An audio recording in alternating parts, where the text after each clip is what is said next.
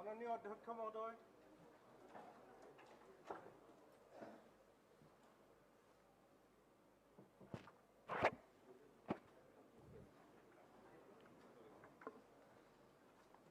Question number 141. অধ্যক্ষ মহোদয় উত্তৰ সদনৰ মজিয়াত দিয়া আছে। অধ্যক্ষ মহোদয়, মাননীয় মন্ত্ৰী মহোদয়ে যি উত্তৰ সদনৰ মজিয়াত দাঙি ধৰিছে এই উত্তৰত মুঠেই সন্তুষ্ট হোৱাৰ কথা নহয়। যি ধৰণে তথ্য ইয়াতে বিচৰা হৈছিল প্ৰতিজন সদস্যই যদি ইয়াক অধ্যয়ন কৰে দেখা যাব যে এই উত্তৰৰ পৰা ক'ৰবাত নহয় ক'ৰবাত হাত সাৰিবলৈ চেষ্টা কৰি থকা হৈছে।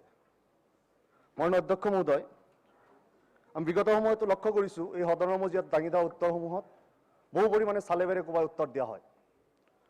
এই ক্ষেত্ৰত মই মন্ত্ৰী মহোদয়লৈ সেই কথালৈ পাতনি নিমিলি পোনপটীয়াকৈ প্ৰশ্ন যিটো সুধিব বিচাৰিছোঁ, দেখা গৈছে যে কেৱল পুঁজিৰ নাটনিৰ কাৰণে চেঙা সমষ্টিত ধাৰ্যকৃত আঁচনিসমূহ বিগত সময়ত চেংচন হোৱা নাই বা গৰাখহনীয়া প্ৰতিৰোধৰ কাম হোৱা নাই। গতিকে এইবাৰ যিহেতু পৰ্যাপ্ত পুঁজি আহিছে বা পুঁজি চৰকাৰে ইতিমধ্যে আবণ্টন পাইছে বা পাব, গতিকে চেঙা সমষ্টিৰ ক্ষেত্ৰত বিশেষ গুৰুত্ব আৰোপ কৰি গৰাখহনীয়া প্ৰতিৰোধৰ কাম কেনেধৰণে কৰিব সেই কথাটো জনাব লাগে। একেটা সময়তে মহোদয়, দেখা গৈছে যে ইয়াতে ব্ৰহ্মপুত্ৰৰ উত্তৰ পাৰত চেগাচেৰুকাকৈ গুৰুত্ব দিয়া হৈছে যে দক্ষিণ পাৰত মুঠেই গুৰুত্ব দিয়া হোৱা নাই, আৰু য'ত য'ত গৰাখহনীয়া বৰ্তমান হৈ আছে সেই কথাখিনি ইয়াতে উল্লেখ কৰা নাই মহোদয়। Honorable Minister. অধ্যক্ষ ডাঙৰীয়া, তেখেতৰ যিটো প্ৰশ্ন ছাপ্লিমেণ্ট আনিছে তাত মাইণ্ডছেটটো অলপ বেলেগ। তেখেতৰ মানে কথাবিলাক অলপ আঁফলীয়া। উত্তৰটো দিব। অধ্যক্ষ ডাঙৰীয়া আঁফলা। অধ্যক্ষ ডাঙৰীয়া, এইখন সদনত মই 3 বাৰৰ কাৰণে উত্তৰ দিছোঁ তেখেতক, ভালকৈ উত্তৰ দিছোঁ, আন্তৰিকতাৰে উত্তৰ দিছোঁ। তেখেতৰ সমষ্টিলৈ গৈছোঁ, তেখেতে গৈ কৈ আছোঁ যে কাম কৰিম, তাৰ পাছত আঁফলা কথা ক'ব নাপায়। মই আগতে আজি 3 দিনৰ আগত উত্তৰ দিছোঁ, দুপৰহিত উত্তৰ দিছোঁ, যোৱা পৰহি উত্তৰ দিছোঁ, তাৰ আগতেও তেওঁ ছাপ্লিমেণ্টত আনিছে, আন্তৰিকতাৰে উত্তৰ দিছোঁ, কাম কৰিম বুলি কৈছোঁ। তেখেতৰ সমস্যাখিনিৰ লগত মই কথাও পাতিছোঁ, ব্যক্তিগতভাৱেও কথা পাতিছোঁ, তাৰ পাছত কৈ দিয়ে উত্তৰত সন্তুষ্ট নহয়। তাৰ মাইণ্ডছেট যদি নেগেটিভ হয়, তেতিয়া কোনো কাম নহয়। গতিকে মই কৰিম, পুঁজি সাপেক্ষে কৰিম। ধন্যবাদ। আৰু কিবা আছে মানে কি লাগে সেইটো কওক। মন্ত্ৰী মহোদয়, মই বাৰে বাৰে কৈ আছো, ৰ'ব কুৱেশ্যন আৰু এনচাৰ। কুৱেশ্যনটো এনেকুৱা কুৱেশ্যন কিয় কৰিব আশৰাফুল শুনাচোন নালাগে। স্পিকাৰ মহোদয়, চালে বাৰে শব্দটোৰ কি আমি মিনিং বুজি নাপালো। আশৰাফুল যেনেকুৱাকে উত্তৰটো বিচৰা হৈছিল, আশৰাফুল বিচাৰিছে মোৰ কথাটো শুনা, মোৰ কথাটো শব্দটো উত্তৰটো আমাক মিনিং আশৰাফুল মোৰ কথাটো শুনাচোন, শুনা। সন্মানীয় মন্ত্ৰী ডাঙৰীয়াই যিটো কৈছে মই আগৰ পৰাই উনুকিয়াই দি আছো যে যিকোনো কুৱেশ্যন কৰাৰ ক্ষেত্ৰত এনেকুৱা কুৱেশ্যন কিয় কৰিব ক'ব নাপায়। উত্তৰৰ ক্ষেত্ৰত আন্তৰিকতা থকা নাথাকাটো ক'ব নাপায়, উত্তৰে হয় উপৰোক্ত। তাৰপিছত যদি কিবা ক্লিয়াৰ হোৱা নাই সাপ্লিমেণ্টাৰী কুৱেশ্যন কৰা, কিন্তু অন্য তেনেকুৱা ধৰণৰ বিষয়ত নক'বা। মন্ত্ৰী ডাঙৰীয়াই যেনেকৈ কথাখিনি লৈছে আচলতে সাপ্লিমেণ্টাৰী কৰা। মাননীয় অধ্যক্ষ মহোদয়, মন্ত্ৰী মহোদয়ে যেনেকৈ কথাখিনি লৈছে আচলতে তেওঁৰ পাৰ্টিকুলাৰ এইটো কুৱেশ্যনৰ ওপৰতে বা এইটো এনচাৰৰ ওপৰতে কি লাগে এনচাৰটো সোধা। কোৱা হৈছে যে যি উত্তৰৰ ক্ষেত্ৰত স্যাৰ পৰিশিষ্ট খত যিখিনি তথ্য সংলগ্ন কৰা হৈছে কেৱল নলবাৰী ডিষ্ট্ৰিক্টৰ নলবাৰী ৱাটাৰ ৰিচোৰ্চ সাব ডিভিজনৰ তথ্যখিনি কৰা হৈছে। একেলগে যদি বৰপেটা সাব ডিভিজন হ'লে আমি আহি ইয়াতে মাত্ৰ 2 মিনিট সময় পাইছোঁ। এই 2 মিনিট সময়ৰ ভিতৰত গোটেইখিনি অধ্যয়ন কৰি শেষ কৰিব নোৱাৰো, যাৰ কাৰণে গোটেই এইখিনি ইনফৰমেশ্যন নাই কি থাকি গৈছে সেইটো সোধা। মহোদয় কেৱল কি থাকি গৈছে সুধিবা। সেই কথাটো কৈছোঁ যে বিগত সময়ত TSC বহুদিন ধৰি বহা নাই। গৰাখহনীয়া প্ৰতিৰোধৰ কাৰণে বৰপেটা জিলাত চেঙা সমষ্টিৰ বহুকেইটা আঁচনি বহুকেইটা কাম বহুকেইটা ক'ব নালাগে, তুমি কি কৰিব লাগে সেইটো সোধা, কৰিব না নকৰিব সোনকালে কেতিয়ালৈ বহিব। ঠিক আছে, আৰু সেই TSCৰ জৰিয়তে তেখেতে নিজে যাব বুলি কৈছে একেলগে। ঠিক আছে, কি লাগে জবাবটো সোধা। সমস্যাটো অধ্যক্ষ ডাঙৰীয়া ক'ত? তেখেত নতুন বিধায়ক, সমষ্টিৰ প্ৰতি তেখেতৰ মৰম আছে, কিন্তু ছিষ্টেমটো এতিয়াও জানি উঠা নাই। বাজেট যেতিয়া পাছ হয়, বাজেট এচেণ্ট হয়, তাৰপাছত DPR হয়, টেণ্ডাৰ হয়, এটা প্ৰচেছত কাম হয়। এই প্ৰচেছটোলৈ নোৰোৱাকৈ যদি আমি হুলস্থুল কৰোঁ কাম ক'ৰ পৰা হ'ব? এনেকুৱাওতো নহয় যে চৰকাৰৰ পইচা ইমিডিয়েট কাৰোবাক কৰিব দি দিলোঁ, তেনেকুৱাওতো নহয়। তথাপিতো ফ্লাড ডিলৰ কাম এইখন তেখেতৰ সমষ্টিটো ফ্লাড ডিলৰ টকা গৈছে। মই আগতেও কৈছোঁ 132টা অংশত টেম্পৰেৰী আৰু ছেমি পাৰ্মানেণ্ট আমি প্ৰটেকশ্যনৰ কাম চলাই আছোঁ। যিকেইগৰাকী বিধায়কে কয় ব্যক্তিগতভাৱে লগত তাতে শাসক বিৰোধীৰ কথা নাই, তেখেতলোকৰ হৈ ইঞ্জিনিয়াৰক ফোন কৰোঁ আৰু কাম কৰাৰো বহুতে হয়তো যদি অলপ ভাল মনেৰে কয় স্বীকাৰে কৰিব। গতিকে মই কোনো তেনেকুৱা মোৰ পৰা নেতিবাচক চিন্তাধাৰা নাই। কিন্তু মই আকৌ কৈছোঁ, মই কিয় তেখেতৰ কথাটো কৈছোঁ যে তেখেতক মই 3 দিন উত্তৰ দিছোঁ, তাৰ পাছতো যদি তেখেতে কয় চালে বেৰে উত্তৰ দিয়া, আৰু মই যিমানখিনি পাৰোঁ উত্তৰটো ভালকৈ দিবলৈ চেষ্টা কৰোঁ, মোৰ ভুল হ'ব পাৰে। গতিকে মই আকৌ কৈছোঁ তেখেতক পুঁজি সাপেক্ষে চেষ্টা কৰিম, বহৰীৰ কামটো ডেফিনেটলি কৰিম, বাকীখিনি পুঁজি সাপেক্ষে। হ'ব, ধন্যবাদ। এটা কথা 1 মিনিটত এটা ভাল খবৰ দি থওঁ সদনত। কেশৱ মহন্ত ডাঙৰীয়াই তাৰ গোটেই ক্ৰেডিট পায় আৰু বিষয়াসকলে কৰ্মচাৰীসকলে আগৰ চৰকাৰে পায়। এখন ড্ৰেজাৰ আমাৰ ডিপাৰ্টমেণ্টে অৰ্ডাৰ কৰিছিলে 19 চনতে অৰ্ডাৰ কৰিছিলে, কিন্তু ক'ভিডৰ কাৰণে অহা অলপ দেৰি হ'ল। আমাৰ কাৰণে ভাল খবৰ, সেই ড্ৰেজাৰখন এতিয়া বম্বে এয়াৰপৰ্টত আহি পাইছে। আৰু এই ড্ৰেজাৰখন হ'লে আমি 1 ঘণ্টাত 40খন ডাম্পাৰেৰে যিমান মাটি কঢ়িব পাৰে সেই মাটি আমি খান্দিব পাৰিম। আৰু ড্ৰেজিং য'ত হ'ব তাৰ পৰা 150 মিটাৰ দূৰত পাইপৰে মাটিখিনি বা পানী মাটিৰ যি মিশ্ৰণ তাক আমি উলিয়াই দিব পাৰিম। তাত পাৰো বনাব পৰা যাব আৰু ট্ৰাকৰে বাহিৰলৈ বা ট্ৰিপাৰেৰে বাহিৰলৈ পঠাই দিব পৰা যাব। বেচিকেলি এই কামটো ক'ত লাগিব, ব্ৰহ্মপুত্ৰৰ ভিতৰত যে চেনেলবিলাক কাটিব লাগে, চেনেল কাটি দিলে নদীখন আগুৱাই গুচি যাব, মেইন চেনেললৈ গুচি যাব আৰু ছাইডত আহি ইৰোজন নহ'ব, সেইটো খুব ইম্পৰ্টেণ্ট। সেইখন আহি মুম্বাই এয়াৰপৰ্টত পাইছে।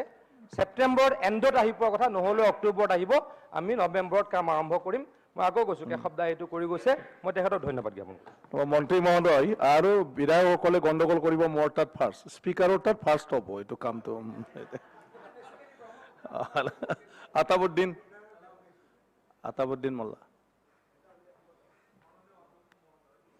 একদম টু দা পইণ্ট, কনচেণ্ট মানে মই বেলেগ কুৱেশ্যনবিলাক। কথা নকওঁ, কাৰণ মই বিধায়ক হোৱাৰ পিছতেই আমাৰ মাননীয় মন্ত্ৰী মহোদয়ক লগ ধৰিছিলোঁ, কেইখনমান প্লেচৰ কথা কৈছিলোঁ যে জলেশ্বৰ সমষ্টিত এনেকুৱা অৱস্থা হৈ আছে। তো সমষ্টিটো এনেকুৱা দুৰ্ভোগীয়া সমষ্টি জলেশ্বৰ, মানে 25খন জিপি আমাৰ, তাৰ 13খনৰ মাজেদি ব্ৰহ্মপুত্ৰটো বৈ গৈছে। 13খন জিপিৰ মাজেদি।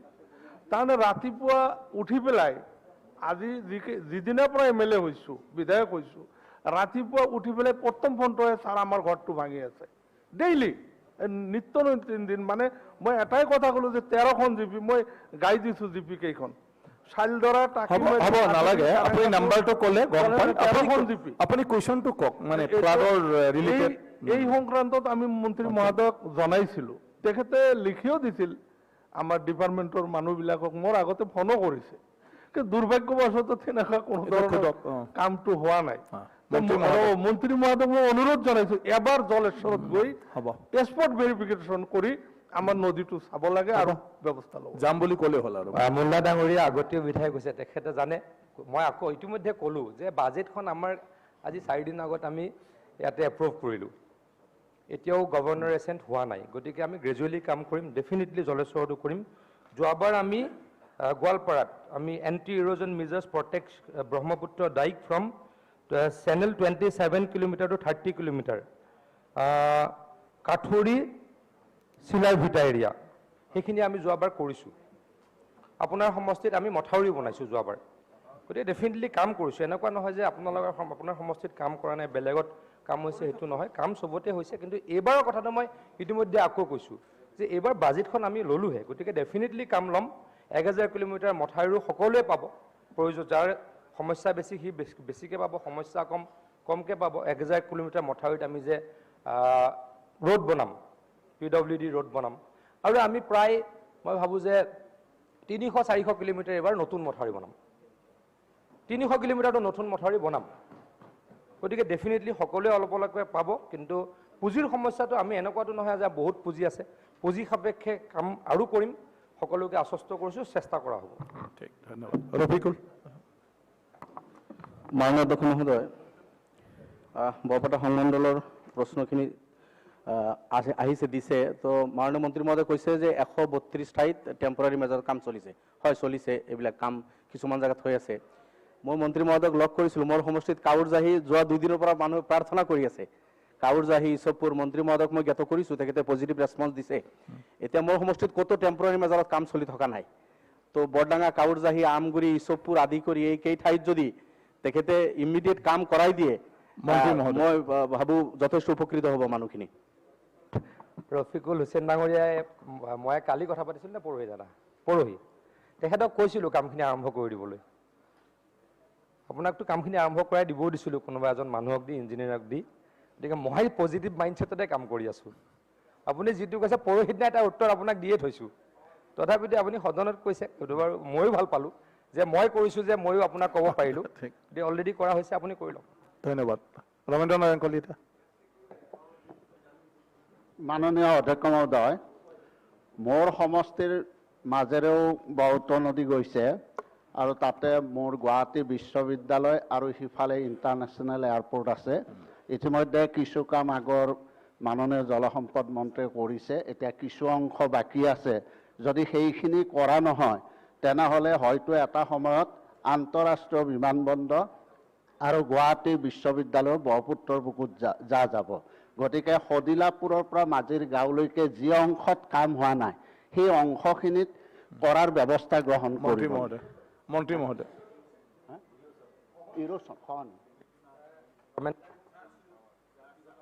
মই যাব পৰা নাছিলোঁ দাদাই, মই যোৱাও কথা, এদিন চাই আহিম, চাই পেলাই কামখিনি কৰিবলৈ যত্ন কৰিম। Question number 242। Question number 242। ছাৰত আজি কুৱেশ্যন নম্বৰ 242। বহক না, আপুনি কুৱেশ্যনটো যাবলৈ দিয়কচোন। ছাৰ এই গোটেই 242। এটা কুৱেশ্যন কাইণ্ডলি কনচিডাৰ কৰক ছাৰ। নাই নাই নাই, তিনিজন গ'ল হৈছে। সাপ্লিমেণ্টাৰী আপুনি এইটো হাইছ ৰেকৰ্ডত বহুত ঘণ্টা হৈ গ'ল আপোনাৰ স্পীচ এছেম্বলিত। আপুনি বহক। ছাৰত ছাৰ হা? ক'ব দিছে কোনটো? কাইণ্ডলি এলাউ কৰক। নাই নাই, তেতিয়াতো চবকে ক'ব দিব লাগিব, নালাগে, সেইটো বেয়া কালচাৰ। আপোনালোকে দুইজনে চাহ খাই তাতে কথা পাতিব। ছাৰ ছাৰ এইটো ছেছনত 242। এইটো ছেছনত মই কোৱাই নাই ছাৰ। ছাৰ কাইণ্ডলি এলাউ কৰক ছাৰ। নহয়, এবাৰ এলাও কৰিলে চব এইটো ভংগ হৈ যায়। নাই নাই, স্পেচিয়েলি কনচিডাৰ কৰক ছাৰ।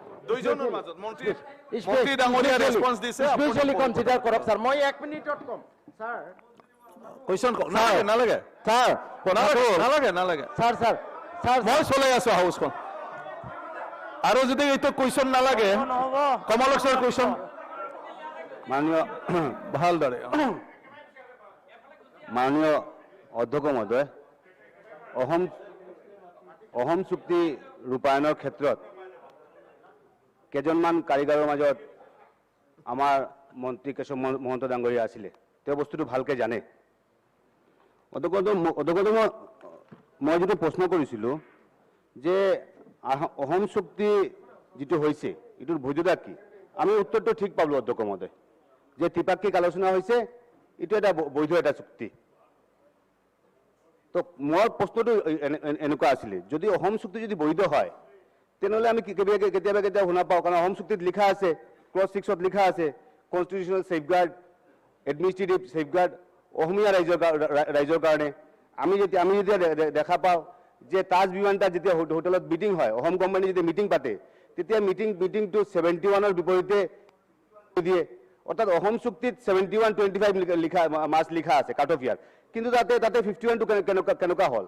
এইটো কাৰণে মই ভাবোঁ যে মুখ্যমন্ত্ৰীয়ে ইতিমধ্যে আমি চালোঁ যে খিলঞ্জীয়াৰ ভূমি আইন আনিব, এতিয়া অসমীয়া আছে তাতে খিলঞ্জীয়াৰ আইনটো কেনেকুৱা আহিব? মানে গোটেই বস্তুটো খেলি মেলি হৈ গৈছে। মই ভাবিছোঁ এতিয়া ক্লজ 6ৰ ৰিপৰ্ট দিয়া হ'ব, ৰিপৰ্ট ছাবমিট কৰা নাই, কিন্তু খিলঞ্জীয়াৰ বাবে ভাষা সংস্কৃতি সংৰক্ষণৰ বাবে 100 কোটি ধৰিছে। এই টকাটো কাৰ ক্ষেত্ৰত ব্যৱহাৰ হ'ব? এইটো কাৰণে মই ভাবোঁ অধ্যক্ষ মহোদয়, যদি আমি সুপ্ৰিম কোৰ্টৰ আমি জাজমেণ্ট যদি চাওঁ তেনেহ'লে আমি চাম বাৰু যে 1 মিনিট অধ্যক্ষ মহোদয়, জাজমেণ্ট যদি চাওঁ আমি, 2 Indian Supreme Court judge have passed a groundbreaking judgment. Gyan Sundar Mishra, M. Kajju, tribal people or Adivasis are descendant of the original inhabitant of India, unlike remaining 92% of the population who are descendant of immigrant. এতিয়া অধ্যক্ষ মহোদয়, মোৰ প্ৰশ্নটো এনেকুৱা আছিলে যে অসম চুক্তিত এটা কথা কোৱা হৈছে, অধ্যক্ষ মহোদয় মাননীয় মুখ্যমন্ত্ৰী এটা কথা ক'লে, আৰু তেওঁৰ ডেফিনিশ্যনটো বেলেগ এটা ডেফিনিশ্যন, যে আমি 71 নামানো আমি এখানেও নামানো এইটো মুখ্যমন্ত্ৰী ডাঙৰীয়াই যিটো ক'লে আৰু অফিচিয়েল ষ্টেটমেণ্ট যিটো দিলে কুৱেশ্যনটো আমি কৰক। যিটো চালো যে কুৱেশ্যনটো কৰক। সুপ্ৰিম কোৰ্টৰ এটা সেইকাৰণে clarification. কুৱেশ্যনটো আমি দিছে। কাৰ কথাটো মানিম অসম চুক্তি মানিম নাই যে বিভিন্নভাৱে মন্ত্ৰী ডাঙৰীয়াই ক'ব কোনটো মানিব লাগে। কুৱেশ্যনটো কৰক। খেলিমেলি হৈ আছে আপুনি তো অসম চুক্তিৰ মানুহ এইটো কাৰণে আমাক এটা বুজাই দিয়ক না বস্তুটো কেনে হ'ব, কিয় মন্ত্ৰী এনেকুৱা ডাঙৰীয়া। হৈছে আৰু মাননীয় অধ্যক্ষ মহোদয়, আমি এখন ৰাজ্যত বা দেশত খিলঞ্জীয়া বুলি ক'লে তাত আৰু ক'তো চুক্তি কৰিব লগা কথা নাই। গতিকে খিলঞ্জীয়াৰ বিষয়টো অসম চুক্তিৰ লগত সম্পৰ্ক কৰি দিব লগা বিষয় নহয়। খিলঞ্জীয়া বিষয়টো ইয়াত সকলোৱে জানে, যিবিলাক ভূমিপুত্ৰ, যিবিলাক ইয়াৰ ইণ্ডিজিনিয়াছ পিপুল, যিবিলাক মানে আজি মানে ইউনেস্কোলৈকে যাৰ সূত্ৰ আনিছে, য'ত মানে কোন কোন খিলঞ্জীয়া হ'ব পাৰে, এই বিষয়টো বেলেগ। অসম চুক্তি মতে যিখন ক্লজ 6 আছে, তেখেতে সুধিছে, ক্লজ 6ত আছে অসমীয়া ৰাইজৰ সাংস্কৃতিক, সামাজিক, ভাষিক পৰিচয় আৰু ঐতিহ্য ৰক্ষা, সংৰক্ষণ আৰু বিকাশৰ বাবে যেনেধৰণে দৰকাৰ সাংবিধানিক, আইনগত আৰু প্ৰশাসনিক ৰক্ষণাবেক্ষণৰ ব্যৱস্থা কৰিব। এতিয়া অসমীয়া সূত্ৰটো এতিয়ালৈকে কিন্তু হোৱাগে নাই। বিভিন্ন সময়ত বিভিন্ন পদক্ষেপ গ্ৰহণ কৰিছিলে। ধৰি লওক আমি সকলোৱে কিছু সন্মানীয় বিধায়কে জানো, প্ৰণৱ গগৈ ডাঙৰীয়া যেতিয়া অধ্যক্ষ আছিল, ইয়াত অসমীয়া সূত্ৰৰ বিষয়ে যথেষ্টখিনি আলোচনা হৈছিল। ঠিক তেনেকৈ অসমীয়া সংখ্যাৰ বাবে 2006 চনৰ অক্টোবৰ মাহতো অসম চৰকাৰৰ মন্ত্ৰীসভাত এখন কেবিনেট ছাব কমিটি হৈছিল। সেই কেবিনেট ছাব কমিটিটো বৰ বিশেষ ইয়াত সূত্ৰ নোলাল বা আঠখনীয়া হৈ থাকিল। প্ৰণৱ গগৈ মাননীয় অধ্যক্ষ ডাঙৰীয়াই সকলো দলক লৈ প্ৰায় 53টা সংগঠন এই বিধানসভাৰ কাৰ্যালয়তে তেখেতে মাতি আলোচনা বিলোচনা কৰি এটি সংবিধান সূত্ৰ ওলাইছিল। কিন্তু এই সমাধান সূত্ৰটো সদনত উত্থাপন কৰা সময়ত সেই সময়ত শাসকীয় দলৰ পৰাই যথেষ্ট আপত্তি অহাৰ কাৰণে আমি হয়তো বিৰোধী পাৰ্টি যেতিয়া যিসকল আছিল ছাপোৰ্ট কৰিছিল, শাসকীয় দলৰ পৰাই বিৰোধাচৰণ হোৱাৰ কাৰণে এই বিষয়টো মীমাংসালৈ যাব নোৱাৰিলে। গতিকে তেখেতে যিটো কথা কৈছে খিলঞ্জীয়া শব্দটো অসম চুক্তিৰ লগত সম্পৰ্ক কৰি আমি আলোচনা কৰিবলগীয়া নাই। অসম চুক্তি নহ'লেও খিলঞ্জীয়া ইয়াত আছিল, থাকিব আৰু ভৱিষ্যতেও থাকিব। আৰু খিলঞ্জীয়াক যিকোনো চৰকাৰে সাংবিধানিকভাৱে ৰক্ষণাবেক্ষণ দিবই লাগিব। মাননীয় মুখ্যমন্ত্ৰী ডাঙৰীয়াই অধিক তৎপৰতা গ্ৰহণ কৰিছে খিলঞ্জীয়াসকলৰ কাৰণে, সেইটো ভাল বাৰ্তা। কিন্তু সাংবিধানিকভাৱে সকলো খিলঞ্জীয়াই নিজৰ নিজৰ ঠাইত সুৰক্ষিত হ'ব। Second supplementary. অধ্যক্ষ মহোদয়, এতিয়া গম পালোঁ বস্তুটো যে অসম চুক্তিৰ লগত খিলঞ্জীয়াৰ কোনো সম্পৰ্ক নাই। মন্ত্ৰী মহোদয় যিটো ক'লে, যিটো অসম চুক্তিৰ লগত খিলঞ্জীয়া, অসম চুক্তিয়ে খিলঞ্জীয়া বিষয়ে দিব পাৰিব, কিন্তু অসম চুক্তিৰ লগত খিলঞ্জীয়াক জড়িত কৰি খিলঞ্জীয়াক আৰু বেলেগ ধৰণে ব্যাখ্যা কৰিবলগীয়া নাই। মই মোটামুটি এটা গম পালোঁ অধ্যক্ষ মহোদয়। ছেকেণ্ড, মোৰ 9 নম্বৰ প্ৰশ্নত যিটো হেৰি আছিলে যে বংগবাসী মানুহ 28.92%, মানে 29% মানুহ, যিটো প্ৰশ্নটো যিটো আছিলে, মোৰ ক'ব লগা এইটো অধ্যক্ষ মহোদয়, ইতিমধ্যে আমি চালোঁ যে আমাৰ এছ'চিয়েট লেংগুৱেজ হিচাপে বড়োক দেওয়া হৈছে। আমি ভালে পাইছোঁ, এইটো বস্তুটো আমি আদৰণি জনাইছোঁ অধ্যক্ষ মহোদয়। বিধানসভাৰ সূত্ৰে যেতিয়া আহোঁ তেতিয়া আমাৰ বড়োটো লেখা থাকে, ভালে কথা। আৰু মাল্টি লেংগুৱেজ আমাৰ এটা ষ্টেট এইটো ভালে বস্তু হৈছে। তো মোৰ কথাটো আছিলে যে 29% মানুহ, বংগবাসী মানুহ, সিহঁতৰ এছ'চিয়েট লেংগুৱেজ কৰিবৰ কাৰণে কিবা ব্যৱস্থা ল'ব নেকি? কাৰণ আমাৰ আল্টিমেটলি এইটো কথা ক'লেই আমাৰ পাৰ্লামেণ্টাৰী এফেয়াৰ্ছ মিনিষ্টাৰ মোৰ বন্ধুবৰ পীযুষ হাজাৰিকাই বেয়া পাই যাব আৰু ক'ব যে মই এইটো লৈ ৰাজনীতি কৰি আছোঁ। মই ৰাজনীতি কৰিবলৈ বিচৰা নাই, এইটোলৈ মোটেই বিচৰা নাই। আপোনালোকে বড়োক দিছে, ভাল পাইছোঁ। বড়োক যেতিয়া দিছে, বেংগলী মানুহৰ কাৰণে দিব নেকি, কিবা ব্যৱস্থা ল'ব নেকি আগন্তুক দিনত? এইটো মন্ত্ৰী মহোদয়ৰ পৰা মই ক্লিয়াৰ জানিবলৈ বিচাৰিছোঁ। মাননীয় অধ্যক্ষ মহোদয়, এই বিষয়টোৰ উত্তৰ অসম চুক্তিৰ বিভাগৰ পৰা দিব পৰা উত্তৰ নহয়। মানে চৰকাৰৰ মনোভাৱ কি আছে, দৰকাৰ হ'লে মুখ্যমন্ত্ৰীয়ে জনাব পাৰে, পাৰ্লিমেণ্টাৰী এফেয়াৰ্ছ মিনিষ্টাৰে মানে জনাব পাৰে, কিন্তু মই জনাবলৈ হ'লে মই এইটো দায়িত্বৰে জনাব নোৱাৰোঁ। কিন্তু এই ক্ষেত্ৰত এটা কথা যে অসম চুক্তিৰ ওপৰত অসম চুক্তিৰ ভিত্তিত কি হ'ব, অসম চুক্তিৰ ভিত্তিত এই বিষয়টো নাই, গতিকে এইটো আজিৰ কুৱেশ্যনৰ উত্তৰৰ আওতাত নপৰে। নিশ্চয় ধন্যবাদ। 29% LOP আছে, সদ্ভাৱ থাকিব। ধন্যবাদ। অনাৰেবল LOP স্যাৰ, এই অসম চুক্তি অনুসৰি যিটো বিদেশী নাগৰিকৰ সংজ্ঞা আৰু সমস্যা, এইখিনিৰ ক্ষেত্ৰত নতুন নাগৰিকত্ব আইন অহাৰ পিছত কিবা স্থিতি সলনি হ'ব নেকি? এইটো বিষয়ে মই মন্ত্ৰী মহোদয়ৰ পৰা জানিব মন্ত্ৰী বিচাৰিছোঁ। মহোদয়। মাননীয় অধ্যক্ষ মহোদয়, তেখেতে আপুনি সেইটো ক'লে ন, ক্লজ 5-ৰ যি কোন বিদেশীভাৱে সংজ্ঞা নিৰূপণ কৰা আছে, তাৰপিছত নতুন আইনখন অহাৰ পিছত ইয়াৰ আমাৰ নতুন আইন মানে কি আইনৰ কথা? নাগৰিকত্ব সংশোধনী আইন যিখন আহিলে, হিন্দু বাংলাদেশী তাৰ আহিলে ভিত্তিত- হিন্দু বাংলাদেশী আহিলে অসম চুক্তিৰ কি হ'ব? ৰ'বা মাননীয় অধ্যক্ষ মহোদয়, এই কথাটো আপোনালোকে মন্ত্ৰী মহোদয় উত্তৰ দি আছে। দি আছো, হ'ব এখন উত্তৰটো শুনি লওক। এতিয়া কথা হ'ল কি, যিটো কথা সাধাৰণতে চৰ্চা হৈ আছে যে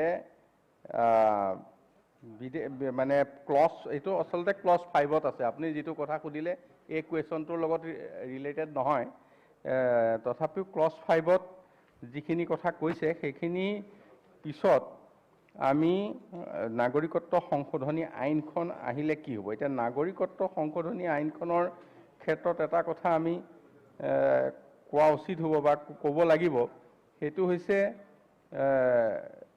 এই নাগৰিকত্ব সংশোধনী আইনৰ ক্ষেত্ৰত আজিৰ দিনটোত এই কথাটো আইনখনো আমাৰ ইয়াত বলবৎ হোৱা নাই, তাৰ আমাক নিৰ্দেশো দিয়া নাই, আৰু সুপ্ৰিম কোৰ্টতো কেইবাটাও কেছ চলি আছে, ছাবজুডিচ। এতিয়া ছাবজুডিচ বিষয় এটা আমি ইয়াত কথা পতা উচিত হ'ব নে নহ'ব, গতিকে মই ইমানতে সামৰণি নাই এইটো আইন এখন কাৰ সম্পৰ্কে স্থিতি স্পষ্ট কৰক। মন্ত্ৰী মহোদয়, অধ্যক্ষ মহোদয়ৰ জৰিয়তে মই জানিব বিচাৰিছোঁ 6 নম্বৰ দফা ইমপ্লিমেণ্টেশ্যনৰ কাৰণে মন্ত্ৰী মহোদয় কুৱেশ্যন কৰি আছে। 6 নম্বৰ দফা ইমপ্লিমেণ্টেশ্যনৰ কাৰণে কেন্দ্ৰীয় চৰকাৰৰ হোম ডিপাৰ্টমেণ্টে 2 বছৰৰ সময় দিছিল। 2 বছৰটো পাৰ হ'বলৈ হৈছে চাগে, তাৰ ভিতৰত হ'বগেনে সেই ৰিপৰ্টৰ বিষয়টো? মাননীয় অধ্যক্ষ মহোদয়, ক্লজ 6-ৰ ক্ষেত্ৰত এটা 35 বছৰীয়া দীঘলীয়া সময়, যি সময়ত ক্লজ 6-ৰ কথা হয়তো বিষয়া পৰ্যায়ত কেইবাখনো ট্ৰাইপাৰ্টাইট কমিটি হৈছিল, য'ত নৰ্থ ইষ্টৰ জইণ্ট ছেক্ৰেটেৰী হোম আৰু এইফালে আছু, সদৌ অসম ছাত্ৰ সন্থা আৰু ৰাজ্য চৰকাৰ, তিনিটা মিলি তেনেকুৱা কমিটি ইয়াত হৈছিল। সেইবিলাকৰ ফলপ্ৰসূ কোনো ৰিপৰ্ট নোলাল, 2-3 বাৰ হৈছিল। এতিয়া শেহতীয়াভাৱে এটা বলিষ্ঠ পদক্ষেপ যোৱা চৰকাৰখনে, নৰেন্দ্ৰ মোদী ডাঙৰীয়া চৰকাৰখনে লৈছিলে, সেইটো হৈছে যে এজন হাইকোৰ্টৰ উচ্চ পৰ্যায়ৰ এজন জাজক দি কমিটি কৰি দিছিল, য'ত পাব্লিকৰ মাজৰ ৰাইজৰ মানুহ আছিল। সেইখনৰ যিটো ৰিপৰ্ট দিছে, সেই ৰিপৰ্টটোৰ লগত এইটোও লিখা আছে যে এই ৰিপৰ্টটো আইনগতভাৱে প্ৰয়োগ কৰা বিষয়খিনি চৰকাৰে চালিজাৰি চাবলৈ 2 বছৰ সময় দিছে। এতিয়া নিশ্চয় এই বিষয়টো তাত প্ৰক্ৰিয়াৰ মাজত আছে, আমি আশা কৰিম যে এই প্ৰক্ৰিয়াৰে আমি আগবাঢ়িব পাৰিম। ধন্যবাদ। আমিনুল কনিষ্ঠ, এইটোৱেই উত্তৰ দিছে। অধ্যক্ষ মহোদয়, উত্তৰ দিছে। আমি ইয়াত এটা বস্তু লক্ষ্য কৰিছোঁ যে অসমৰ যিটো অসম চুক্তিটো বৈধ বুলি ইয়াত এনচাৰত আহিছে, কিন্তু মই দেখিছোঁ যে অসম চুক্তিৰ ক্লজ 5 1971 24 মাৰ্চ মিডনাইটলৈকে যিখিনি মানুহ আহিছে সেইখিনি মানুহ ইণ্ডিয়ান, আৰু যিখিনি পিছত আহিছে তেখেতসকল ফৰেনাৰ্ছ, এই কথাটো আছে। এই ত্ৰিপাক্ষিক চুক্তিটো সিটিজেনশিপ অ্যাক্ট 1955 সেকশন 6 অ্যামেন্ড কৰা হল অ্যামেন্ড কৰি সেকশন 6A ইনসাৰ্ট কৰা হল ইনসাৰ্ট কৰি তাত স্পষ্টভাৱে কোৱা হল যে অসমৰ ক্ষেত্ৰত 1971 24th মাৰ্চ 25th মাৰ্চ আৰু remaining rest of the India সেইখিনিক 1951 এই কথাখিনি আমাৰ সিটিজেনশিপ অ্যাক্ট 1955 কোৱা হল পৰৱৰ্তী সময়ত আমি দেখিলোঁ যে যেতিয়া কাটো আনা হল বা কেবৰ পৰা যেতিয়া কা হৈ গ'ল পাছ হৈ গ'ল এই কাটোৱে অসম চুক্তি আসাম একৰ্ড 1955 আৰু section 6A citizenship act violation কৰিলে আজি দুটা সেন্ট্ৰাল গভৰ্নমেন্টৰ এক্টৰ মাজত কন্ট্ৰাডিক্ট সিটিজেনশিপ অ্যাক্ট 1955 এণ্ড কা দুটাৰ মাজত কন্ট্ৰাডিক্ট হৈ আছে এই দুটাৰ মাজত কন্ট্ৰাডিক্ট হলে আৰু আমি দেখিছোঁ যে এইটো যেতিয়া সুপ্ৰিম কোৰ্টত কেছ চলিছিল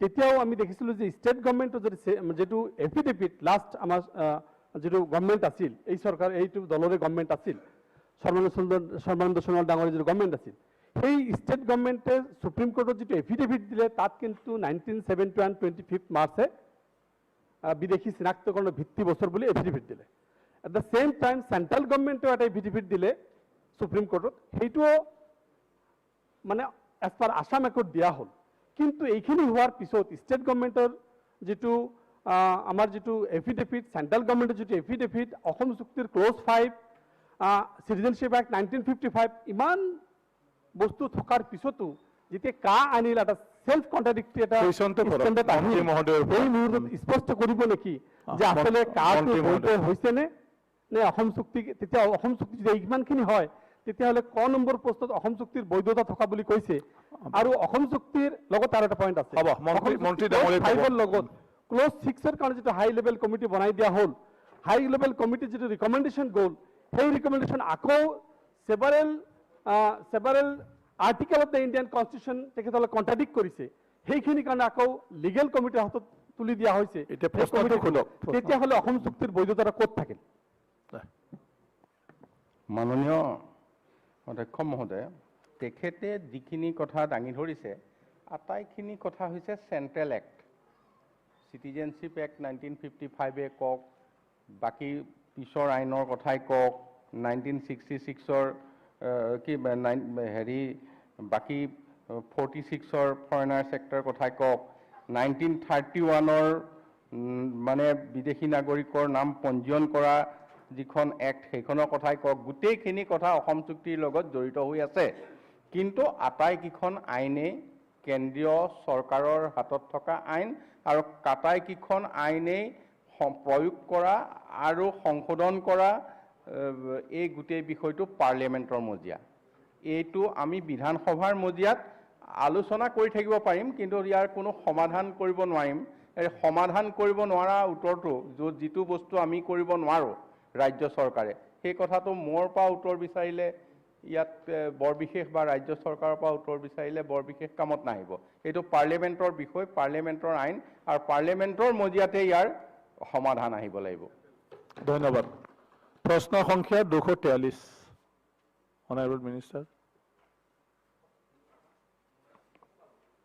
পশুপালন মাননীয় অধ্যক্ষ মহোদয় উত্তৰ সদনৰ মজিয়াত দিয়া আছে অধ্যক্ষ মহোদয় মোৰ প্ৰশ্নটো আছিলে যে অসম চৰকাৰৰ দুগ্ধ উন্নয়ন বিভাগৰ অধীনত কিমান সংখ্যক দুগ্ধ প্ৰক্ৰিয়া আৰু প্ৰকল্প অসমত আছে কিন্তু কিমান সংখ্যক আছে উত্তৰটো মই নাপালোঁ কিন্তু কিমান কাৰ্যক্ষম হৈ আছে তাৰ ভিতৰত আমাৰ 8টা ঠাই অপাৰেশ্যনেল বুলি দেখালে আৰু 2টা ঠাইত নন অপাৰেশ্যনেল আৰু 3টা ঠাইত আণ্ডাৰ কনষ্ট্ৰাকশ্যন এতিয়া কথাটো হৈছে কি যে ইয়াত নগাঁও আছে য'ত অপাৰেশ্যনেলটো লিখা আছে কিন্তু মই জনাত প্ৰায় 2 বছৰ হৈ গ'ল য'ত কলং কপিলি নামেৰে এটা ব্ৰেণ্ড হৈ গাখীৰ ক্ৰীম ঘিউ বা পনীৰ এইবিলাক তৈয়াৰ হৈছিলে আৰু নগাঁৱৰ চাহিদাটো পূৰণ হৈছিলে আজি 2 বছৰ ধৰি পেলাই এই কলং কপিলি ব্ৰেণ্ডটো বন্ধ হৈ আছে য'ত আমাৰ সীতা জখলাই হওক বা মাননীয় বিধায়ক পদ্মজিকৰ নেতৃত্বত কন্যাকা এই ধৰণৰ যে ব্ৰেণ্ড লৈ পেলাই নগাঁৱটো চলিছিলে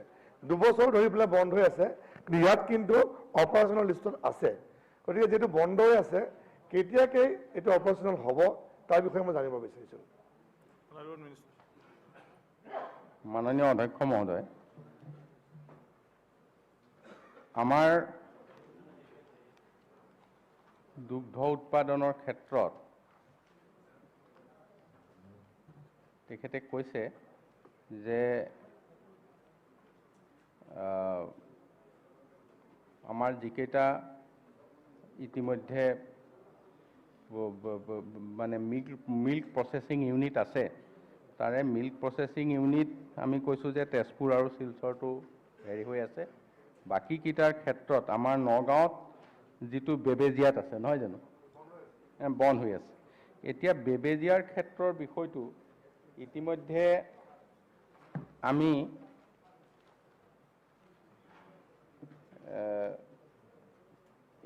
ইয়াৰ লগত নগাঁৱত জিলাত যিখন দুগ্ধ মানে হেৰি আছে মিল্ক ইউনিয়ন আছে নগাঁও মিল্ক ইউনিয়নখনৰ লগত 40খন সৰু সৰু প্ৰাথমিক দুগ্ধ উন্নয়ন সমিতি আছে সেইখনৰ সেই দুগ্ধ উন্নয়ন সমিতিৰ ফালৰ পৰা এটা কথা তেখেতসকলে প্ৰস্তাৱ দিছিল সেই প্ৰস্তাৱটো দিছিলে নাপেডৰ ওপৰত national programme for dairy development দিয়াৰ ক্ষেত্ৰত তেতিয়া এটা কথা ঠিক হ'ল যে এই মানে আমাৰ আনহাতে বিভাগে আৰু এটা নতুন প্ৰকল্পৰ কথা নগাঁৱত দিছিল গতিকে তাত ঠিক কৰিলে মানে দিল্লীত ঠিক কৰিলে যে ইয়াত নতুন প্ৰকল্প হ'ব প্ৰয়োজন নাই নগাঁৱৰ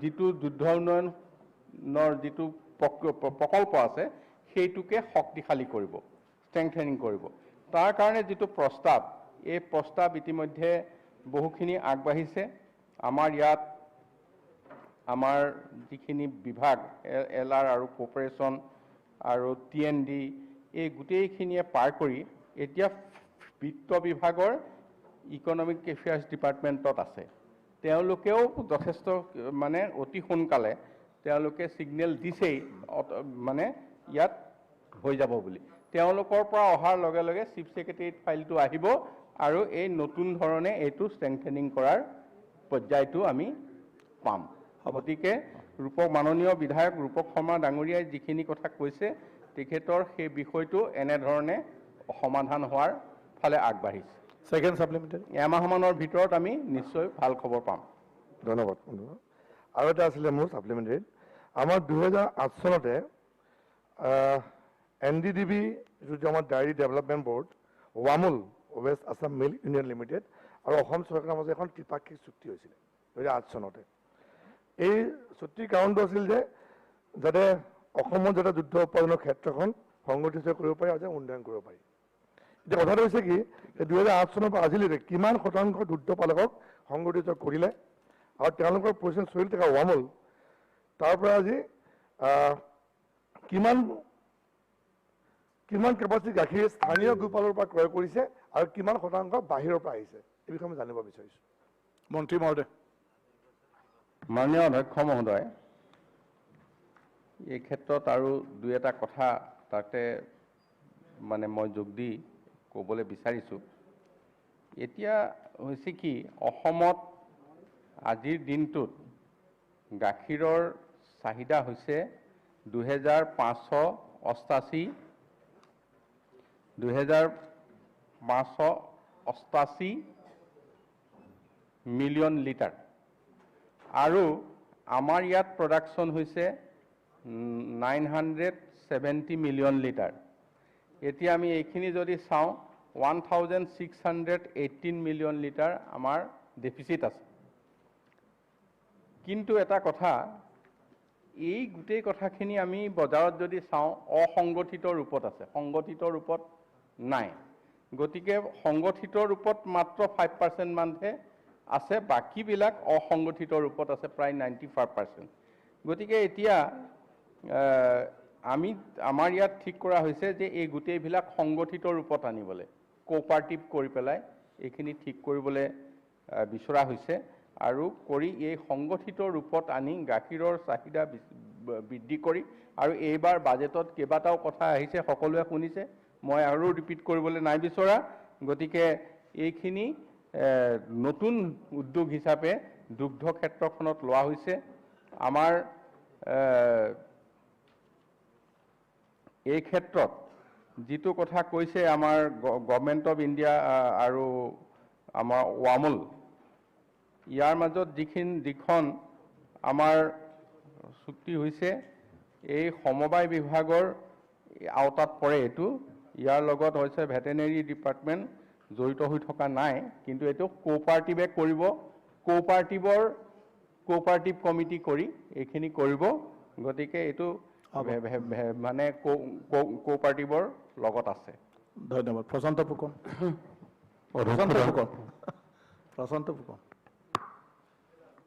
মাননীয় অধ্যক্ষ মহোদয়, আজি আমাৰ ডিব্ৰুগড় আৰু লাহোৱাল সমষ্টিৰ সীমামূৰীয়া অঞ্চলত আমাৰ এটা প্লাণ্ট আছে, মিল্ক প্লাণ্ট।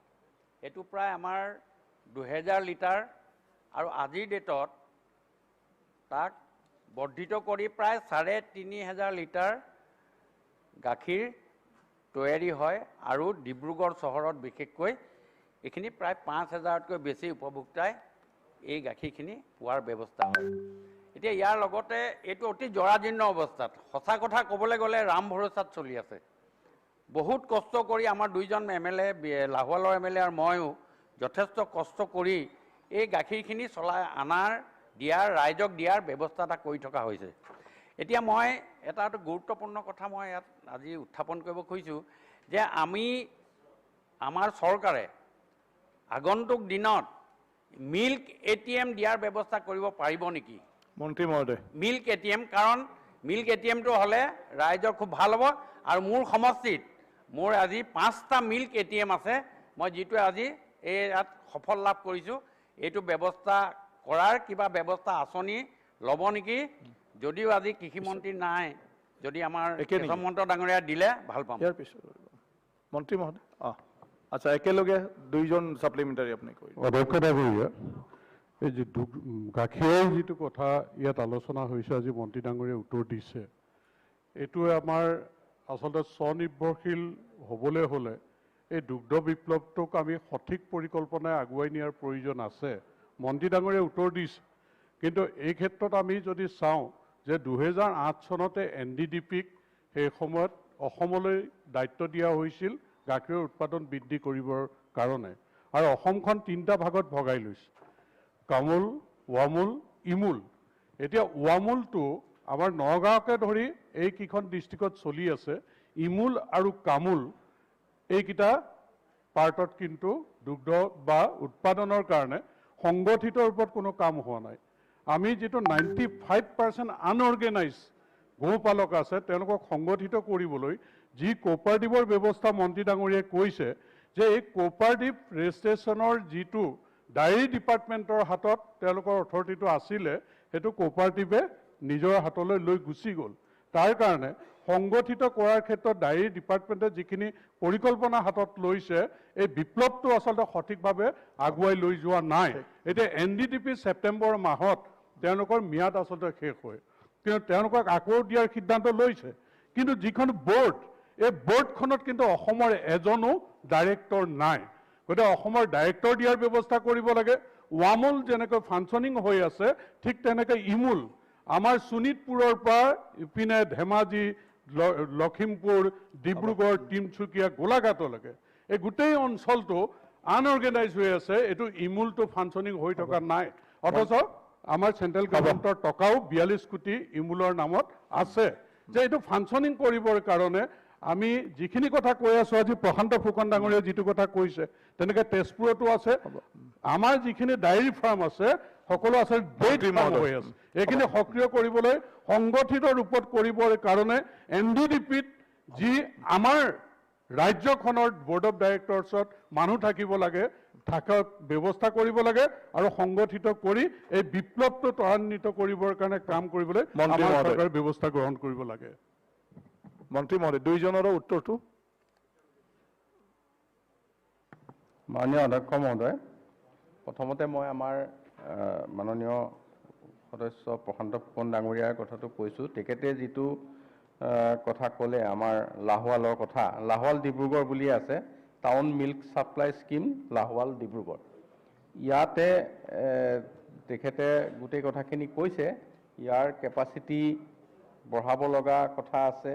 ইয়াত আচলতে এইটো স্কিমত আগতে লাহোৱালত 2000 কেপাচিটিৰ হেৰি আছিল, কিন্তু ইয়াৰ কেপাচিটি বঢ়াবৰ কাৰণে RIDF 25ৰ অধীনত ইয়াক ষ্ট্ৰেংথেনিং কৰাৰ প্লেনটো ইতিমধ্যে কৰি থকা হৈছে কাম। গতিকে কৰি থকা হৈছে RIDF 25ৰ ধৰণৰে। গতিকে এইটো তেখেতে আশা কৰা ধৰণে অতি সোনকালে ষ্ট্ৰেংথেনিং হ'ব। আৰু মাননীয় পদ্ম হাজৰিকা ডাঙৰীয়াই যিকেইটা কথা দাঙি ধৰিছে সেইকেইটা কথা প্ৰকৃততে খুব প্ৰয়োজনীয় কথা, যে আমাৰ যিটো দুগ্ধ বিপ্লৱ, এই দুগ্ধ বিপ্লৱটোৰ ক্ষেত্ৰত যথেষ্টখিনি সুবিধাও আছে আৰু সুবিধা আহিছেও, খালি তাক প্ৰয়োগৰ বিষয়টোৰ ওপৰত নিৰ্ভৰ কৰিছে।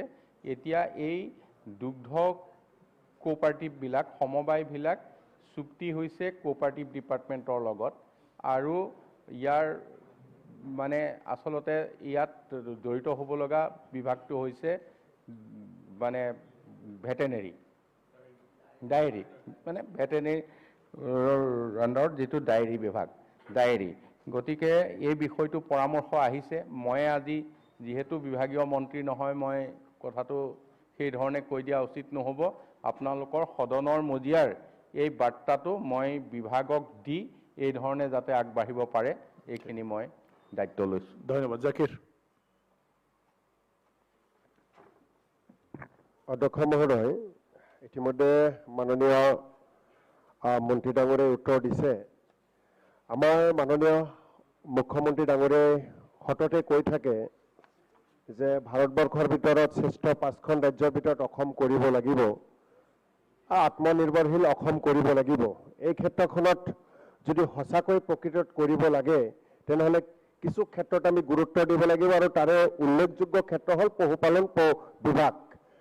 ইয়াতে এটা আজি মোৰ আনিষ্ঠাৰ কুৱেশ্যনত এটা উত্তৰ দিছে যে অসমত দৈনিক গড়ে 2.67 মিলিয়ন লিটাৰ গাখীৰ উৎপাদন হয়, আৰু অসমত দৈনিক গড়ে 7.09 মিলিয়ন লিটাৰ গাখীৰৰ প্ৰয়োজন হয়।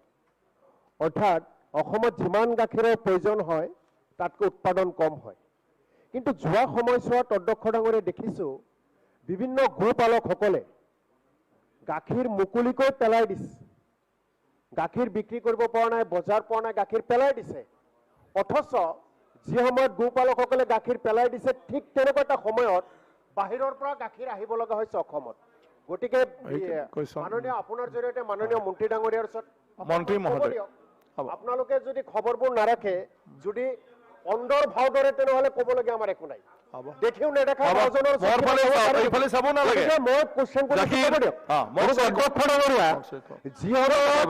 প্ৰয়োজনীয় গাখীৰ উৎপাদন ইয়াতে নহয়, বাহিৰৰ পৰা গাখীৰ আহি আছে, ঠিক তেনেকুৱা সময়ত অসমৰ গোপালকসকলে গাখীৰ পেলাই দিব লগা হৈছে।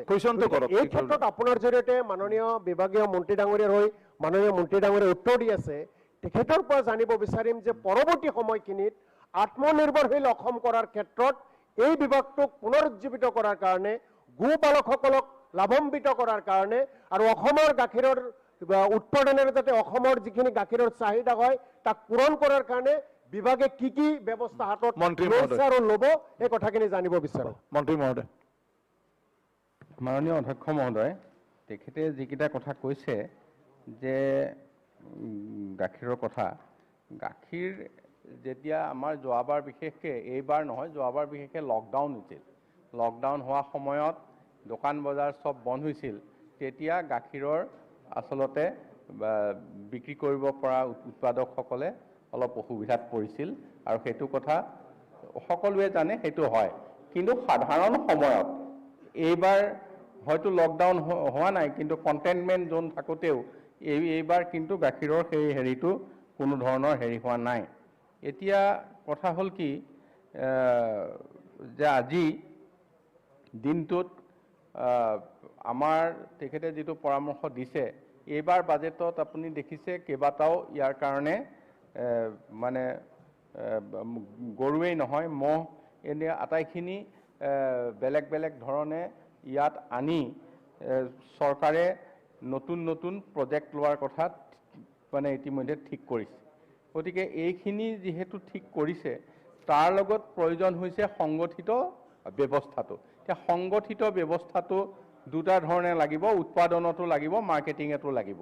দুইটা সংগঠিত ব্যৱস্থাৰে হ'ব লাগিব আৰু এই দুইটা ব্যৱস্থাৰ কাৰণে চৰকাৰে ইতিমধ্যে বিভিন্ন ব্যৱস্থা গ্ৰহণ কৰিছে আৰু মই আশা কৰিছোঁ যে এইবাৰৰ পৰা বিশেষকৈ এই বাজেটৰ পিছৰ পৰা দুগ্ধ উৎপাদনৰ ক্ষেত্ৰত এটা সুসংগঠিত ব্যৱস্থাৰে আগবাঢ়িব। ধন্যবাদ। Question number 244। Question number 244। Honourable minister, মীন বিভাগ। মাননীয় অধ্যক্ষ মহোদয়, উত্তৰ সদনত দিয়া আছে। মাননীয় অধ্যক্ষ মহোদয়, মই তেখেতৰ পৰা ইমান দীঘলীয়া উত্তৰ বিচৰা নাছিলোঁ। মই মীন বিপ্লৱৰ কথা কোৱা নাছিলোঁ। মই নীল বিপ্লৱটোহে বিশেষকৈ উপস্থাপন কৰিছিলোঁ, কিন্তু আপোনাৰ সচিবালয়ৰ কোনোবাই হয়তো এই নীলটোকে মীন বিপ্লৱ বুলি লগাই দিয়াৰ পিছত তেওঁ ঢেৰ উত্তৰ দিবলগীয়া হ'ল। ইমান উত্তৰ মোক নালাগে, মোক এটাই চিধা চিধি তেখেতে উত্তৰ দিব লাগে, নীল বিপ্লৱৰ নামত কিবা অঘটন হৈছে নেকি, কৰাপশ্যন হৈছে নেকি? পুখুৰী খন্দা নোহোৱাকৈ পুখুৰী খান্দিছে বুলি পইচা উলিয়াই নিছে নেকি, সেইটো উত্তৰ দিয়ক তেখেতে। ইয়াত দিছে, নাই নিয়া, তেনেকুৱা হোৱা নাই বুলি দিছে। কিন্তু মই কৈছোঁ তেখেতে হোৱা নাই বুলি কৈছে, মই হৈছে এই হোৱাটো মই দেখাইছোঁ। মহাগাণনিকৰ প্ৰতিবেদনে উদঙালে নীল বিপ্লৱৰ ভেকু ভাৱনা। 364টা পুখুৰী নখন্দাকৈ বিষয়া ঠিকাদাৰে ভগাই খালে 77 কোটি টকা। 9খন জিলা ভ্ৰমণ কৰি এজিয়ে বিচাৰি নাপালে এটাও পুখুৰী। এইটো অসমীয়া প্ৰতিদিনে চলাইছিলে 22 ডিচেম্বৰ 2020। তেখেতে সেইটোহে উত্তৰ দিব লাগে। মন্ত্ৰী মহোদয়।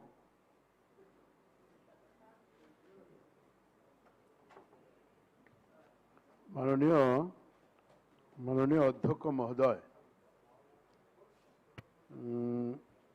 আমাৰ সদস্য অতুল বৰা ডাঙৰীয়াই কৈছে যে তেওঁ কুৱেশ্যন কৰা নাছিল মীন বিপ্লৱৰ ওপৰত। মই গোটেই কুৱেশ্যনখিনি যদি পঢ়ি দিওঁ তেনেহ'লে আপুনি গম পাব যে তেওঁ কি বিচাৰিছে আৰু মই কি দিছোঁ। ইয়াতে প্ৰথম কথাত বিচাৰিছে 2016 চনৰ পৰা আজি পৰ্যন্ত অসমত কিমান পুখুৰী খন্দাৰ আঁচনি গ্ৰহণ কৰা কৰিছিল, জিলা কেইখনৰ নাম জনাব। এতিয়া পুখুৰী খন্দাৰ কামটো ছাৰ বিভিন্ন শিতানৰ জৰিয়তে হয়, কাজে শিতানবিলাক আমাৰ আনিব লাগিব। ইয়াতে SOPDৰ জৰিয়তে হয়, RIDF-ৰ জৰিয়তে হয়, ঠিক তেনেকুৱা ব্ল' ৰেগুলেশ্যনৰ জৰিয়তে হয়। গোটেইখিনি কথা নানিলে আমি উত্তৰটো কেনেকুৱা দিম? আৰু ইয়াতে ছাৰ বাকী কথাখিনিতো আছেই। মীন বিপ্লৱ আঁচনিৰ জৰিয়তে 2016 চনৰ পৰা আজি পৰ্যন্ত কিমান পুখুৰী খন্দা হ'ল। এতিয়া 16 চনৰ পৰা আজিলৈকে মীন বিপ্লৱৰ কথা মোৰ ক'বই লাগিব। এইটো আমাৰ বিভাগে কোনো পদ্যেই মই ভাবোঁ যে কিবা এটা মন গঢ়া কুৱেশ্যন বা আনচাৰ কৰা নাই। এই ক্ষেত্ৰত তেওঁ যেনেকুৱা কৈছে যে বিষয়া ঠিকাদাৰ এজিৰ পেৰা ছাৰ, হয়, এজিৰ পেৰাৰ কথাত মই আপোনাক ক'ব পাৰোঁ, ইয়াতে নীল বিপ্লৱত কোনো বিষয়া ঠিকাদাৰ নিয়োগ হোৱাই নাই ছাৰ। কাৰণ আপোনালোক জ্ঞাত আছে, আমাৰ চৰকাৰ অহাৰ পাছতে সদন সাক্ষী আছে, আমি প্ৰতিজন মাননীয় বিধায়কৰ ওচৰত চিঠি দিলোঁ যে ঘৰে ঘৰে পুখুৰী, ঘৰে ঘৰে মাছ, এই যে আমি এটা প্ৰগ্ৰাম লৈছিলোঁ, এই প্ৰগ্ৰামটো যাতে ছাকচেছফুল কৰা যায় তাৰ কাৰণে আপোনালোকে বেনিফিচিয়াৰীৰ নামখিনি চিলেক্ট কৰি দিয়ক। বেনিফিচিয়াৰীৰ নাম চিলেক্ট হ'ল, মাননীয় MLA সকলৰ পৰা আহিলে, DC চেয়াৰমেন কৰি কমিটি পাতি দিয়া হ'ল, DC চেয়াৰমেনৰ জৰিয়তে তেওঁলোকে লিষ্টখিনি দিয়া হ'ল। দিয়াৰ পাছতে পুখুৰী খন্দাৰ কাম আৰম্ভ হ'ল। আজিৰ দিনত আপোনালোকক ক'ব পাৰোঁ, হয়, এজিৰ এটা পেৰা আছে, মই ইয়াতে উত্তৰত মই কৈছোঁ যে পুখুৰী নখন্দাকে ধন উলিয়াই নিয়াৰ কোনো তথ্য চৰকাৰৰ হাতত নাই। আনকি ব্যাগম দুৰ্নীতি হওয়াৰ কোনো তথ্য সৰকাৰেৰ হাতত নাই কথাটো খাটাং যে নাই আৰু মীন বিপ্লৱ সন্দৰ্ভত মহাগাণনিকৰ প্ৰতিবেদন সম্পৰ্কে সৰকাৰ জ্ঞাত হয় মহাগাণনিকে প্ৰতিবেদন দিলে সেই প্ৰতিবেদনৰ ক্ষেত্ৰত কি দিছে স্যার তেওঁলোকে 4টা পয়েন্ট দিছিল ইয়াতে কৈছে যে specified site created under the scheme's SOPD, no existence of ponds at specified site. Sir, কথাটো এনেকুৱা আৰু সদন সাক্ষী আছে 16ৰ পাছতে আমাৰ ইয়াতে ৰাজহ মন্ত্ৰী বহি আছে ৰাজহ মন্ত্ৰীৰ জৰিয়তে এলটমেন্ট আৰু সেটেলমেন্ট দিয়া হৈছে 3,30,000 প্ৰায় তাৰ আগতে স্যাৰ বহুতখিনি ৰাইজে যেতিয়াই এপ্লিকেশনটো দিয়ে তেওঁৰ দাগ পাট্টা নম্বরের কথা দি দিয়ে কিন্তু স্থানীয় ঠাইত গই এই দাগ পাট্টাটোর এটা হয়তোবা কোনো ঠাইত মিল না থাকে এই কারণে যেতিয়া এই কথাটো হল তেতিয়া আমি এজিক জনালো এজি আকৌ আহিলে এজি আহি যেতিয়া ই ফিল্ড ভেরিফিকেশনত গৈছে যোৱাৰ পাছতে আমাৰ ডিএফডিওক জনোৱা নাই তেওঁ সার্কুল অফিসারক লৈ তেওঁ চাই কিছুমান ঠাইত দেখিলে যে স্পেসিফাইড ঠাইত নাই হয়তো 5 নম্বৰ পাট্টাত দিলে কিন্তু এটি গৈ 6 নম্বৰ পাট্টাত হয়তো বা পোৱা গৈছে এটোৰ এটা কাৰণ আছে স্যাৰ যেতিয়া আমাৰ মাননীয় বিধায়কসকলে দিলে তেতিয়া বেনিফিচিয়াৰি আহি কলে আমাৰ ইমান পাট্টা নাম্বার হি লিখি দিলে প্র্যাকটিক্যালি এই ইমান পাট্টা নাম্বারটো যদি অথেন্টিফাইড হ'ব লাগে তেনেহলে পাটোৱাৰী যাব লাগে পাটোৱাৰীয়ে সাৰ্টিফাই কৰি দিব লাগে এতিয়া এটা পুখুৰী খুন্দাৰ কাৰণে যে বেনিফিচিয়াৰি আমি সিলেকশন কৰেছো কমিটিৰ জৰিয়তে তেওঁলোকে ইমানখিনি হয়তো বা দেখা নাই কোনো ঠাইত এনেকুৱা হৈছে ঠিকই আছে 5 নম্বৰ পাট্টাত দিলে কিন্তু যেতিয়া কামটো আৰম্ভ কৰিবলৈ গল তেতিয়া ভাইয়ে ভাইয়ে কিবা হৈ গল ইয়াতে নহয় ইয়াতে কৰি দিয়া এটো আমাৰ প্লটটো পৰিছে পুখুৰী খান্দাৰ কাম হৈছে হ'ব ক্লিয়াৰ হৈছে স্যাৰ হয় হয় পুখুৰী খান্দাৰ কাম হৈছে কোনো ঠাইত যেটো দাগ পাট্টাৰ অসুবিধা আছে এটোৰ কাৰণে আমি এজিক লিখিলো এতিয়া এজি এগ্ৰি কৰিছে যে হয় আমাৰ ডিএফডিওক লৈ আৰু আমাৰ যি বেনিফিচিয়াৰিক লৈ কত পুখুৰীটো খুন্দিছে আৰু ইটোও খুব বেছি যদি হয় স্যাৰ 3% বানিয়া হ'ব আমাৰ ইয়াতে যিমানখিনি আমি টকা দিছো স্যাৰ গোটেইখিনি টকা ডিবিটিৰ সিস্টেমত গৈছে বেনিফিচিয়াৰিৰ হাতত গৈছে রিভলভিং ফান্ড দিছে আমি ইন এন্ড এরাউন্ড 20,000 টকা আমি দিলো বাকি টকা সেকেন্ড এন্ড থার্ড ফেজত যাব যদি কোনো মানুহে পুখুৰী খুন্দা নাই তেনেহলে ৰিভলভিং ফান্ডৰ এই 20,000 টকা তেওঁৰ হাতত আছে আৰু এনেকুৱা 2-4 ঠাইৰ ফালৰ পৰা আমাৰ ইয়াতে তথ্য আহিছে কিন্তু কথাটো হৈছে যেতিয়া কোভিড-19 এৰ সংক্ৰমণ চলিছে তেওঁলোকে এটা কাৰণ দেখাইছে যে আমি কোভিডেৰ কাৰণে আমি লেবাৰ মোবিলাইজ কৰিব পৰা নাই বাট আমি কামখিনি কৰি দিম প্ৰথম ৰিভলভিং ফান্ড সেকেন্ড টকাটো আমি দিয়াই নাই এতিয়ালৈকে এই ক্ষেত্ৰত স্যাৰ মই ভাবো যে আমাৰ মাননীয় সদস্য মহোদয়ে গোটেইখিনি কথা জানিব কাৰণ তেওঁ যোৱা এসেম্বলিটো আছিল তেওঁৰ জৰিয়তে আহিছে এই কথাখিনি আমি কব আপোনাৰ সেকেন্ড সাপ্লিমেন্টাৰি 1 মিনিট মোৰ কথাটো হৈছে কি এই কাকতখনত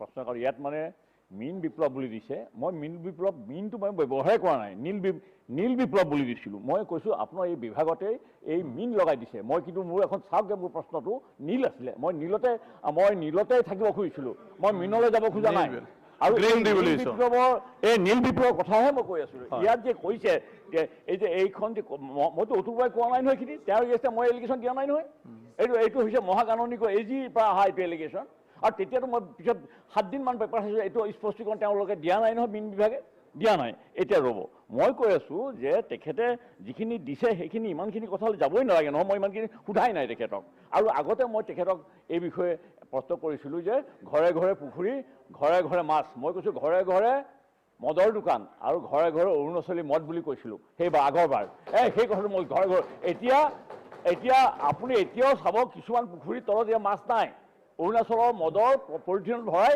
মদৰ বটলহে পাব পুখুৰীবিলাকত মই এতিয়াও কৈ আছো আপোনাৰ পৰীক্ষা কৰক লাগিলে কোৱেশ্যনটো কৰক এতিয়া আপুনি কোৱেশ্যনটো কৰক কোৱেশ্যন একো নাই কোৱেশ্যন নাই এটা ঠিক আছে ৰ'ব স্পিকাৰ মহোদয় নহয় কোৱেশ্যন নাৱাৰ এইটো কোৱেশ্যন আপুনি কৰক মই বেছি দীঘলীয়া নকৰো তেনে হ'ব আৰু নালাগে প্ৰশ্ন কৰাজনে যিমান কথা কয় হৈছে 1 মিনিট মিনিষ্টাৰ এইটো বেছি কথা ক'লে মোতকে না তেখেতে জবাব দিছে হয় মইহে বেছি কথা ক'ব লাগে মোক কেলে সুবিধা নিদিব হ'ব তেওঁ বেছিকৈ কথা কৈছে মই কৈছোঁ উত্তৰ দিছে, হয়। 30 ছেকেণ্ড তেখেতে কৈছে প্ৰায় 4 মিনিট 5 মিনিট এইটো কেনেকুৱা হ'ব মই আপোনাক সুধিছোঁ ইয়াত খালি এটাই কথা মহাগাণনিকৰ প্ৰতিবেদন উদঙালে নীল বিপ্লৱ নীল মানে কি এইটো দন্ত্যানৰ দীৰ্ঘইকাৰ ল নে NIL নীল সেইটোহে মই সুধি আছোঁ মোৰ ক'ব লগা নাই এইখিনিয়ে ক'ব লগা থেংক ইউ ভেৰি মাছ ধন্যবাদ ৰফিকুল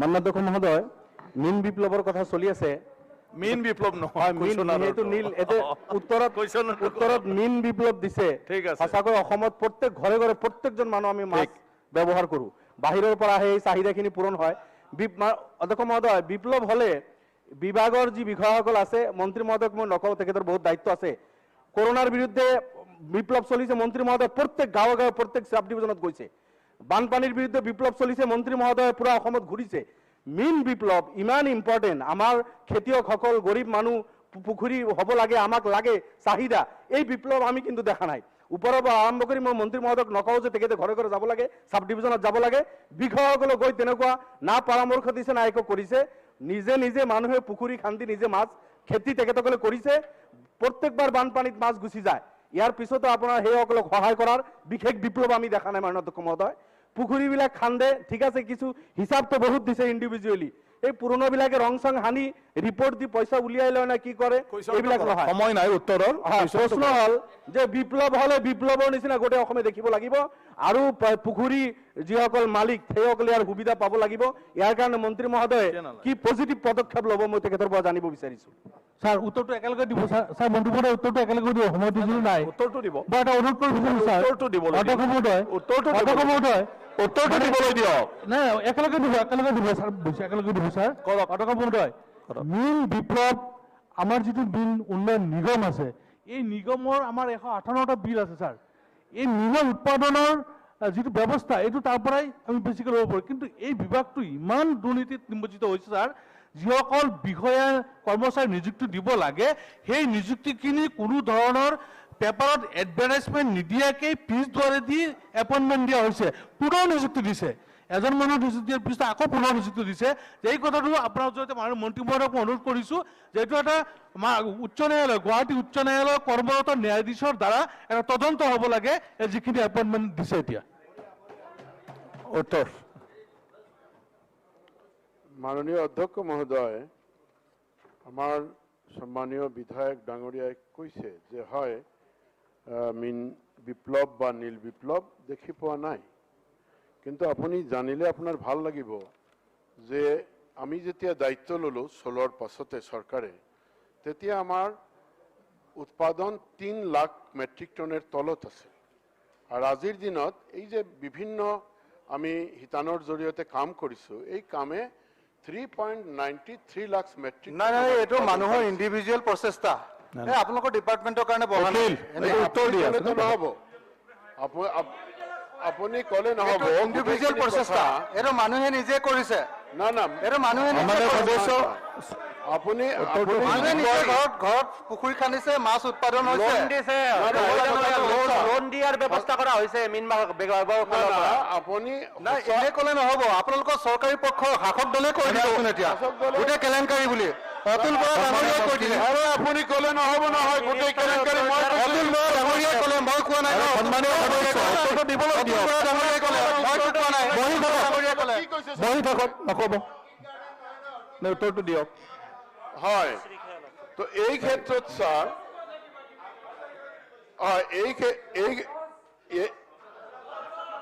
এই ক্ষেত্ৰত স্যাৰ আমি যিসকল কাম কৰিছোঁ RIDF-ৰ জৰিয়তে ব্লু ৰিভলিউচনৰ জৰিয়তে ঠিক তেনেকুৱা RKVY জৰিয়তে এই কামখিনিতো হৈছে নহ'লে মাছেৰ উৎপাদন কেনেকুৱা বাঢ়িলে আপোনালোকে কওকচোন আপোনালোকে ইয়াতে যিমান না মানুহে আপোনালোকৰ ডিপাৰ্টমেণ্টটো একদম কেলেংকাৰী আপুনি ভাই একদম দুৰ্নীতিপৰায়ণ ডিপাৰ্টমেণ্ট এইটো আপুনিতো কৃষক নেতা হয় একদম দুৰ্নীতিপৰায়ণ ডিপাৰ্টমেণ্ট এইটো উদ্যোগৰ কথাটো উদ্যোগৰ আপুনি একদম দুৰ্নীতিপৰায়ণ ডিপাৰ্টমেণ্ট এইটো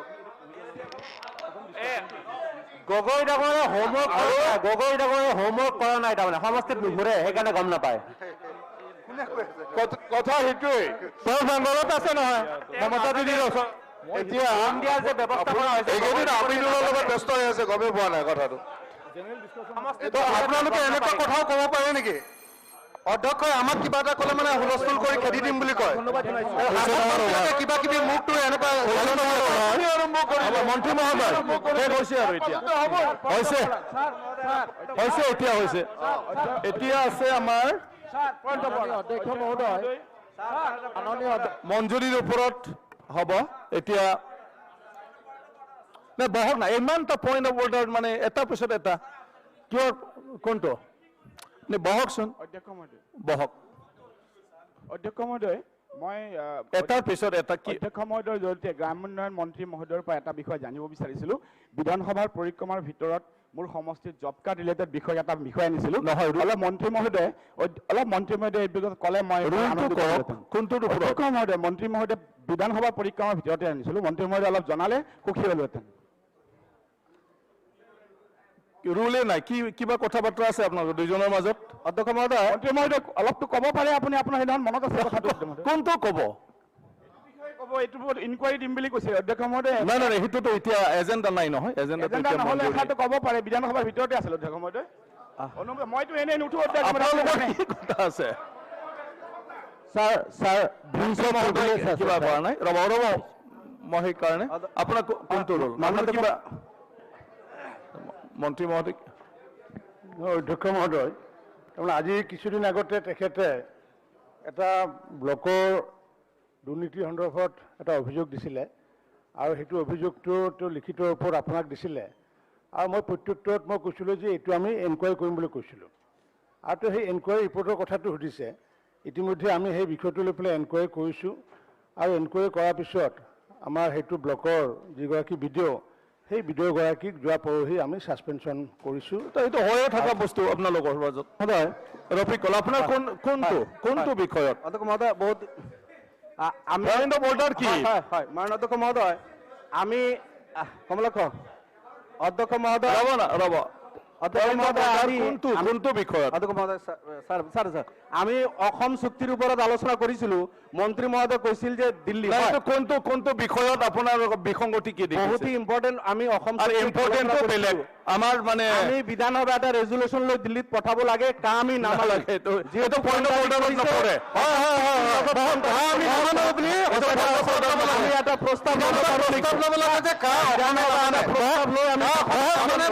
ল'ব লাগে অসমে নামাগে প্ৰস্তাৱ ল'ব লাগে বাবা বহক 10 মিনিট হিচাপ লাগে ষ্টাৰ্ট কুৱেশ্যন নম্বৰ আছিল 248 ইয়াতে যিটো উত্তৰ দিছে ফৰেষ্ট ডিপাৰ্টমেণ্টৰ পৰা দেখা গৈছে যে উত্তৰ শুদ্ধ নহয় কাৰণ এটা গোৱালপাৰাৰ ঠিক আছে অলপ ক'ব লাগে এইকাৰণে যে এই চেণ্ড মহলটো অবৈধভাৱে গোৱালপাৰা জিলাৰ ডিচি আৰু ডিএফঅ চলাই আছে যাৰ কাৰণে সদনত উত্তৰ দিয়াৰ পৰা বিৰত আছে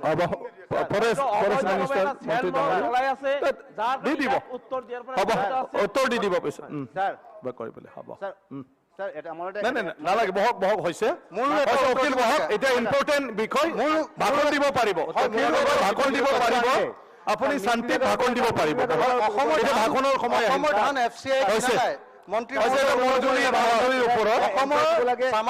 আলোচনা কৰিব এই কথাটো মন্ত্ৰী মহোদয় উত্তৰ দিলে ভাল হয় এনেকুৱা উত্তৰ নিদিয়ে নহয় এনেকুৱা উত্তৰ নিদিয়ে অখিল হাউচত উত্তৰ নিদিয়ে আপুনি বাকীবিলাকৰ দিলে নহয় আপুনি পইণ্ট অফ অৰ্ডাৰ ৰেজ কৰি আছে আপুনি কোনোবা ৰুলত কওক আপুনি কওক আমি এটা ব্ৰিজ অফ প্ৰিভিলেজ মোচন আনিছিলোঁ now I would like to request you under rule 161 to read my complaint of breach of privilege. Sir, subject, notice in writing to make a complaint of breach of privilege. মই হেতু বিষয়ে পাইছো আপুনি যেটো notice দিছিলে হয় as per কিন্তু সেই নোটিস দিয়া বিষয়ে অলৰেডি পৰখি আপুনি ইয়াত ৰেজ কৰিছে আৰু অলৰেডি ইয়াত মই কথা দিছো যে সেই বিষয়ত আমি বিহিত ব্যৱস্থা লম আৰু কিয় তেনেকুৱা হৈছে হেতু আমি অফিচিয়ালি ডিপাৰ্টমেণ্টৰ পৰা আমি KPA2 বিচাৰিম আৰু আহি থকা দিনটোত যাহাতে তেনেকুৱা ধৰণৰ নকৰে ঠিক আছে সেইটো সেইকাৰণে আজি আৰু হাউচৰ ইন্টাৰভেনশনৰ আৰু প্ৰয়োজন নাই আপনি সিদ্ধান্ত লব whether it is a breach of privilege or not কিন্তু মই স্যার আন্ডার আর্টিকেল 161 মই বুজি পাইছো এইটো মই চাই under I can read the statement সেইকাৰণে I মই can read কৈছো the statement then the house will decide হাউসে না কৰিব পাৰে আপনিও না কৰিব পাৰে কিন্তু মই এইটো নহয় I will make a short statement নহয় চাওক I will make a short statement যদি হে আপনি পঢ়িব নিদিলেও এটো নিয়মতে পঢ়িব লাগে নিজৰ ফেভাৰৰ আইনটো চাই থাকিলে কেনেকৈ হ'ব স্পিকাৰৰ ফেভাৰত কিমান আইন আছে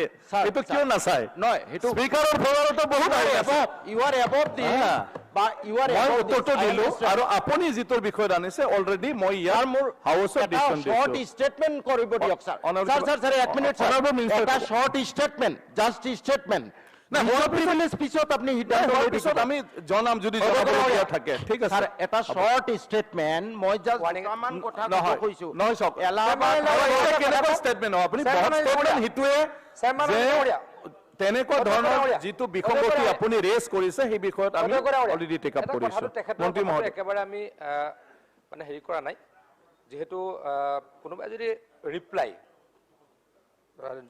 নিদিয়ে তেতিয়াতো অলপ MLA জনৰ বা সদস্যজনৰ কৰবাত নহয় কৰবাত অসুবিধা হয় হাউচ ইয়েছ মই মানিছো দাদা কিন্তু এটা মই একাৰণে কৈ আছো মানে হয় দাদা হয় ডাঙৰীয়া মই এটাহে ক'ব খুজিছো ভৱিষ্যতে যাতে এনেকে নকৰে ভৱিষ্যতে যাতে নকৰে আপুনি যাতে এটা ৰুলিং দিয়ে হ'ব মই বিষয়ে যাতে নকৰে এটা ৰুলিং দি দিয়ক নাই সন্মানী মন্ত্ৰীসকলক মই অনুৰোধ জনাইছো কুৱেশ্যন বিলাক যেতিয়া যায় তেতিয়া অলপমান এই গোটেই বিষয়বিলাক চাই ফালে যাতে যিমান পাৰে কাৰেক্টলি উত্তৰবিলাক যাতে আহে এতিয়া বহুতখিনি কুৱেশ্যন তেনেকুৱা আহিছে যে নট ৰিলেটেড মানে যি ডিপাৰ্টমেণ্টক সন্মানীয় সদস্যসকলে কুৱেশ্যন কৰিছিলে এই ডিপাৰ্টমেণ্টবিলাকে এই কুৱেশ্যনক আমাৰ লগত ৰিলেশ্যন নাই বুলি উত্তৰ দি দিছে ইয়াতে কিন্তু এতিয়া কিছুমান ময়ো চাইছো সেইটো অকণমান কনফিউজন হয় একচুৱেলি এই বিভাগৰ লগত সম্পৰ্ক থকা যেনে হয় আৰু অন্য কোনটো মানে ডিপাৰ্টমেণ্টৰ আণ্ডাৰত এইটো বিষয় পৰিব সেইটো কোনো ক্লিয়াৰ নাই হেতৰ কাৰণে সেই সবটো চাই ফালে মই সেইকাৰণে কৈছো ইয়াৰ বিষয়ে প্ৰত্যেকটা ডিপাৰ্টমেণ্টৰ পৰা আমি ইয়াৰ কাৰণটো আমি বিচাৰিম আৰু ইয়াৰ পিছত আহি থকা দিনটোত তেনেকুৱা হ'ব নোৱাৰে কোনটোবা ডিপাৰ্টমেণ্টটো এতিয়া ক'ত পৰিব ক'বাত লেবাৰমেণ্ট এমপ্লয়মেণ্টৰ মানে কথা আহি গৈছে ক'বাত TNTৰ কথা আহি গৈছে কিন্তু মানে বিষয়টো TNTৰে হয় লাগে কিন্তু TNT এতিয়া কৈছে যে আমাৰ লগত ৰিলেটেড নহয় কিন্তু তেতিয়াহ'লে কাৰ লগত সেইটো আমিও অলপ কনফিউজন হৈ আছো সেইকাৰণে ইয়াত যিসকলে মন্ত্ৰী মহোদয়সকলো আছে নিজৰ নিজৰ বিভাগত যাহাতে এই বিষয়ত অলপ এই কুৱেশ্যন যেহেতু হাউচত হৈছে ইয়াৰ ওপৰত চিৰিয়াছ হ'ব লাগে আৰু ফাৰ্ডাৰ যাহাতে তেনেকুৱা ধৰণৰ নহয় বাকি যিখিনি আমি পাইছো সেইটো আমি ডিপাৰ্টমেণ্টবিলাকলৈ মানে ইয়াৰ ওপৰত আমি বিতং তথ্যটো বিচাৰিম স্যাৰ আপনাৰ ৰুলিংত আমি অত্যন্ত সন্তুষ্ট আৰু মন্ত্ৰী মহোদয়ৰ উত্তৰতো সন্তুষ্ট জাস্ট মই দুটা হাইলাইট নালাগে হৈছে আৰু সেইটো ৰেজ টাইপ হ'ব ৰেজ কৰিব নালাগে এইটো বিষয় এটাই আমাৰ মন্ত্ৰীবোৰ জানো আমাৰ মন্ত্ৰীসকল ইমান কনচাৰ্ন হয় হাউ দি টু ডেয়াৰ তেওঁলোকৰ ভুল হৈছে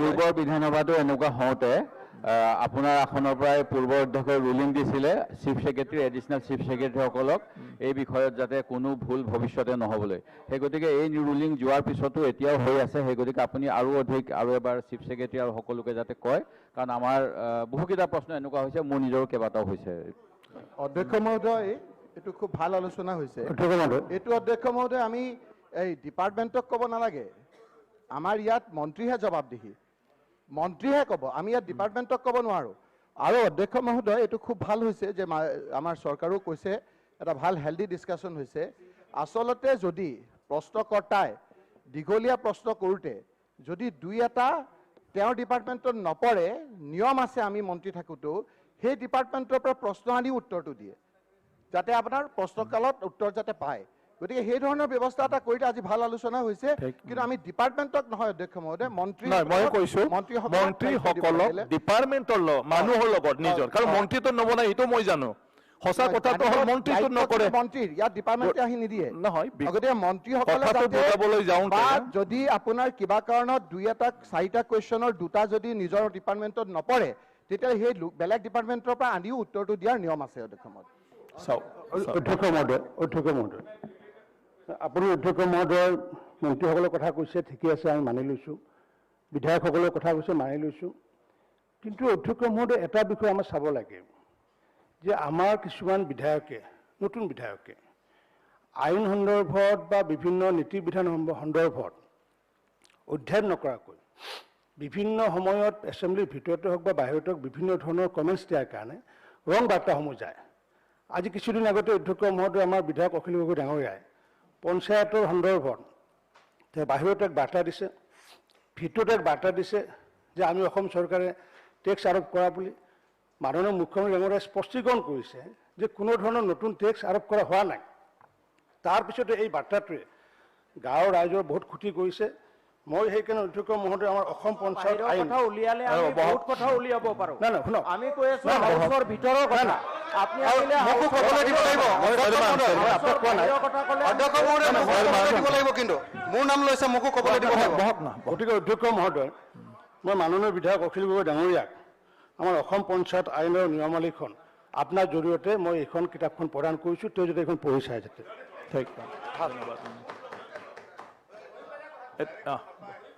অধ্যক্ষ মহোদয় মন্ত্ৰীয়ে তেনেকৈ আপোনাক দিব নোৱাৰে নিয়ম অনুযায়ী এজ পাৰ ৰুল মন্ত্ৰীয়ে তাৰ কৰ্মচাৰীৰ সৈতেহে দিব লাগে আপোনাক গৈ ডাইৰেক্টলি কথা কোৱাৰে ৰুলত আছে কোনো নিয়ম নাই হ'ব অধ্যক্ষ মহোদয় মই ক'ব পাৰিম হৈছে এনেকুৱা নহয় আৰু ডিছকাশ্যন নহয় চা এটা গুৰুত্বপূৰ্ণ বিষয়ৰ ওপৰত মানে উঠাইছে অধ্যক্ষ মহোদয় মানে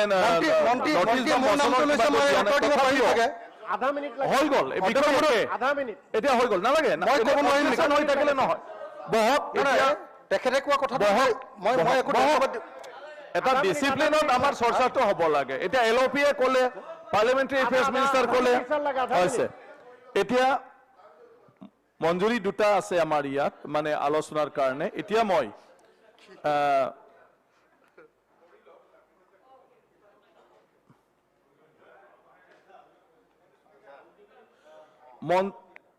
কোনটো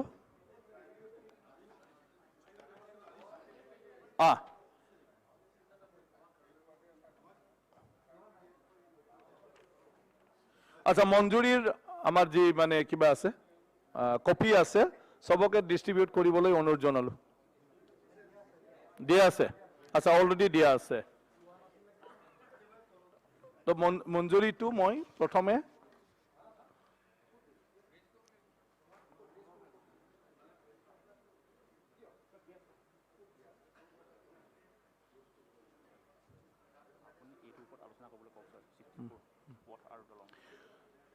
তো আমি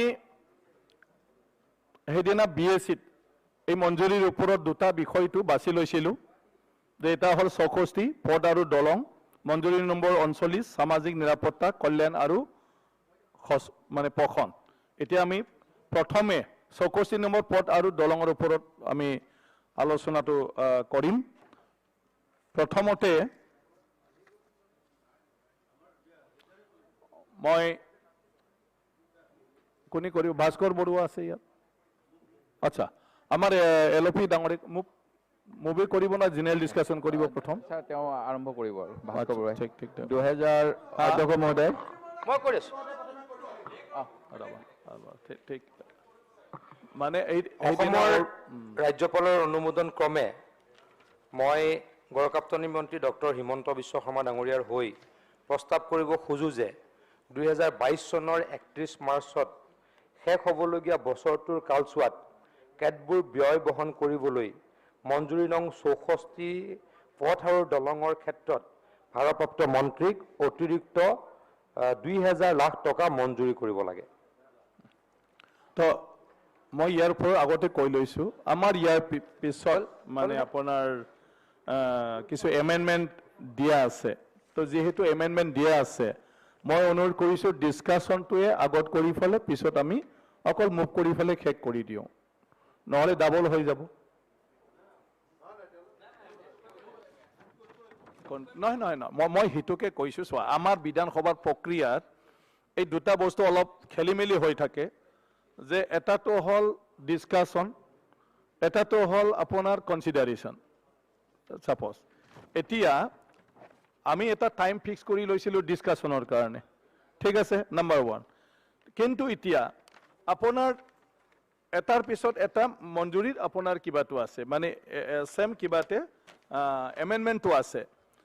তো এমেণ্ডমেণ্টটো কৰি মুভ কৰিলে ডিছকাশ্যন নালাগে, এমেণ্ডমেণ্ট মানে যিবিলাকে কিবা কৰিব কি কৰে মুভ কৰিব, ইয়াৰ ওপৰতে এমেণ্ডমেণ্ট কৰাখিনিয়ে যদি 2-3 জনে বক্তব্য ৰাখে তেতিয়া টাইমটো তাতে গুচি যায়। গতিকে আমি ডিছকাশ্যন কৰোঁ, তাৰপিছত এমেণ্ডমেণ্ট মুভৰ সময়ত আৰু নাই আৰু মানে কিবা যদি ক্লিয়াৰিফিকেশ্যন বাকী থাকে তেতিয়া এমেণ্ডমেণ্ট মুভত ক্লিয়াৰিফিকেশ্যনটো ল'ব পাৰে।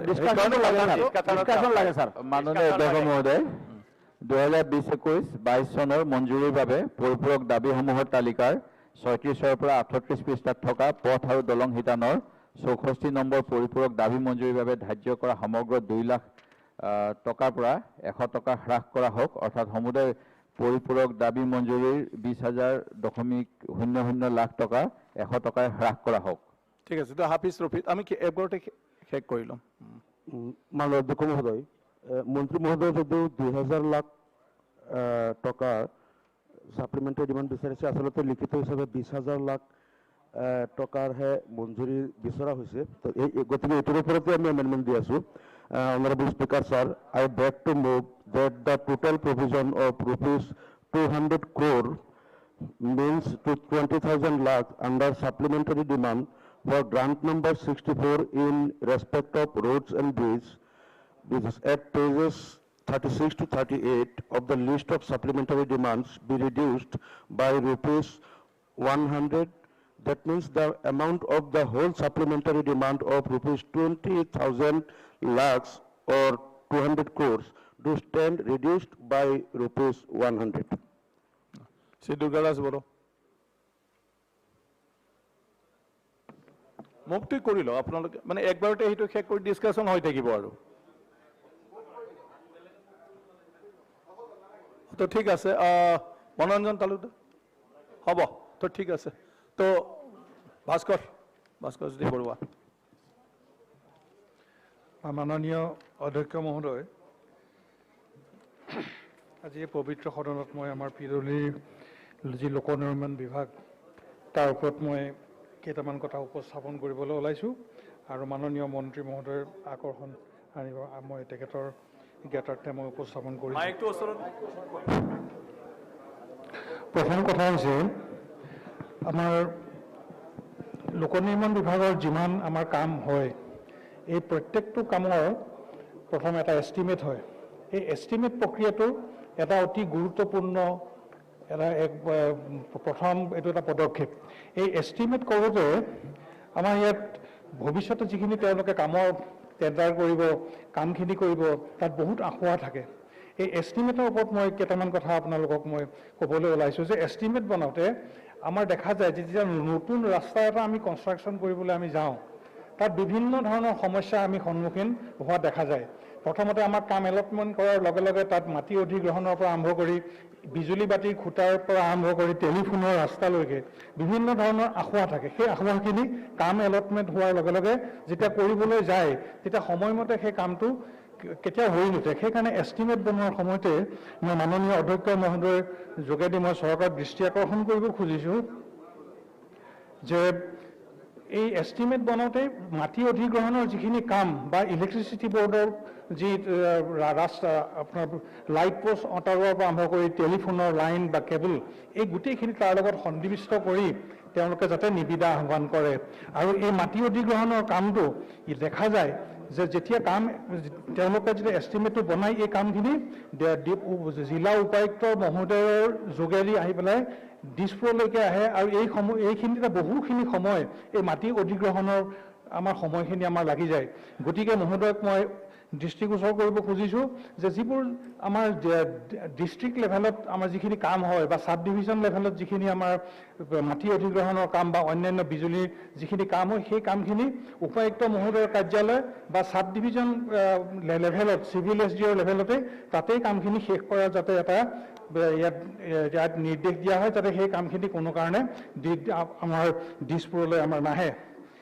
ইয়াৰ পাছতে মই এটা কথা আহ্বান কৰিব খুজিছোঁ, আমাৰ এই যি নিবিদা গ্ৰহণ যি প্ৰক্ৰিয়া, এই প্ৰক্ৰিয়াটো জুলাই মাহতে বাৰিষা সময়তে আৰম্ভ হ'ব লাগে। কাৰণ আমাৰ অসমত যথেষ্ট বৰষুণ হয়। বৰষুণ হোৱাৰ কাৰণে আমাৰ প্ৰত্যেকটো ৰাস্তাৰ কাম কৰিবলৈ যাওঁতে আমি 6 মাহ মানে সময় পাওঁ। সেইকাৰণে এই নিবিদা গ্ৰহণ প্ৰক্ৰিয়া তথা এলটমেণ্টৰ যি প্ৰক্ৰিয়া থাকে, এই এলটমেণ্ট প্ৰক্ৰিয়াটো জুলাই, আগষ্ট, ছেপ্টেম্বৰৰ ভিতৰত শেষ হ'ব লাগে আৰু অক্টোবৰ মাহৰ লগে লগে যাতে সংবিধিজনে কামখিনি কৰিব পাৰে। এই কামখিনি আৰম্ভ হোৱাৰ লগে লগে মই এটা কথা ইয়াত উল্লেখ কৰিব খুজিছোঁ যে আমি সদায় এটা প্ৰগ্ৰেছটো মনিটৰ কৰিব লাগে। আমি বিভিন্ন সময়ত দেখোঁ যে আমাৰ আজি ৰাজ্যখনত যিবোৰ কাম হৈছে, প্ৰত্যেকটো কামেই সদায় সময়তকৈ বহুত বেছি দেৰিকৈ সম্পন্ন হয়। তাৰ ফলত প্ৰাইচ এস্কেলেশ্যন হয়, চৰকাৰৰ ওচৰত আকৌ টকা মঞ্জুৰিৰ কাৰণে কাগজ আহে। এইবোৰ কৰি থাকোঁতে আমাৰ যিটো কাম 2 বছৰত হ'ব লাগে, সেইটো কাম গৈ পেলাই 6 বছৰ বা 8 বছৰ প্ৰয়োজন হয়। সেইকাৰণে মই চৰকাৰক এই অধ্যক্ষ মহোদয়ৰ যোগেদি মই আহ্বান জনাব খুজিছোঁ যে আমাৰ এখন প্ৰগ্ৰেছ মনিটৰিং কমিটি লাগে আৰু সেই কমিটিখনত আমাৰ যিসকল স্থানীয় বিধায়ক আছে, সেই জনপ্ৰতিনিধিসকলক লৈ আৰু ওচৰৰ যি স্থানীয় ব্যক্তি থাকে, সেই ব্যক্তিসকলক লৈ যদি এখন মনিটৰিং কমিটি কৰা যায়, তেতিয়াহ'লে কাম এক্সিকিউশ্যন কৰিবৰ সময়ত সেই সংবিধিজনে অন্ততঃ কামখিনি নিয়াৰিকৈ কৰিব পাৰে আৰু বিভাগীয় অভিযন্তাসকলেও সেই ক্ষেত্ৰত এই সমস্যাটো সমাধানৰ ক্ষেত্ৰত যথেষ্ট সুবিধা হ'ব। সেইকাৰণে এই প্ৰগ্ৰেছ মনিটৰিং কমিটিখন থাকিলে প্ৰত্যেকটো সময়ে সময়ে অন্ততঃ বিধায়কগৰাকীয়ে বা জনপ্ৰতিনিধিগৰাকীয়ে তেওঁ এটা খতিয়ান ল'ব পাৰিব যে আমাৰ এই কামটো 2 বছৰৰ ভিতৰত আছে, গতিকে পাৰ্চেণ্টেজ ৱাইজ কোন মাহত কিমান কাম হ'ব, সংবিধিজনে একজেক্টলি সেই কামটো কৰিছেনে নাই, তেওঁ টকা পইচা পাইছেনে নাই, এই গোটেই কথাখিনিৰ লগত তেওঁ যদি জড়িত কৰা যায়, তেতিয়া জনপ্ৰতিনিধিজনৰো তেওঁৰ এই দায়িত্ব পালনত তেওঁ সফল হ'ব। আৰু ৰাইজে লোক নিৰ্মাণ বিভাগৰ যি এই কাম অতি গুৰুত্বপূৰ্ণ কাম কৰি আছে, আমাৰ ৰাস্তা পদূলিৰ যিখিনি কাম, এইখিনি যথেষ্ট ফলপ্ৰসূ হ'ব বুলি মই ধাৰণা কৰিছোঁ। ইয়াৰ লগতে আৰু এটা কথা অতি গুৰুত্বপূৰ্ণ কথা হৈছে কি, আমাৰ ৰাস্তাবিলাক যেতিয়া আমি কৰাৰ পাছত ইয়াৰ কি হয়, ৰাস্তাবোৰ পুনৰবাৰ ভাগিবলৈ আৰম্ভ কৰে। এতিয়া PMGSY ৰাস্তাটো যেতিয়া আমি বনাওঁ, তাত 5 বছৰলৈকে সংবিধিসকলক এটা পিৰিয়ড থাকে। সেই পিৰিয়ডত তেওঁলোকে মেইনটেনেঞ্চ কৰি যায়। কিন্তু অন্যান্য যিখিনি আমাৰ ৰাস্তা আছে, সেই ৰাস্তাবিলাকত সেইখিনি নীতি নিয়ম পালন কৰা নহয়। সেইবাবে মই এইটো আহ্বান জনাব খুজিছোঁ যে PMGSY যিটো ছিষ্টেম আছে, তেওঁলোকে 5 বছৰৰ কাৰণে ৰাস্তা ৰিপেয়াৰ কৰা, সেই ৰাস্তা ৰিপেয়াৰ কৰাৰ যিখিনি ছিষ্টেম আছে, সেই ছিষ্টেমখিনি অসমৰ লোক নিৰ্মাণ বিভাগে অন্যান্য ৰাস্তাৰ ক্ষেত্ৰতো তেওঁলোকে প্ৰযোজ্য হ'ব লাগে। ইয়াৰ লগত আৰু এটা কথা সংযোজিত মই কৰিব খুজিছোঁ যে আমাৰ এতিয়া বৰ্তমান বহুত ডিষ্ট্ৰিক্ট আছে, যিবিলাক ডিষ্ট্ৰিক্টত আমাৰ আজি শিল বালিৰ অভাৱ হৈছে, নাটনি হৈছে। কাৰণ চব জেগাতে আমি উন্নয়নৰ ধাৰা আজি আমি অব্যাহত ৰাখিবলৈ আমি চেষ্টা কৰিছোঁ। গতিকে বিভিন্ন জেগাত যিবোৰ নতুন বালিয়া মহল আছে বা শিলৰ উপৰি আছে, সেইবিলাক অন্ততঃ চৰকাৰে এটা নীতিগতভাৱে এটা আবণ্টন দি অলপ সৰলীকৰণ কৰি যে সেইবিলাকৰ পৰা যাতে ওচৰৰ নগা ৰাজ্যই হওক বা অন্যান্য যি আজি ধৰক মিজু পাহাৰেই হওক বা কাৰ্বি পাহাৰেই হওক বা অৰুণাচলেই হওক, তাৰ পৰা যাতে পাথৰখিনি অনাৰ ক্ষেত্ৰত, বালি অনাৰ ক্ষেত্ৰত অকণমান সৰলীকৰণ কৰি দিয়ে, যাতে সংবিধিসকলে তেওঁলোকে সহজলভ্যভাৱে তেওঁলোকে সেই বস্তুখিনি আনি পেলাই কাম কৰিব পাৰে। ইয়াৰ লগত এটা কথা আহিছে যে কোৱালিটি কণ্ট্ৰল। এই কোৱালিটি কণ্ট্ৰলৰ ক্ষেত্ৰত মোৰ ক'বলগীয়া কথা আছে। আমাৰ PMGSYত কোৱালিটি কণ্ট্ৰল কৰিবৰ কাৰণে আজি কেন্দ্ৰীয় চৰকাৰৰ এটা নীতি আছে, তেওঁলোকৰ 3 টায়াৰ পলিচি আছে। এই কোৱালিটি কণ্ট্ৰল যিটো PMGSYত আছে, এই কোৱালিটি কণ্ট্ৰলটো আমি আমাৰ অসমৰ বিভিন্ন ৰাস্তাত আমি যদি কৰোঁ, তেতিয়া মই ভাবোঁ যে আমাৰ ৰাস্তাবিলাকৰ লংজিভিটিটো বাঢ়িব। বিশেষকৈ আমাৰ এতিয়া যিবিলাক আমি পেভাৰ ব্লকৰ ৰাস্তা বনাইছোঁ, এই পেভাৰ ব্লকৰ ৰাস্তাবিলাকত আপোনালোকে মন কৰিব, আমাৰ লগে পেভাৰ পাৰি গ'ল, কাষত ঢালাই কৰি দিলে, লগে গাড়ী চলি গ'ল, কাষৰ সেই ৱালখন ভাঙি থাকে। সেইকাৰণে আপোনাৰ শেষ হৈছে, আপুনি মোক 5 মিনিট দিব লাগিব, নহ'লে কথা 5 মিনিট আপোনাৰ দলে দিছে, দলক সোধক। মোক দলক আৰু মই 5-10 মিনিট দিবলৈ কৈছোঁ। Please conclude. এতিয়া নেক্সট স্পীকাৰ। হেল্ল', প্লিজ কথাখিনি মই কৈ লওঁ। কথাখিনি ক'বলৈ আপোনাৰ দলে আপোনাক সময়টো দিলে হ'ব, আপোনাৰ লিষ্ট দিছে ইয়াত। মোক 5 মিনিট, প্লিজ কনক্লুড। 5 মিনিট মোক দলে দিছে। এতিয়া কথা হৈছে কি, এই গাৰ্ডৱালটো আপোনাৰ ভাগি যায়। এজন স্পীকাৰ ইয়াৰ পৰা কাটি দিব লাগিব 5 মিনিট দিলে। ঠিক আছে, মই ইয়াতে কথাখিনি যদি মোক ক'বলৈ দিয়া নাই, মই কনক্লুড কৰিছোঁ। কিন্তু মই কথা যিখিনি কৰিলোঁ, সেই আপোনাৰ ওচৰত মই অনুৰোধ জনালোঁ যাতে পৰৱৰ্তী সময়ত এই কামখিনি আমাৰ কৰা হয়। Thank U. নৱদলৈ নাম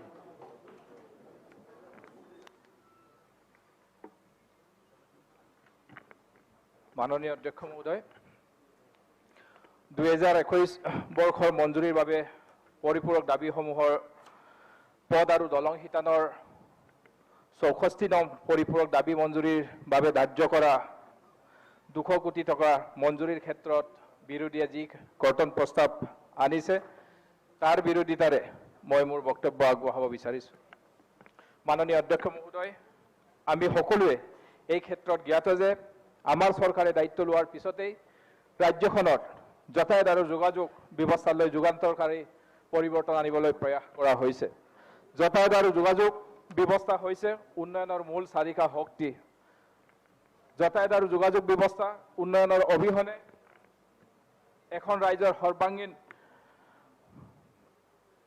উন্নয়ন কেতিয়াও সম্ভৱ নহয় সমাজৰ একেবাৰে শেষৰজন ব্যক্তিৰ কাষলৈ উন্নয়নৰ পোহৰ লৈ যোৱাটো হৈছে আমাৰ চৰকাৰৰ লক্ষ্য এই লক্ষ্যত উপনীত হোৱাৰ ক্ষেত্ৰত যাতায়াত আৰু যোগাযোগ ব্যৱস্থাই সবাতোতকৈ গুৰুত্বপূৰ্ণ ভূমিকা পালন কৰিব সমাজৰ শেষৰজন ব্যক্তি আৰু চৰকাৰৰ মাজত যোগাযোগ স্থাপনৰ ক্ষেত্ৰত যাতায়াত ব্যৱস্থা উন্নতি সাধন কিদৰে সুদূৰ প্ৰসাৰী ভূমিকা পালন কৰিব সেয়া আমি সকলোৱে অনুভৱ কৰিব পাৰোঁ আমাৰ বাবে সৌভাগ্যৰ বিষয় যে মাননীয় মুখ্যমন্ত্ৰী ডক্টৰ হিমন্ত বিশ্ব শৰ্মা ডাঙৰীয়াই বিগত চৰকাৰৰ কাৰ্যকালত লোক নিৰ্মাণ বিভাগৰ দায়িত্ব লোৱাৰ পিছতেই অসমৰ যাতায়াত আৰু যোগাযোগ ব্যৱস্থাৰ যি উন্নয়ন সাধন হৈছে সেয়া স্বাধীনতা কালৰ নজিৰবিহীন বিগত সময়ছোৱাত ৰাজ্যত যাতায়াত আৰু যোগাযোগ ব্যৱস্থাৰ যি অভূতপূৰ্ব উন্নয়ন সাধন হৈছে সেয়া আজি সকলোৱে স্বীকাৰ কৰিছে মাননীয় মুখ্যমন্ত্ৰী ডাঙৰীয়াৰ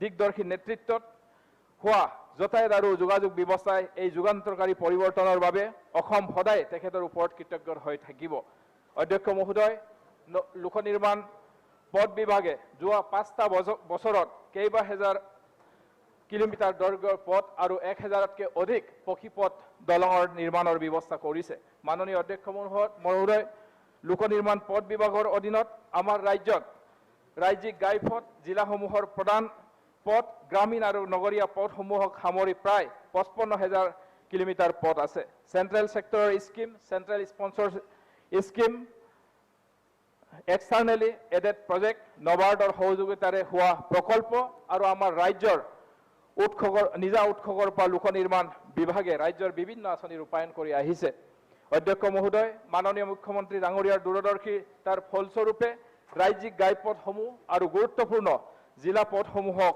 পৰৱৰ্তী প্ৰজন্মই হাই স্পীড ৰোড কৰিডৰলৈ ৰূপান্তৰিত কৰাৰ বাবে আমাৰ চৰকাৰে অসম মালা নামেৰে অভিলাষী আঁচনি গ্ৰহণ কৰিছে আৰু এয়া সম্প্ৰতি পূৰ্ণগতি চলি আছে ইতিমধ্যে এই আঁচনিৰ অধীনত 343 কিলোমিটাৰ পথ সামৰি লোৱা হৈছে এইখিনিতে মই উল্লেখ কৰিব বিচাৰিছোঁ দীৰ্ঘদিন ধৰি অৱহেলিত হৈ থকা লখিমপুৰ নগৰ আৰু বেবেজিয়াৰ মাজত নিশ্চিন্ন হৈ থকা পথটোত 1 কিলোমিটাৰ দৈৰ্ঘ্যৰ এক গুৰুত্বপূৰ্ণ দলঙেৰে গুৱাহাটীক সংযোজিত কৰাৰ বাবে এইবাৰ বাজেটত ঘোষণা কৰা হৈছে এই উল্লেখযোগ্য পদক্ষেপৰ বাবে লখিমপুৰ জিলাৰ এজন প্ৰতিনিধি হিচাপে মই মাননীয় মুখ্যমন্ত্ৰী ডক্টৰ হিমন্ত বিশ্ব শৰ্মা দেৱলৈ আন্তৰিক কৃতজ্ঞতা জ্ঞাপন কৰিছোঁ অধ্যক্ষ মহোদয় আমি সকলোৱে জানো যে স্বাধীনতাৰ পিছত দীঘলীয়া সময়ছোৱাত অসমত ব্ৰহ্মপুত্ৰৰ ওপৰত দলং আছিল মাত্ৰ 2খন কিন্তু আমাৰ চৰকাৰে দায়িত্ব লোৱাৰ পিছত বিগত সমূহ সময়ছোৱাৰ ভিতৰতেই দলা শদিয়া আৰু ব্ৰহ্মপুত্ৰৰ ওপৰত বগীবিল দলঙৰ নিৰ্মাণৰ সম্পূৰ্ণ কৰি ইতিহাস সৃষ্টি কৰিলে মাজুলী সংযোগী যোৰহাট সংযোগী দলং আৰু দুবুৰী ফুলজাৰী সংযোগী বৃহৎ দলংসহ মহাবাহু ব্ৰহ্মপুত্ৰৰ ওপৰত 5খনকৈ দলং নিৰ্মাণৰ কাম হাতত লোৱা হৈছে ৰাজ্যখনৰ যাতায়াত আৰু যোগাযোগ ব্যৱস্থাৰ অন্য অভূতপূৰ্ব উন্নয়নৰ নিৰ্দেশন হৈছে 2608.67 কোটি টকাৰ পুঁজিৰে মহাবাহু ব্ৰহ্মপুত্ৰৰ ওপৰত নিৰ্মাণ গুৱাহাটী আৰু উত্তৰ গুৱাহাটীৰ সংযোগী দলং 2023 বৰ্ষত আগষ্ট মাহৰ ভিতৰত এই দলং নিৰ্মাণ কৰি সম্পূৰ্ণ হৈ উঠিব এইদৰে ব্ৰহ্মপুত্ৰৰ ওপৰৰ পৰাগবাৰী আৰু শুৱালকুছিৰ সংযোগী বৃহৎ দলং নিৰ্মাণৰ বাবেও আমাৰ চৰকাৰে ব্যৱস্থা গ্ৰহণ কৰিছে আৰু এই প্ৰকল্পৰ বাবে প্ৰাৰম্ভিক কাম কাজ আৰম্ভ হৈছে অধ্যক্ষ মহোদয় প্ৰধানমন্ত্ৰী গ্ৰাম্য সড়ক যোজনাই গ্ৰাম্য অঞ্চলৰ যাতায়াত ব্যৱস্থাৰ ক্ষেত্ৰত গুৰুত্বপূৰ্ণ ভূমিকা পালন কৰি আহিছে 2000 বৰ্ষত এই আঁচনিৰ উদ্বোধনৰ পিছত PMGS1 PMGS2 অধীনত ৰাজ্যৰ আৱণ্টিত 28,713 কিলোমিটাৰ পথৰ ভিতৰত 28,380 কিলোমিটাৰ পথ নিৰ্মাণ ইতিমধ্যে সম্পূৰ্ণ হৈছে 2019 বৰ্ষত PMGS1 3 গ্ৰহণ কৰা হয় আৰু ইয়াৰ বিপৰীতে 2020-21 বৰ্ষত অসমে 2,760 কিলোমিটাৰ পথ আবণ্টন লাভ কৰে এই পথসমূহৰ কাম সম্প্ৰতি বিভিন্ন পৰ্যায়ত আছে আৰু প্ৰধানমন্ত্ৰী গ্ৰাম্য সড়ক যোজনা আঁচনিৰ অধীনত যিসমূহ পথ ইতিমধ্যে 5 বছৰীয়া মেৰামতি ম্যাদ উকলি গৈছে এই পথসমূহক মেৰামতিৰ যোজা চলোৱা হৈছে এইদৰে কেন্দ্ৰীয় পথ পুঁজি অধীনত 2016-17 বৰ্ষত বৰ্তমানলৈকে 557 কিলোমিটাৰ পথৰ কাম আৰু 29খন দলঙৰ বাবে অসমে আবণ্টন লাভ কৰিছে এইসমূহ কাম সম্প্ৰতি বিভিন্ন পৰ্যায়ত আছে অধ্যক্ষ মহোদয় স্থল সংযোজনৰ উন্নয়নৰ বাবে আন এক উল্লেখনীয় পদক্ষেপ হৈছে ডনাৰ মন্ত্ৰালয়ৰ পুঁজিৰে নেচিডৰ আঁচনি গ্ৰহণ কৰা 3টা প্ৰকল্প এই অধীনত যোৰহাট ৰেল লেভেল ক্ৰছিঙৰ গেটত 3 লেনযুক্ত অভাৰব্ৰিজ দিয়াংমুখ আৰু লংকাৰ পৰা উমৰাংচু হয় 2 লেনযুক্ত পথ নিৰ্মাণ আৰু শিৱসাগৰৰ চিৰিপুৰীয়া ঘাটৰ দিখৌমুখ নদীৰ ওপৰত পকী দলঙৰ লগতে আজানপীঠ দৰবাৰ হৈ চিৰিয়াপুৰীৰ পৰা 37 নং ৰাষ্ট্ৰীয় ঘাইপথলৈ নিৰ্মাণৰ কাম সম্প্ৰতি চলি আছে অধ্যক্ষ মহোদয় গুৱাহাটী মহানগৰীৰ যান-জঁট সমস্যা সমাধানৰ অৰ্থে দিছপুৰৰ ছুপাৰ মাৰ্কেটত নিৰ্মাণ হৈ থকা ফ্লাইঅভাৰৰ কাম এই চলিত বৰ্ষত সম্পূৰ্ণ কৰি তোলাৰ বাবে চৰকাৰে ব্যৱস্থা গ্ৰহণ কৰিছে এইদৰে চাৰাপবাতিৰ পৰা এখন ফ্লাইঅভাৰৰ কাম আৰম্ভ কৰা হৈছে এইদৰে এই তীৰত মালিগাঁৱৰ পৰা কামাখ্যা গেটত এখন 4 লেনযুক্ত ফ্লাইঅভাৰ নিৰ্মাণৰ কাম চলি আছে এই কামসমূহ আজি উন্নয়নৰ চানেকি বহন কৰিছে RIDF নবাৰ্ড হিতানত 2016-17 বৰ্ষৰ পৰা 2020-21 বৰ্ষলৈ অসমত প্ৰায় 1004 কিলোমিটাৰ পথ আবণ্টন লাভ কৰা হৈছে আৰু এইসমূহ কামো সম্প্ৰতি বিভিন্ন পৰ্যায়ত আছে শেহতীয়াকৈ 3খন RCC দলংসহ 80.78 কিলোমিটাৰ পথৰ বাবে নবাৰ্ডে 98.12 কোটি টকাৰ আবণ্টন দিছে মাননীয় অধ্যক্ষ মহোদয় মাননীয় মুখ্যমন্ত্ৰী ডাঙৰীয়াৰ বলিষ্ঠ নেতৃত্বত আমাৰ চৰকাৰে বানমুক্ত অসম গঢ়াৰ সংকল্পৰে আমাৰ ৰাজ্যৰ 4,473.86 কিলোমিটাৰ মথাউৰি আছে যিয়ে ৰাজ্যৰ বাৰণী পানীৰ প্ৰতিৰোধৰ প্ৰাথমিক নিয়ন্ত্ৰণৰ মাধ্যম হিচাপে কাম কৰি আছে আৰু ৰাজ্যখনৰ ভিতৰুৱা অঞ্চলসমূহৰ যোগাযোগত গুৰুত্বপূৰ্ণ মাধ্যম হিচাপে কাম কৰি আছে উল্লেখযোগ্য যে এইসমূহ বেছিভাগ বান প্ৰতিৰোধী ব্যৱস্থা হৈছে পুৰণি আৰু এইসমূহ শক্তিশালীকৰণৰ যথেষ্ট প্ৰয়োজন আছে বানমুক্ত অসম গঢ়াৰ প্ৰতিশ্ৰুতিৰে আমাৰ চৰকাৰে ব্ৰহ্মপুত্ৰ আৰু বৰাক উপত্যকাৰ 1000 কিলোমিটাৰ মথাউৰি চলিত বৰ্ষত পথ আৰু মথাউৰিলৈ ৰূপান্তৰ কৰাৰ বাবে আৰু সেইসমূহক শক্তিশালী কৰাৰ বাবে প্ৰস্তাৱ লৈছে মাননীয় অধ্যক্ষ মহোদয় মাননীয় মুখ্যমন্ত্ৰী ডক্টৰ হিমন্ত বিশ্ব শৰ্মা ডাঙৰীয়াৰ শক্তিশালী নেতৃত্বত যাতায়াত আৰু যোগাযোগ ব্যৱস্থাৰ উন্নয়নৰ এই অবিৰত ধাৰা আহিবলগীয়া দিনবোৰত অব্যাহত থাকিব সেয়ে আমি অনুভৱ কৰোঁ পথ আৰু দলঙৰ হিতানৰ 64 নম্বৰ পৰিপূৰক দাবী মঞ্জুৰিৰ বাবে ধাৰ্য কৰা 200 কোটি টকাৰ ক্ষেত্ৰত বিৰোধীয়ে যি কৰ্তন প্ৰস্তাৱ আনিছে সেয়া তেখেতলোকে প্ৰত্যাহাৰ কৰিব লাগে আৰু আমাৰ চৰকাৰৰ এই উন্নয়নী যাত্ৰাত সহযোগিতা আগবঢ়াব লাগে ইয়াকে কৈ মোৰ বক্তব্য সামৰিছোঁ ধন্যবাদ থ্যাংক ইউ নেক্সট RDF দলৰ আপোনালোকৰ 25 মিনিট টাইম এলট কৰা আছে আপোনালোকে যেটো দলে বান্ধি দিছে টাইম হেতু মতে যদি কয় 5 গৰাকী বিধায়কৰ নাম দিছে আপোনালোকে যদি টাইম মতে কয় গোটেইখিনি কও পাব নহলে টাইম ৰেস্টিং হ'ব এতিয়া মই Mujibur Rahman Honorable Speaker, thank you for giving me an opportunity to speak out on cut motion. Sir, বিগত যোৱা 5 বছৰত আগৰ তুলনাত যথেষ্ট কাম কিন্তু অসমত ৰোডছ এণ্ড ব্ৰিজৰ ওপৰত কৰিছে সেইকাৰণে মই চৰকাৰক ধন্যবাদ জ্ঞাপন কৰিছোঁ ইয়াৰ লগতে মই জাষ্ট 2-3টা পইণ্ট আঙুলাই দিব খুজিছোঁ যে এই কামখিনি কৰিব যাওঁতে বিশেষকৈ ৰুৰেল ৰোডছ যিবিলাক আছে PMJৰ ক্ষেত্ৰত বহুত গাঁৱলীয়া ৰাস্তাত যেতিয়া কামবিলাক চেংচন হয়, চেংচন কৰাৰ পিছত যেতিয়া কামখিনি ঠিকাদাৰে কৰিব যায়, সেই মুহূৰ্তত দেখা যায় মাটিৰ গৰাকীৰ লগত বিবাদত লিপ্ত হোৱা। আৰু যেতিয়া বিবাদত লিপ্ত হয় তেতিয়া কামটো লেহেমীয়া গতিত হয় আৰু কেতিয়াবা কামটো নোহোৱা হৈ থাকে। ইয়াৰ মূল কাৰণ হৈছে যেতিয়া নেকি বিভাগীয় কৰ্তৃপক্ষই DPR তৈয়াৰ কৰে, সেই সময়ত যদি সেই গাঁৱৰ হেডমেন বা পঞ্চায়তৰ প্ৰেচিডেণ্ট বা পঞ্চায়তৰ যিবিলাক বিষয়ববীয়া আছে তেখেতলোকক মাতি যদি বহি আলোচনা কৰি DPRটো প্ৰিপেয়াৰ কৰে আৰু NOC লৈ লয়, তেতিয়াহ'লে মই ভাবিম এই যে যিটো নেকি আপোনাৰ কাম পোৱাৰ পিছত যিটো খেলিমেলি হয়, এই খেলিমেলিটো মিনিমাইজ হৈ যাব। তাৰপিছত ছাৰ আৰু দেখা পোৱা যায় যে PMJY ৰোডছৰ ক্ষেত্ৰত আপোনাৰ একেলগে বহু কাম পেকেজ বনোৱা হয়। পেকেজ বনোৱাৰ লগে লগে আপোনাৰ এজন বা দুজন ঠিকাদাৰে 4-5টা বা 6টাকৈ কাম একেলগে ল'ব লগা হয়, বহু কোটি টকাৰ কাম পায়। এই কাম পোৱাৰ পিছত ঠিকাদাৰসকলে কৰে কি যে আপোনাৰ এটা কাম ষ্টাৰ্ট কৰি দিয়ে আৰু 5টা কাম পেণ্ডিং কৰি দিয়ে। এটা কাম যেতিয়া বিল 50% পায় তেতিয়া নেক্সট এটা কাম আৰম্ভ হয়। সময়মতে টাইম বাউণ্ড থকা কামখিনি কৰিব নোৱাৰে। যাৰ কাৰণে মই এই সদনত আপোনাৰ জৰিয়তে বিভাগীয় মন্ত্ৰীক মই অনুৰোধ কৰিম, যেতিয়া এই কামখিনি পেকেজ PMJYৰ কামখিনি যেতিয়া পেকেজ ৱাইজ নকৰি যদি এটা এটাকৈ যদি দিয়া হয়, তেতিয়া থলুৱা ঠিকাদাৰসকলে কাম পাব আৰু দুখীয়া ঠিকাদাৰসকলে কাম পাব। নহ'লে আপোনাৰ যিবিলাক আপোনাৰ বাহিৰৰ ঠিকাদাৰ আছে তেখেতসকলে ডাঙৰ ডাঙৰ পেকেজ লৈ লয় আৰু কামখিনি সময়মতে উঠাব নোৱাৰে। বিভাগীয় কৰ্তৃপক্ষক মই এটাই অনুৰোধ কৰিম, যদি সমষ্টিৰ বিধায়কক এই ক্ষেত্ৰত কনফিডেন্সত লোৱা হয়, লোৱাৰ যদি কাম লৈ কিনে যদি কামখিনি কৰে, তেতিয়াহ'লে হয়তো আপোনাৰ কাম কৰাৰ সময়ত ঠিকাদাৰে যিখিনি আপোনাৰ অসুবিধা পায় বা কোনবিলাক ঠিকাদাৰে কাম পালে ভাল হ'ব, যদি বিধায়কৰ পৰা পৰামৰ্শ হ'লে তেতিয়াহ'লে ভাল হ'ব।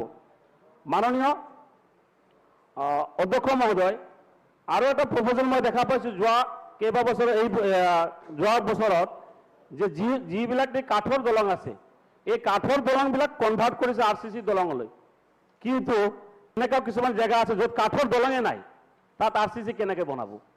কিন্তু দলঙৰ খুব প্ৰয়োজনীয়তা আছে। মই সেইকাৰণে বিভাগীয় মন্ত্ৰীক মই অনুৰোধ কৰিম, বিভাগীয় মন্ত্ৰী কোনো নাই ইয়াত উপস্থিত, গতিকে মই আপোনাক অনুৰোধ কৰিছোঁ দেখোন আলোচনাত আছে মন্ত্ৰী আছে, কোনে উত্তৰ দিব? নাই, ডিপাৰ্টমেণ্টৰ মন্ত্ৰী নাই। যিয়ে হওক মই অনুৰোধ কৰিম যে অসমৰ বহুত জেগাত কোন মন্ত্ৰীয়ে কাক দায়িত্ব দি গৈছে থেংক ইউ ছাৰ, দায়িত্বত আছে। মই অনুৰোধ কৰিম যে অসমৰ দি পেলাই গৈছে, ইমান দায়িত্বহীন নহয় মন্ত্ৰীগৰাকী। গড় কাপ্তানী মন্ত্ৰী আপুনি মনত ভাবি আছে, সেইকাৰণে আপুনি মনত যিটো ভাবি আছে মন্ত্ৰীবিলাক দায়িত্বহীন, তেনেকুৱা নহয়। দায়িত্বহীন মন্ত্ৰী। সেইকাৰণে মই অনুৰোধ কৰিম প্লিজ যাতে আপোনাৰ এই কাঠৰ দলং যিবিলাক সমষ্টিৰ কাঠৰ দলং নাই কিন্তু দলঙৰ জৰুৰত আছে, দলঙৰ দৰকাৰ আছে, সেইবিলাক জেগাত ছাৰ্ভে কৰি কমচে কম মানে আপোনাৰ দলং দিয়াৰ ব্যৱস্থা কৰে। লগতে আপোনাৰ PMJY ৰাস্তাৰ ক্ষেত্ৰত, গাঁৱলীয়া ৰাস্তাৰ ক্ষেত্ৰত আপোনাৰ 1000 জনসংখ্যা থকা জেগাত আপোনাৰ PMJY ৰোড হ'ব লাগে।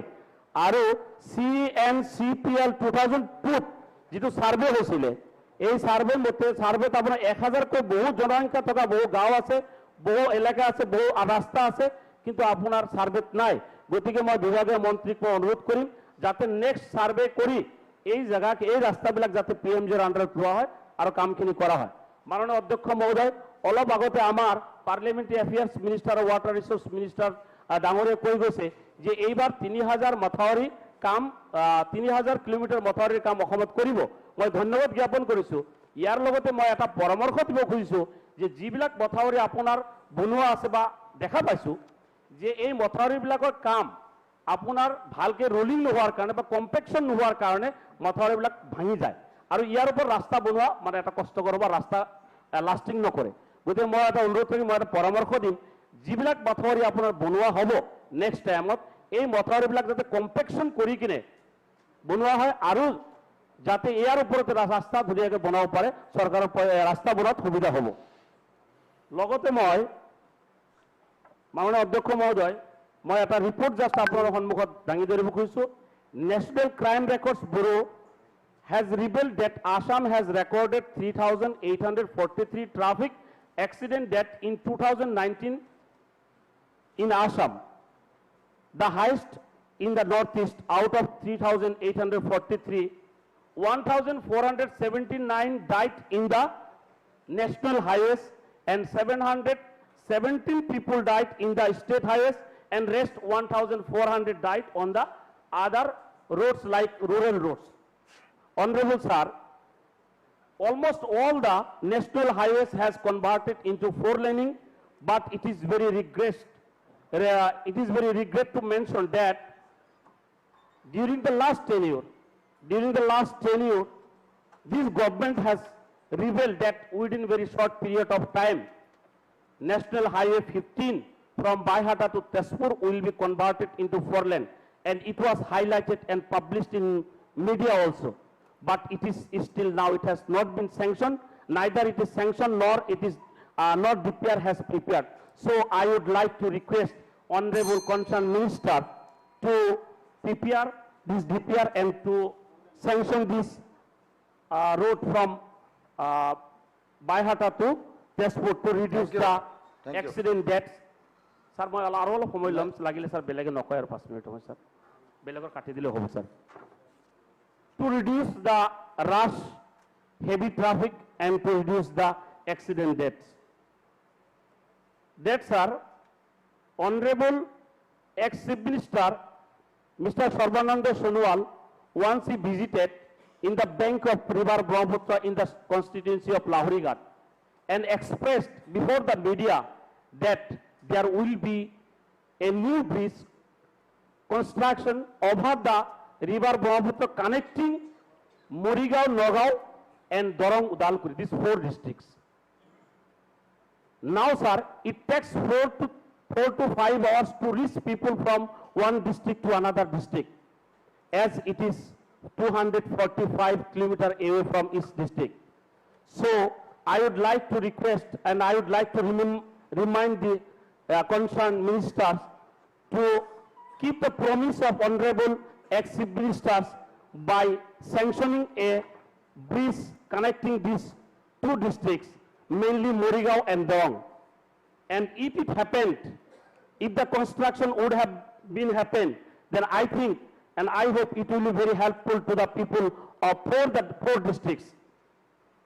That's, sir. One more, sir. In my constituency, under PMGY, total number of bridges and roads were sanctioned in the name of one contractor, namely Mr. Rajkumar Join, in the year 2017 and 18, bearing package number AS16151, AS16152, AS1683, AS1689, and AS16149. But it is very regret to mention that already 4 years has passed, but work has not done 50%. So I would like to bring the attention of the Honorable Ministers to take necessary action, stern action against the contractor, so that it would be complete very soon. It would be completed very soon. These contractors, sir, there are large number of contractors in our area, in our Assam also. But only one fellow, one contractor, namely Mr. Rajkumar Join, has got 8 numbers of work. He has just completed only 1 work, and rest 7 works has not completed during these 4 years. So, repeatedly, I would like to request Honorable concerned Minister to look into the matter seriously, so that the people will get help, people will get easy and help. Thank you. আপোনাৰ regarding road traffic accident এটা কথা মই আমাৰ মন্ত্ৰী ডাঙৰীয়া আছে ক'ব বিচাৰিছোঁ যে আমি নগাঁৱৰ পৰা লামডিঙৰ যিটো 4-লেন তাতে খুব ৰং ডিৰেকশ্যনত গাড়ীবিলাক আহি থাকে আৰু ময়ো বহুতবাৰ এক্সিডেণ্টৰ পৰা বাচিছোঁ কাৰণ সেইটো ৰাস্তা দিয়ে যাওঁ তো সেইটো ট্ৰেফিকটো অলপ কণ্ট্ৰল কৰিবলৈ এটা দিশতে আহি যায় ঘপকৈ টাৰ্ণিঙত ওলাই মানে এক্সিডেণ্টটো মেক্সিমাম এই ৰং ডিৰেকশ্যনৰ পৰা অহাৰ পৰা হয় এইটো অকণমান যদি কণ্ট্ৰল কৰিব পাৰে মই ভাবোঁ এক্সিডেণ্টৰ পৰা যিবিলাক মানুহ ঢুকাইছে বাচিব এতিয়া মই অগপ দলৰ তেখেতসকলৰ 15 মিনিট আছে আৰু 2 গৰাকী ব্যক্তিৰ নাম দিছে গতিকে এগৰাকীয়ে 8 মিনিট এগৰাকীয়ে 7 মিনিট 8 8 15 হৈ যাব পৃথ্বীৰাজ ৰাভা ডাঙৰীয়া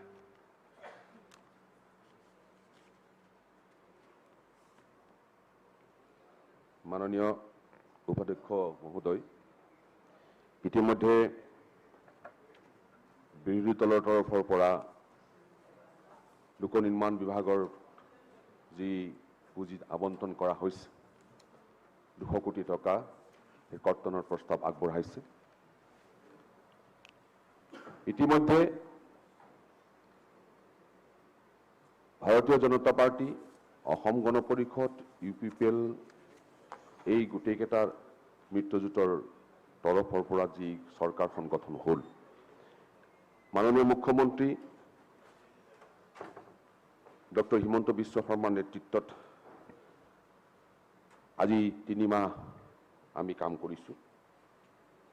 এই 3 মাহত লোক নিৰ্মাণ বিভাগৰ দ্বাৰা যিবোৰ কাম অসমত কৰিবলৈ আৰম্ভ কৰিছে বা কৰিব, এয়া অতি অসমৰ মানুহৰ কাৰণে, অসমৰ ৰাইজৰ কাৰণে সৌভাগ্যৰ কথা।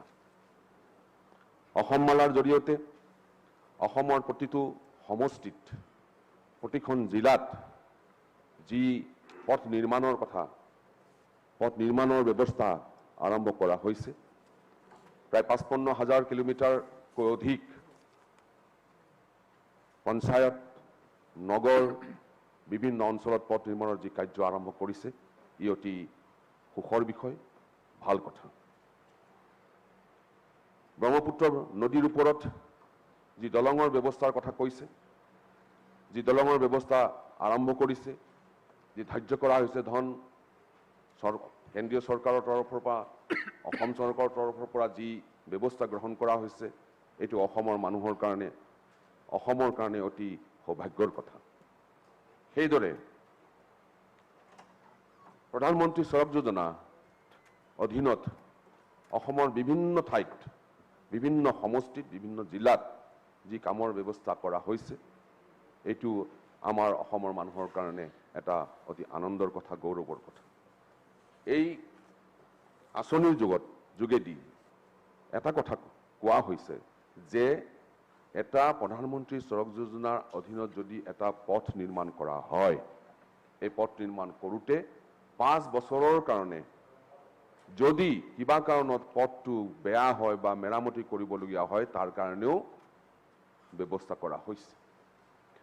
হয়, এটা কথা ঠিক, অসমৰ ৰাইজে অনুভৱ কৰে যে গাঁও পঞ্চায়ত লেভেলতে হওক বা পৌৰসভাৰ অধীনতে হওক, যিবোৰ বাট পথ, নলা নৰ্দমা, দলং আদি নিৰ্মাণ কৰা হয়, এই নিৰ্মাণ কৰি উঠাৰ কেইমাহমানৰ পিছত যদি বেয়া হয়, তাৰ কাৰণে চৰকাৰে ব্যৱস্থা ৰাখিব লাগে, যাতে যিজন ঠিকাদাৰে এই বাট বা পথটো বা দলংখন বা নৰ্দমা নিৰ্মাণ কৰিছিল, তেখেতসকলক এটা সময়সীমা বান্ধি দিব লাগে, যাতে এই সময়সীমাৰ ভিতৰত যদি সেই দলং, নৰ্দমা বা বাট পথ বেয়া হয়, তাক পুনৰ মেৰামতি কৰিবৰ কাৰণে ব্যৱস্থা কৰা ৰাখিব লাগে। আৰু সেই ব্যৱস্থা ৰখাৰ জৰিয়তেই আজি এই কামটো প্ৰধানমন্ত্ৰী সড়ক যোজনাৰ অধীনত মাননীয় প্ৰধানমন্ত্ৰী মহোদয়ে নৰেন্দ্ৰ মোদী ডাঙৰীয়াই এই ব্যৱস্থা ৰাখিছে। আৰু অসম চৰকাৰেও প্ৰতিটো গাঁও পঞ্চায়ত আৰু পৌৰসভা এলেকাত এনেধৰণৰ নৰ্দমা, দলং, বাট পথ নিৰ্মাণ কৰাৰ পাছত সেই ঠিকাদাৰজনক এটা অব্লিগেশ্যন ৰাখিব লাগে, যাতে তেওঁলোকে ভৱিষ্যতে এই বাট পথ নিৰ্মাণ কৰাৰ পিছত অতি সোনকালে যদি বেয়া হয়, তাক মেৰামতি কৰাৰ এটা ব্যৱস্থা ৰাখিব লাগে। আৰু এটা ডাঙৰ কথা যে অসমৰ বানপানী আৰু গৰাখহনীয়া প্ৰতিৰোধৰ কাৰণে যি ব্যৱস্থা লোৱা হৈছে, যে বানপানী ৰোধৰ কাৰণে যি ব্যৱস্থা লোৱা হৈছে, এই বানপানী ৰোধৰ কাৰণে এই ব্যৱস্থা জলসম্পদ বিভাগ আৰু লোক নিৰ্মাণ বিভাগ, এই দুটা বিভাগে এটা খুব সুন্দৰ দায়িত্ব লৈছে যে 1000 কিলোমিটাৰ মথাউৰি নিৰ্মাণ কৰা মথাউৰিৰ ওপৰেৰে গাড়ী ঘোঁৰা চলা বা মটৰ আদি চলাৰ কাৰণে ব্যৱস্থা কৰা হৈছে। এই ব্যৱস্থাটোৰ কথা এইকাৰণে কৈছোঁ মই কথাটো, যে আমাৰ তেজপুৰৰ জীয়াভৰলী নদীৰ যি গৰাখহনীয়া আৰু যিটো বানপানীৰ উৎপাত, তাত যদি মথাউৰি কৰা হয়, এই মথাউৰিত সাধাৰণ মথাউৰি হৈ থাকিলে তাত ভঙাৰ বহুত চান্স থাকে বা হৈ আছে। এই ব্যৱস্থা তাতে কৰা হৈছে। সেই জীয়া ভৰলী নদীৰ মথাউৰিৰ ওপৰত থিয় হৈ এই কথাটো আলোচনা কৰা হৈছিল যে অসমৰ যিবোৰ ঠাইত জীয়া ভৰলীৰ দৰে নদী আছে বা বিভিন্ন নদীয়ে গৰাখহনীয়া কৰি থাকে, এই গৰাখহনীয়া কৰি থকা নদীবিলাকৰ কাষত যিবিলাক 200 মিটাৰ দূৰত বা যি মথাউৰি ব্যৱস্থা কৰা হৈছে, এই মথাউৰিৰ ওপৰত যদি গাড়ী চলাচল ব্যৱস্থা কৰা হয় তেন্তে মথাউৰিটো বেছি মজবুত হোৱাৰ চান্স থাকে। গতিকে এই মজবুত হোৱাৰ চান্স লৈ পেলাই সিদ্ধান্ত লোৱা হৈছে যে 1000 কিলোমিটাৰ এই মথাউৰিৰ ওপৰেৰে গাড়ী ঘোঁৰা চলাৰ ব্যৱস্থা ৰাখিব লগা হৈছে বা ৰাখিছে। তাৰ কাৰণে মই ক'ম যে এই মথাউৰিবিলাক অকল 1000 কিলোমিটাৰ নহয়, অসমৰ বৰাক ব্ৰহ্মপুত্ৰৰ যিবিলাক নদী আছে, উপনদী আছে, যিবিলাক নদীয়ে গৰাখহনীয়া বা বানপানীৰ সৃষ্টি কৰি আছে, এই সকলো নদী বা গৰাখহনীয়াৰ ওপৰত চৰকাৰে নিশ্চয়কৈ এই ব্যৱস্থা গ্ৰহণ কৰিম বুলি কথা দিছে আৰু অদূৰ ভৱিষ্যতে এই ব্যৱস্থা গ্ৰহণ কৰিব। গতিকে বেছি দীঘলীয়া নকৰোঁ, খুব কম সময় দিয়া হৈছে, 8 মিনিট। 2 মিনিট আছে আৰু আপোনাৰ ক'ব পাৰে। এটা কথা মোক এটা এই কৰ্তন প্ৰস্তাৱৰ সময়তে মই এটা কথা ক'ব লাগিব যে মোৰ মনত খেলি আছে আজি বহু দিনৰ পৰা, মই MLA নোহোৱাৰ পৰা, যে আমি লোক নিৰ্মাণ বিভাগে প্ৰতিটো মহকুমা আৰু জিলা পৰ্যায়ত চৰকাৰী মাটি ৰাখি বা চৰকাৰী মাটিত এনেধৰণৰ ঘৰ নিৰ্মাণ কৰিব লাগে যিটো ঘৰে সকলো সময়তে জিলা প্ৰশাসন, মহকুমা প্ৰশাসন আদিত যিবোৰ কাম কৰা হয়, যিবিলাক ব্যৱহাৰ কৰা হয়, যেনে ইণ্টাৰভিউ পতা হয় ল'ৰা ছোৱালীৰ কাৰণে, বিভিন্ন চাকৰিৰ নিৰ্বাচনৰ ক্ষেত্ৰত এইবিলাক ব্যৱহাৰ কৰা হয় ঘৰবিলাক, আৰু সেই ঘৰবিলাক আমি ব্যৱহাৰ কৰি আছোঁ কলেজ আৰু স্কুল আদিত। যেতিয়া আমি নিৰ্বাচনৰ এই কামবোৰ প্ৰক্ৰিয়াটো আমি আৰম্ভ কৰোঁ আৰু শেষ হয়, তেতিয়া কলেজ আৰু স্কুলবিলাক সেইখিনি সময়ৰ কাৰণে বহুত অসুবিধা হয়। গতিকে মই এটা অনুৰোধ কৰিম লোক নিৰ্মাণ বিভাগক, যাতে প্ৰতিটো মহকুমা আৰু জিলাত এনে কিছুমান ঘৰ তৈয়াৰ কৰিবলৈ নিৰ্মাণ কৰিব লাগে, যিবোৰ ঘৰ ভৱিষ্যতে জিলা প্ৰশাসনে, মহকুমা প্ৰশাসনে সেইবোৰ ঘৰত নিৰ্বাচনৰ ক্ষেত্ৰত বা বিভিন্ন ইণ্টাৰভিউৰ ক্ষেত্ৰত, বিভিন্ন সভা সমিতিৰ ক্ষেত্ৰত এইবোৰ ঘৰ ব্যৱহাৰ কৰিব পাৰে, যাতে স্কুল কলেজ শিক্ষা অনুষ্ঠানত ইয়াৰ প্ৰভাৱ বা অসুবিধা নহয়। গতিকে মই বিৰোধী পক্ষৰ যি কৰ্তন প্ৰস্তাৱ, এই কৰ্তন প্ৰস্তাৱৰ মই উদ্ৰ কৰিবৰ কাৰণে, উঠাই ল'বৰ কাৰণে অনুৰোধ কৰিছোঁ। আৰু যিবোৰ কথা বিৰোধী পক্ষই ইতিমধ্যে কৈছে এই কৰ্তন প্ৰস্তাৱৰ সমৰ্থনত, কিন্তু এটা কথাই দেখা গৈছে যে প্ৰতিটো কথা, প্ৰতিজন বিধায়কে কথা কওঁতে কামৰ কথা কৈছে, যে ইমান কাম হোৱা নাই, অমুক কাম হোৱা নাই, অমুক হোৱা নাই, অমুক হোৱা নাই, অমুক হোৱা নাই। গতিকে কাম কৰিব লাগিলে ধন লাগিবই, আৰু ধনৰ কাৰণে এই যে 200 কোটি ধৰা হৈছে লোক নিৰ্মাণ বিভাগত, এই 200 কোটি টকাৰ কোনো ধৰণৰ কৰ্তন মই মানি নলওঁ, আৰু এই প্ৰস্তাৱ মই বিৰোধিতা কৰিছোঁ বুলি মই মোৰ বক্তব্য সামৰণি মাৰিছোঁ। Thank you. গাঁও অঞ্চলৰ ৰাস্তা কওঁতে মই মন্ত্ৰী ডাঙৰীয়াক এটা কথা অনুৰোধ জনাব খুজিছোঁ যে গাঁওবিলাকত কিছু কিছু জেগাত বালিমহল বা পাথৰ পৰি থাকে। এইবিলাক অঞ্চলতো সেই গাঁৱৰ যিটো স্পেচিফিক 9 টনৰ ৰাস্তা দিয়া হয়, কিন্তু তাত বালিৰ 25 টন 30 টন ওজনৰ ট্ৰাক আহে।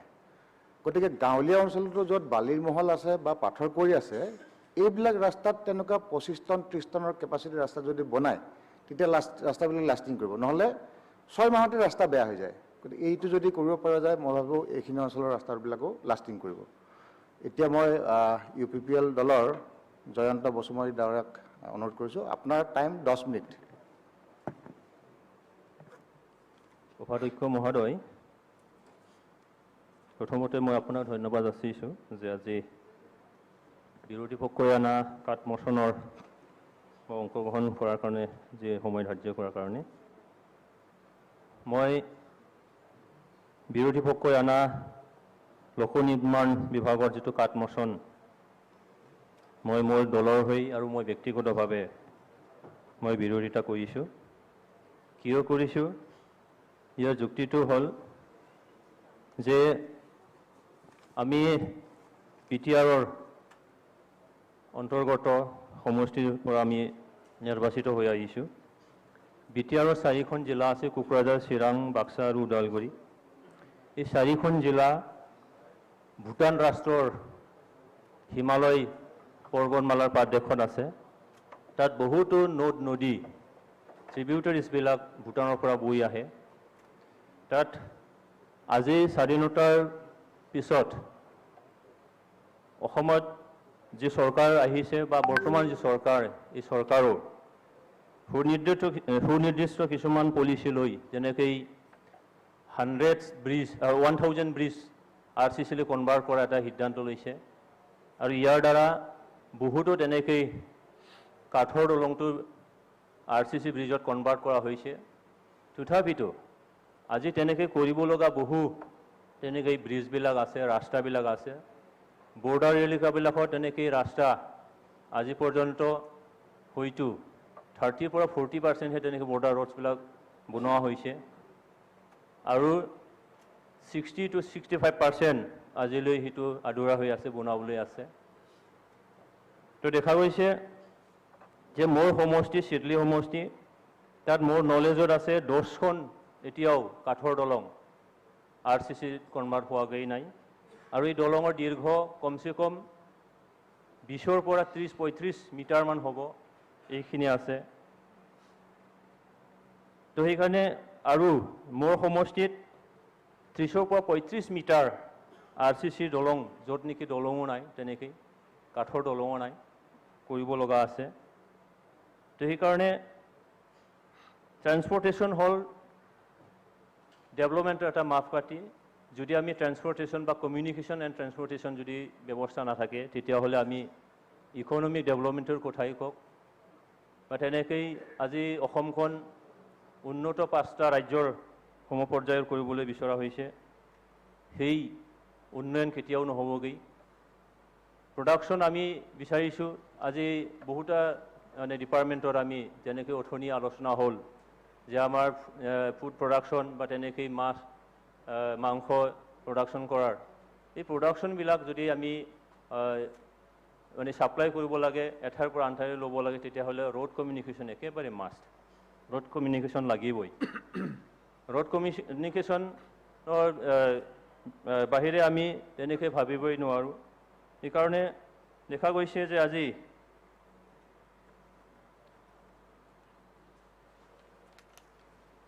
ইয়াত কোকৰাঝাৰ, চিৰাং, বাক্সা আৰু ওদালগুৰিত তেনেকৈ ৰিভাৰবিলাক আছে, যেনেকৈ আই, নাংগল, মাখৰা, মানাছ, বেকী, পহুমাৰা, পাগলা নদী, মথনগুৰি, বাল্টি, খুলচি, ভৰলু, চান্দনা, গলন্দী, ধনচিৰি আৰু ৰৌতা ৰিভাৰবিলাক পৰিপূৰ্ণ, তাত মানে দলংবিলাক নাই। সেইকাৰণে মই ক'ব খোজোঁ যে এই ব্ৰিজবিলাক যেতিয়া বনোৱা হ'ব, আজি এনেকৈ অৱস্থাত আছে কিছুমান ছাত্ৰ ছাত্ৰী কিছুমান অঞ্চলৰ, তেওঁলোক এখন দলং হ'লে 1 কিলোমিটাৰ বা 2 কিলোমিটাৰ ৰাস্তা খোজকাঢ়িয়ে বা মানে গৈয়ে তেওঁলোকে স্কুলত বা কলেজত উপস্থিত হ'ব পাৰে। কিন্তু দলং এখন নোহোৱাৰ কাৰণে তেওঁলোকে আজি 10 কিলোমিটাৰ, 15-20 কিলোমিটাৰ তেনেকৈ ঘূৰি যাব লগা হয়। তাত দেখা গৈছে সময়ৰ নাটনি হৈছে, সময় মানে তেওঁলোকে মিলাব পৰা নাই, আৰু তাত খৰচৰ কথাও ইয়াত বাঢ়ি যায়। এইকাৰণে যে আজি সেই ব্ৰিজবিলাক যে বনাব লাগিলে, ৰাস্তাবিলাক যদি বনাব লাগে, তেতিয়া আমাৰ লোক নিৰ্মাণ যিটো আজি বাজেট বঢ়োৱাৰ প্ৰস্তাৱ আমাৰ মন্ত্ৰী বা বিভাগৰ পৰা দিয়া হৈছে, আজি বিৰোধী পক্ষৰ ফালৰ পৰা কৰ্তন কৰিবলৈ বিচৰা হৈছে। কিন্তু আমি যদি অসমখন 5খন ৰাজ্যৰ সমপৰ্যায়ত যদি ল'ব লাগে, তেতিয়াহ'লে সেইখিনি কাম নিশ্চয় কৰিব লাগিব। মোৰ সমষ্টিত আজি আছাম মালা এটা প্ৰজেক্ট আছে, চাপাগুৰিৰ পৰা আৰম্ভ কৰি ভূটানৰ ওচৰলৈকে 41 কিলোমিটাৰ ৰাস্তা বনাব লগা আছে। আৰু এইটো ভাৰতৰ প্ৰধানমন্ত্ৰী তেখেত নৰেন্দ্ৰ মোদী ডাঙৰীয়াই এই বছৰে ফেব্ৰুৱাৰী মাহত যেতিয়া অসমত আহিছিলে, তেতিয়া তেখেতে সেইটো ইনাগুৰেশ্যন কৰি গৈছিলে। আৰু এটা ভাল এটা প্ৰজেক্ট, য'ত নেকি আমি দেখিছোঁ আজি কোকৰাঝাৰ জিলাত আজি এখন এয়াৰপৰ্ট বনোৱা হ'ল, ৰূপসী এয়াৰপৰ্ট। বৰ্তমান মুহূৰ্তত আমি যদি ৰূপসীলৈকে যাব লাগে 2.5 ঘণ্টা আমি যাব লাগে, কিন্তু আমি হয়তো 1 ঘণ্টা বা 1 ঘণ্টা 15 মিনিটত আমি গৈ পাব ৰাস্তাখন যদিও হয়। আৰু তাত এতিয়া কোকৰাঝাৰৰ পৰা ৰূপসীলৈকে আছাম মালা এটা প্ৰজেক্ট আছে, সেইখন বনোৱা হোৱাগৈ নাই। সেইকাৰণে কৰ্তন যদি কৰে সেইবিলাক প্ৰজেক্ট কেনেকৈ হ'ব? আজি সময় এটা মিলাব লাগে, সময় আমাৰ মানে আমি মিলাব নোৱাৰিম। তেনেকৈ উন্নয়ন হ'ব লাগিলে ৰোড কমিউনিকেশ্যন আমাক লাগিবই। সেইকাৰণে মই বিৰোধী পক্ষই অনা যিটো কৰ্তন প্ৰস্তাৱ মই মানি ল'ব পৰা নাই। আৰু আজি মোৰ সমষ্টি চিডলি সমষ্টিৰ এটা অঞ্চল আছে যিটো মই কালিও কৈছিলোঁ যে আমাৰ পাটাবাৰী অঞ্চল, য'ত নেকি আজি প্ৰসূতি মানে হস্পিটেল আনিব লাগিলে নাৱেদি আহিব লাগে। এতিয়া নাৱতে কিমানজন মানে মহিলাই নিজৰ মানে কেঁচুৱা জন্ম দিব লগা হৈছে। এই অৱস্থা কিহৰ কাৰণে হৈছে? যে তাত দলং নাই, দলঙৰ ব্যৱস্থা নাই। সেইকাৰণে তেনেকুৱা এটা অঞ্চল, যি অঞ্চলত নেকি যি ব্যক্তিবোৰে বা যি জনসাধাৰণ তাত বসবাস কৰিছে, তেওঁলোকৰ মনোভাৱ হয়তো নিশ্চয় আমাৰ বিৰোধী পক্ষই জনাটো উচিত। সেইকাৰণে আমি চৰকাৰে যিটো আজি অসমখন উন্নতি কৰাৰ কাৰণে, উন্নতি জখলালৈ লৈ যাবৰ কাৰণে যি এটা আঁচনিবিলাক লৈছে, সেই আঁচনিবোৰক যদি ৰূপায়ণ কৰিব লাগে, আমাক সেই মানে কৰ্তনৰ প্ৰস্তাৱ নিশ্চয় আনিব নালাগে। মই আহ্বান জনাম বিৰোধী পক্ষক, তেখেতসকলে যাতে এই কৰ্তন প্ৰস্তাৱৰ পৰা উঠাই লয় কৰ্তন প্ৰস্তাৱটো। তো এইখিনিতে মই বিভাগীয় আমাৰ মন্ত্ৰীক অনুৰোধ জনাব বিচাৰিছোঁ যে মানুহবিলাকে যিটো ফিলিং কৰে, জনসাধাৰণ যিটো ফিলিং কৰে আমাৰ বেকৱাৰ্ডনেছটো হৈছে কমিউনিকেশ্যন ছিষ্টেমটো নথকাৰ কাৰণে। ইয়াত ৰোড কমিউনিকেশ্যন হ'ব পাৰে, কমিউনিকেশ্যন হ'ব পাৰে, যিকোনো কমিউনিকেশ্যন হ'ব পাৰে। সেইকাৰণে সেই বেকৱাৰ্ডনেছ কিছুমান অঞ্চল য'ত নেকি আজি শিক্ষা তাত যোৱা নাই, তাত মানে ৰাস্তা নাই, তাত তেনেকৈ আজি লকডাউনৰ সময়ত ছাত্ৰ ছাত্ৰীসকলক শিক্ষাদান দিয়াৰ কাৰণে এতিয়া মোবাইল যোগেদি মানে শিক্ষাদান দিয়া হৈছে, কিন্তু কমিউনিকেশ্যন ছিষ্টেমটো তাত নথকাৰ কাৰণে আমাৰ ছাত্ৰ ছাত্ৰীবোৰে সেই শিক্ষাৰ পৰা বিৰত থাকিব লগা হৈছে। তেনেকুৱা কাৰণ যে মই ক'ব খোজোঁ যে আজি বিৰোধী পক্ষই যি প্ৰস্তাৱ আনিছে সেই প্ৰস্তাৱৰ পৰা তেখেতসকল তাক উইথড্ৰ কৰিব লাগে। আৰু বৃহৎ এটা স্বাৰ্থৰ কাৰণে, জনসাধাৰণৰ স্বাৰ্থৰ কাৰণে আমাক যে ৰাস্তাবিলাক লাগিব, দলংবিলাক লাগিব, ব্ৰিজবিলাক লাগিব, ইয়াৰ বনোৱাৰ কাৰণে আমি সহযোগ কৰিব লাগে। তো মই এইখিনিত বিভাগীয় আমাৰ মন্ত্ৰীৰ যিটো দায়িত্ব দিয়া হৈছে, মই জানিব বিচাৰিম যে কোকৰাঝাৰ আৰু ৰূপসী যিটো আছাম মালাৰ আধাৰত এটা ৰাস্তা ধৰা হৈছে, এইটো কেতিয়াকৈ ষ্টাৰ্ট হ'ব আৰু কেতিয়াকৈ মানে কমপ্লিট হ'ব? আৰু মোৰ সমষ্টিত চাপাগুৰিৰ পৰা যিটো উত্তৰে ভূটানলৈকে 41 কিলোমিটাৰ যিটো আছাম মালা যিটো স্কিম, এই স্কিমটো কেতিয়াৰ পৰা আৰম্ভ হ'ব এইটো মই জানিব বিচাৰিছোঁ। আৰু এই ওদালগুৰি জিলাত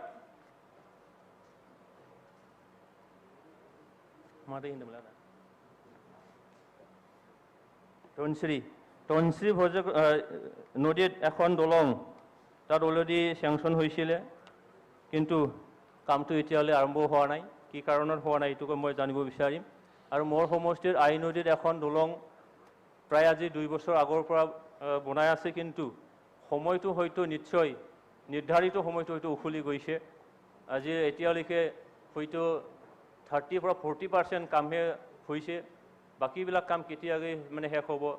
কাৰণ মই যিটো পাটাবাৰীৰ কথা কৈছিলোঁ, সেই ব্ৰিজটো যদি সোনকালে বনোৱা হয় তেতিয়াহ'লে যিকেইটা সমস্যা মই কৈছিলোঁ সেই সমস্যাৰ পৰা তাৰ মানে জনসাধাৰণ পৰিত্ৰাণ পাব।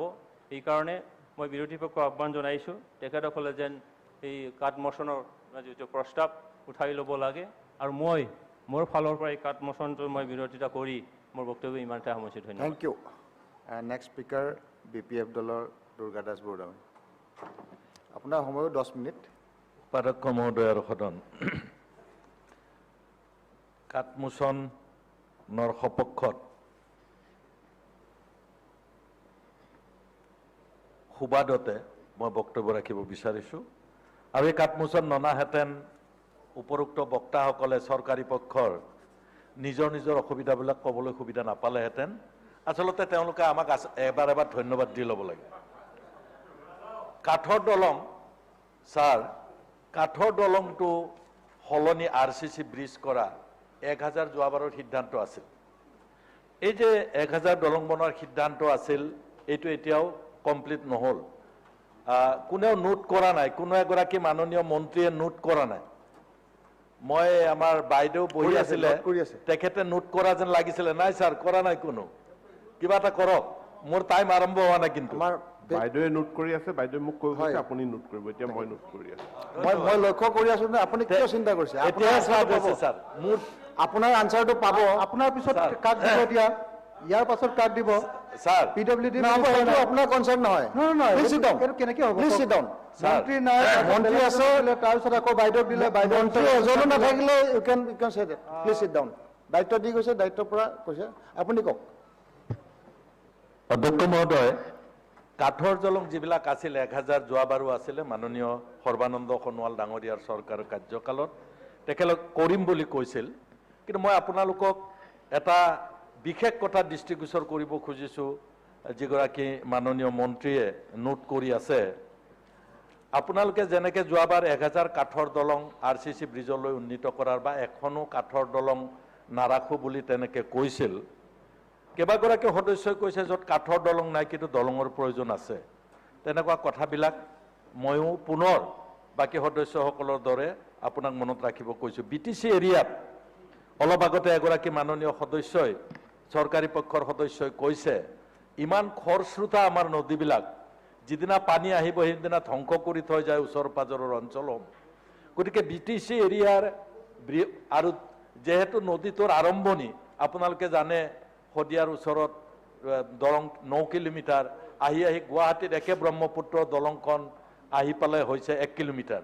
গতিকে আমাৰ মুখত য'ত সৃষ্টি হৈছে দলংবিলাক বিৰাট ডাঙৰ ডাঙৰ যাৰ কাৰণে ৰাজ্য চৰকাৰৰ বাকিবিলাক দিনতটো দৃষ্টিগোচৰ হোৱাই নাছিল BTC চৰকাৰ হোৱাৰ পিছত কিছু দলং হ'ল আৰু মাননীয় সদস্যগৰাকীয়ে যিকেইখন দলং তেওঁ নাম কৈছে সেইকেইখন অতিকে প্ৰয়োজন মই তেখেতক সমৰ্থন কৰিছো 2 নম্বৰ PMGY যিবিলাক ৰাস্তা সেই ৰাস্তাবিলাকৰ কেতিয়াবা মাটিৰ অভাৱত ওচৰত মাটি নাপাওঁ বুলি কেতিয়াবা ৰাস্তাটোৰ দুই পাৰে পূৰ্বতে মাটিৰ বহলটো নথকাৰ কাৰণে তেওঁলোকে ৰাস্তাৰ দুই পাৰ সাইড বামটো কাম নকৰাকে গুচি আহে যাৰ কাৰণে ৰাস্তাটো অতি সোনকালে বেয়া হয় এই কথাটো চৰকাৰে দৃষ্টিগোচৰ ৰখাটো এই কাৰণে ভাল বহু ৰাস্তা শ কিলোমিটাৰ ৰাস্তা এই সাইড বাম নবনোৱাৰ কাৰণে ৰাস্তাবিলাক বেয়া হৈছে এতিয়া 200 কোটিৰ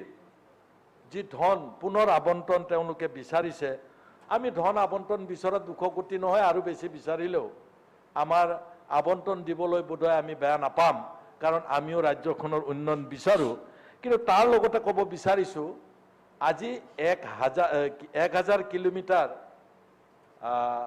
মথাউৰি ৰাস্তা হ'ব ৰাস্তা মথাউৰি কৰিব খুব সুন্দৰ যেটো আমিও কল্পনা কৰি আছিলো তেনেকুৱা হ'ব লাগে যেতিয়াই মথাউৰিত যাওঁ কাৰণ ইমান ৰিমোট এৰিয়াত এই মথাউৰিবিলাক আছে সেই ৰিমোট এৰিয়াৰ মানুহবিলাকৰ কমিউনিকেশ্যন ভাল হ'ব কিন্তু দুৰ্ভাগ্যৰ কথা আমাৰ BTCত মথাউৰি নাই বুলি ক'লেও হয় গতিকে এই বেনিফিটটো আমি তাতে নাপাম PW মন্ত্ৰী ডাঙৰীয়া দৃষ্টি ৰখা উচিত যে য'ত এনে ধৰণৰ বেনিফিটবিলাক নাপায় ৰেচিঅ' বেচিছত সেই পিছপৰা অঞ্চলসমূহত অতিৰিক্ত RCC ব্ৰিজ অতিৰিক্ত বেয়া হৈ থকা ৰাস্তা সেইবিলাকো কৰাৰ কথা যদি চিন্তা নকৰে বিশেষকৈ BTC আৰু হিলছ এৰিয়াত এই কথাবিলাক আছে কাৰ্বি আংলং নৰ্থ কাছাৰী ইয়াত আছে গতিকে এই দুটা অঞ্চলত আপোনালোকে দৃষ্টি ৰখা উচিত বুলি ভাবো আৰু আপোনালোকে নিশ্চয় জানে আজি মাত্ৰ কেইদিনমান আগতে মঙ্গলদৈ কালাইগাঁও টংলা ৰাস্তাত নেৰো ব্ৰিজ একেবাৰে নেৰো ব্ৰিটিছৰ দিনৰ ব্ৰিজ উঠাইছে মাত্ৰ কেইবছৰমান আগত এতিয়াও তেনেকুৱা ৰাস্তাটো ডাঙৰ হৈ গ'ল বহুত নেৰো ব্ৰিজ এতিয়াও আছে ব্ৰিজখনত গৈ গাড়ী স্লো কৰিবলগীয়া হয় দুই ফালৰ পৰা আহি এখন গাড়ী ৰখি এখন গাড়ী পাৰ হ'ব লগা ঠাই আছে এই নেৰো ব্ৰিজবিলাক যাতে ওয়াইডনিং কৰা হয় বহল কৰা হয় সেই দৃষ্টিভংগীটো ৰখা উচিত এতিয়া বাইহাটা চাৰিআলিৰ পৰা তেজপুৰলৈকে যেটো নেশনেল হাইৱে গৈছে নেশনেল হাইৱেত আমি নিৰাশ হৈছোঁ। এই হাইৱেটোত ৰাস্তাবিলাক দলংবিলাক অলপ অলপ বহল কৰিলে আমি নাৰ্ভাছ হৈ গ'লোঁ, তাৰমানে 4 লেন আৰু নহয় তাত, 4 লেন আৰু নহয় তাত। গতিকে সেইটোত নাৰ্ভাছ হ'লোঁ আমি। গতিকে আমাৰ মই যিটো নেৰো ব্ৰিজবিলাক বহল কৰাৰ কথা কৈছোঁ, সৰু সৰু ৰাস্তাৰ কথা ৰাস্তাবিলাকত কৈছোঁ মই, আৰু নেশ্যনেল হাইৱে যিটো অলপ আগতে আমাৰ দলগাঁৱৰ বিধায়কে কৈছে মানে 4 লেন হ'ব লাগে তেজপুৰলৈকে, সৰু সৰু ৰাস্তা আজি আছামমালাৰ যিবিলাক ৰাস্তা, মোৰ সমষ্টিটো 2টা আছামমালাৰ ৰাস্তা হৈ আছে, সেইবিলাকো 4 লেন ষ্টেণ্ডাৰ্ডৰ ৰাস্তা হৈছে, অথচ বাইহাটা চাৰিআলিৰ পৰা তেজপুৰলৈকে এই ৰাস্তাটো 4 লেনৰ কোনো প্ৰজেক্ট নাই, লৈ পেলাই এতিয়ালৈকে কৰা নাই। মই আপোনাক এটা দৃষ্টিগোচৰ কৰিব খুজিছোঁ, বাইপাছ ৰাস্তাৰ বহুত প্ৰয়োজন। যেনেকৈ নগাঁও টাউনখন 4 লেন কৰোঁতে বাইপাছ হৈ পেলাই কিমান সুবিধা হৈছে, 1 ছেকেণ্ড সময় আমাৰ নষ্ট নহয়। ঠিক মঙলদৈ নগৰখন বাইপাছ এটা বহুত দিনৰ পৰা প্ৰজেক্ট আছে, মই জনামতে 300 কিমান কোটি টকাৰ মঙলদৈ বাইপাছটোৰ কাৰণে ৰেডি হৈছে, মাটিৰ কাৰণে হোৱা নাই। নোহোৱাৰ ফলত এইটো আজিৰ কথা নহয়, প্ৰায় 12 বছৰ তেনেধৰণে মাটিৰ প্ৰব্লেমৰ কাৰণে ৰখি আছে। PWD মন্ত্ৰীয়ে অনতি পলমে সমস্যাটো সমাধান কৰি মইতো ভাবোঁ 1-1.5 মাহৰ ভিতৰত তেওঁলোকে কৰিব পৰা অৱস্থাত আছে, মই যিখিনি জানিছোঁ। গতিকে সেই ৰাস্তাটো বাইপাছটো মঙলদৈ টাউনৰ বাইপাছ ৰাস্তাটো যাতে অনতি পলমে কৰে। আৰু আপোনালোকে জানে ভৈৰৱকুণ্ড এটা সাংঘাতিক টুৰিষ্ট স্পট হৈছে, গোটেই আমাৰ BTC অঞ্চল, BTCৰ বাহিৰ, আনকি গুৱাহাটীৰ পৰা ভৈৰৱকুণ্ডলৈ টুৰিষ্টসকল যায়। কিন্তু আপোনালোকে আচৰিত হ'ব, মাজবাটৰ পৰা ভৈৰৱকুণ্ডলৈ আহিবলৈ প্ৰায় মানে বাইহাটা চাৰিআলি বা মঙলদৈ বা প্ৰায় গুৱাহাটীৰ ওচৰৰ পৰা যোৱাৰ নিচিনাকৈ তেওঁলোকে ঘূৰি যাব লাগে। গতিকে তাত যদি এটা আপোনালোকে ভৈৰৱকুণ্ড আহিবলৈ চিকাৰী ডাঙাৰ পৰা এটা ৰাস্তা ভৈৰৱকুণ্ডলৈ হয়, তেওঁলোকে 15 মিনিটত পাব, যিটো নেকি 2 ঘণ্টা লাগে। গতিকে চিকাৰী ডাঙাৰ পৰা এই ৰাস্তাটো ভৈৰৱকুণ্ডলৈকে কৰাৰ কাৰণে আপোনালোকে প্ৰজেক্টটো আনিলে ভাল হয়। এতিয়াও আমাৰ বিশেষকৈ আমি ওদালগুৰিৰ বিধায়ক ডাঙৰীয়া ইয়াত আছে, বসুমতাৰী ডাঙৰীয়া, তেওঁ ডেপুটি CMO BTCৰ, তেওঁৰ আৰু মোৰ কালেগাঁও সমষ্টি, মূলতঃ তেওঁৰ সমষ্টিৰ পৰা ষ্টাৰ্ট হৈছে, বেছি কালেগাঁও সমষ্টিত পৰে। এটা নতুন ৰাস্তাৰ প্ৰয়োজন হৈছে, যিটো বহুত ঘূৰি ঘূৰি আহিব লাগে, তাৰ সলনি মাত্ৰ 10 কিলোমিটাৰ যদি আপোনালোকে ৰাস্তা কৰে, সেইটো প্ৰপ'জ ৰাস্তাটো ওদালগুৰিৰ পৰা গুৱাহাটীলৈ আহিবৰ কাৰণে যথেষ্ট সহজ হয়। সেই ৰাস্তাটো হৈছে বৰিগাঁও টু বৰকলা। এই বৰিগাঁও টু বৰকলা এই ৰাস্তাটো ভায়া কেইবাটাও অঞ্চল হৈ আহে। সেইটো হৈছে গাঁওকেইখন, ইয়াত আছে কচুবাৰী, বৰুৱাখোলা,